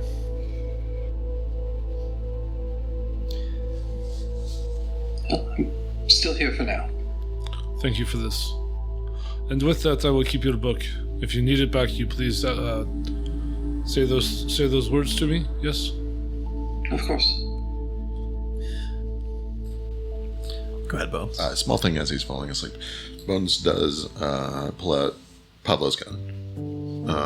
And he kind of fiddles with it for a second. And then he is going to use it to cast Locate Creature. I don't think there's a limit on this. As far as I can tell, it says no components, and it doesn't say about like a limit. Yeah. So he casts Locate Creature, and the first thing he does is he locate creatures himself, and he essentially zeroes it. He holds it around, and he kind of makes sure that it is finding him correctly. Yeah, you pull this gun out. It is, again, ice cold in your hand, like you've just pulled it out of an ice box. And you kind of activate its magic.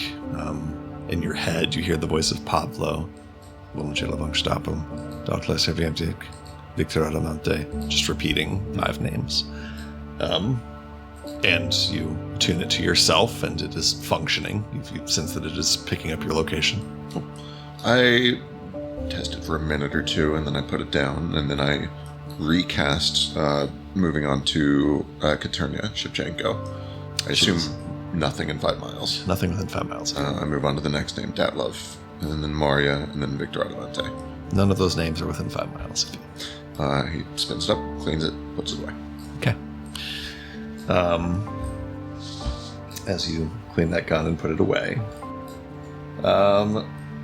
there are 4 people traveling with you now that all have many things they would love to say and consider and talk to you guys about, but they are all haven't slept properly in about 15 days before they get the chance to really.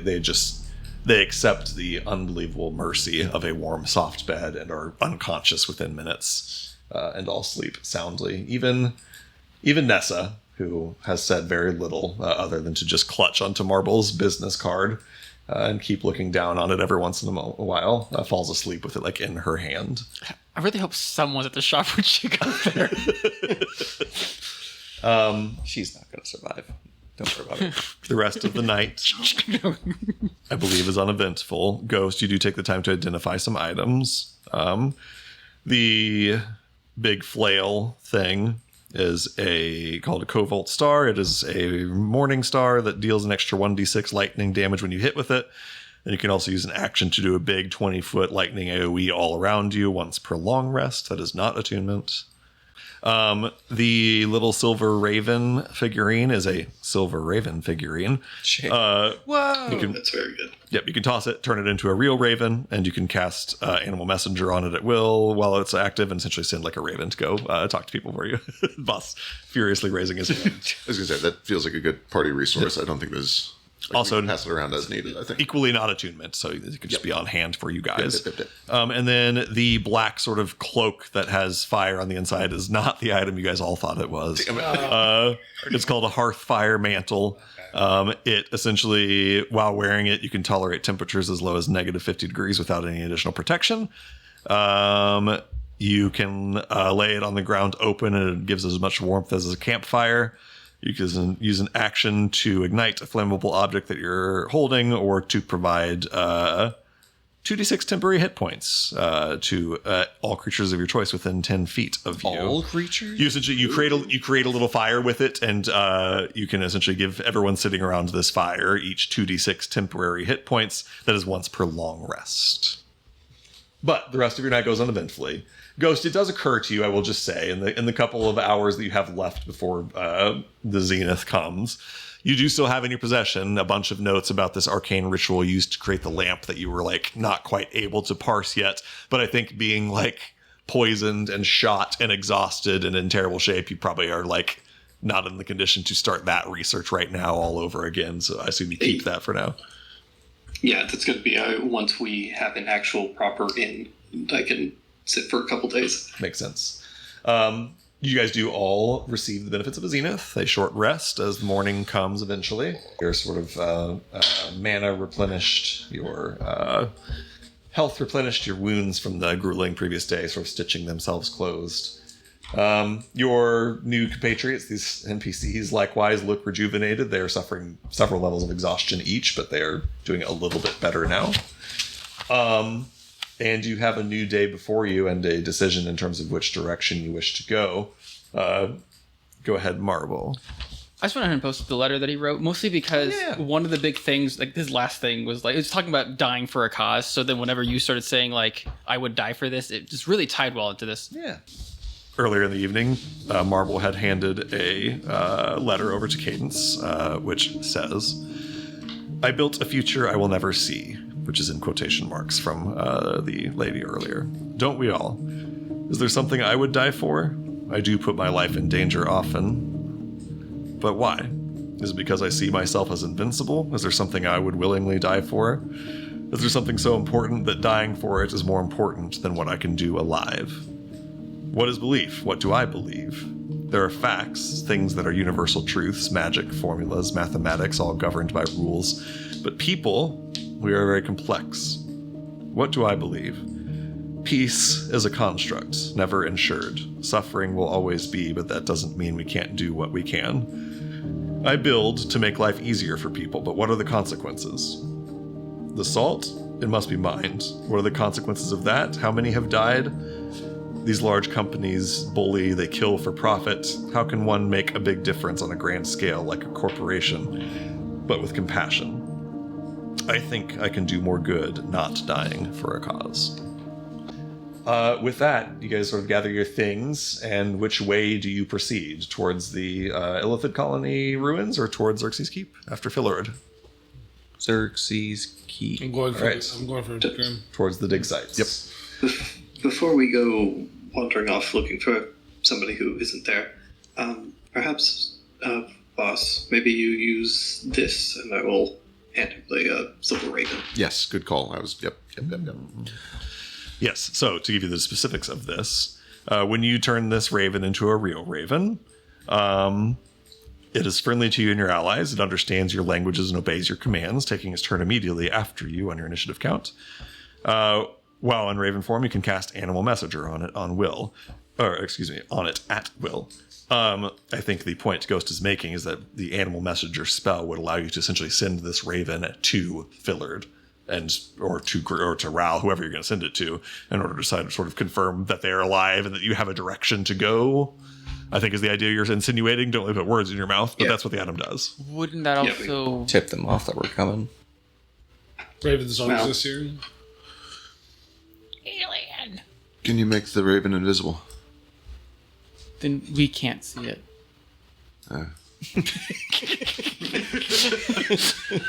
That is a tricky wicket, isn't it? A bit of a conundrum. I had a bit of a different idea. I love the hustle. If we were going to make our way west towards the dig sites, this is where I believe, according to what you've seen with the track spawns, that this is where Philord went. However, I think it would be very wise to use this raven to send north to the Illithid colony and have it do a little scouting there while we go ahead and make ourselves west. Is it able to return any information back? I was about to say, before you get any Just send further, it to somebody. before you get any further down this rabbit hole, the first thing you do is you specify a location which you must have visited. Yeah. So this is not going to work for you guys. Furthermore, Never mind then. even if Good luck. Fillard was there, we do not think he will be able to understand or communicate with this thing anyway. I believe that's true. Okay. I think we have to scout on foot. How does it? Can we send the message and then somebody just literally shoot it down, confirm he's alive, but don't let it go? Would it know that it was dead or that it was dead? First thing you do is specify a location that you have visited. well. You guys cannot use this. Sorry, I thought it was a person or never mind. Yeah. Location you have visited is the first thing you give it. So what if we send it to a person? So wait, so Philord's not a place? Haven't I been to Wait, Zeus's Keep? Patches. No, you have not. Certainly not. No. Can you send it to your Honda Odyssey? You've been to your Honda Odyssey. Well, I'm also going to use that. Yes. Go But I ahead. was also going to ask. Can we ask any of the people that are with us if they have been to there? Yeah, you go through Actually, all of ideas. them, kind of shake their heads. None of them have been there. I bet that. And one of them lie so that the DM believes They them? all lied. Ghost, just to answer your question, you have not been to Xerxes Keep. Your research happened much closer to sort of the edge of the island. You've not been all the way towards sort of the center, towards Xerxes Keep. Have I been to Xerxes Keep? Yes. Okay. Yes, you live there. I did. Marble. Is anyone going to help me with resources to make Cadence some goggles a night? I only need 20 gold worth of material. Yeah, so go ahead and, for your thing, go ahead and give me your crafting. Can I have bones help me so I can have advantage? I don't know if he's not proficient with artificer's tools. I don't. I'm an expert at comms tools. This is artificer's tools. Okay, specifically. got. Sorry, you're working on your Yeah. telepathy thing. Yeah, just kidding. I have one more use of the puzzles wit. The thing is, I think I need like a 26 or higher, Let's see. To completely finish this I don't thing, think- I don't you think need I- a 26 or higher. and that would give me. That's No, 70. totally finish it. Okay. Anything lower, Anything lower than 26, you would not quite finish it in one go. I will go ahead and use my puzzles wit to see if I can get it. The first one was actually exactly a 26. Nice. Hell yeah. Okay, so you can, in your 1 hour of work, you finish the goggles of night or whatever you want to look at as goggles. You finish some sort of dark vision item for Ooh, Cadence. I'm thinking like Aviators. those the really small sunglasses that they had in like the 1920s. Something. I guess you want actual goggles. Whatever you want. You're making them. This is all you. Librarian glasses. Librarian. Coke Kids look bottle so glasses. cool with the Underdark Wait, sunglasses. do you remember what was those like those weird like in the Olympics the people who were with the marksmen? They had like the little magnifying. Yeah. When you did this first, I thought you were talking about those gag glasses with the spring. Yeah. I believe it. And then Patches, go ahead. How flexible are we on place you have been? It seems so cut and dry to me, but please give me your pitch. Well, I mean, like, what if I like know something about it? That is not the same thing as having been there. What if Like, if I have like a vision of So place. I will not answer any more questions about the Silver Raven. I have just one more. Just one No more. more. Just one more. I have been so clear. Go ahead. Could Ghost you speak with Dead to have one of the dead skulls that has possibly been there send the bird? So, You can just which way do you guys wish? Oh, so this is a serious question. I grew up really close to Baltimore, Maryland. Edgar Allan Poe, Yes. right? So, Right? So now, go ahead, Patches. Sorry, guys. Does the Honda Odyssey count as a place? No, How big does a vehicle need to be to count as a place? That's true, yeah. I'm not going to answer that question either. The next thing I'm going to do is I think the session. Kill us all. I'm going to say, as you guys wake up, make your final preparations. All right, you're headed towards. It sounds like you're headed towards Xerxes Keep as opposed to Illithid. Yes, I believe so. You guys gather your things and begin to trek towards the center of the Isle of Ash. You move out of what was already a very terrible place of acid water and low-lying poisonous smoke and flying demons and jagged ruins, and move to a place that is worse still. How is it worse, Deacon? Because it is all of those things in addition to being volcanically active. You begin to move through a hellscape of cracked black earth. And as you guys begin to explore this place, that is where we're going to finish tonight's session of Spirit and Salt. Thank you, everybody, so much. Thanks for watching. Thanks, everybody. Thanks, Catch guys. you next Thank you. time. I think Bye-bye, one everybody. more thing. Yeah. Ghost, you got one more thing? Go ahead. Yeah, just one tiny thing. Just in preparation for the next session. Mm-hmm. If this ring of protection doesn't save my ass from even a single thing, I'm just throwing it into the... Yeah. No, You're I gonna- can repurpose You're it. going to fully one ring it like Volcano, Frodo? Like, it's the one ring and I'm Frodo. Yeah. Absolutely. Who's Frodo? Never heard of him. Wait, so can the ring go somewhere it's never been? So, I quit. This ring is going That's the end of this straight campaign. into the lava. Sorry for everything. Sorry, everyone. It's a lot for of fun, everything. guys. Good job. I'm sorry. Thanks.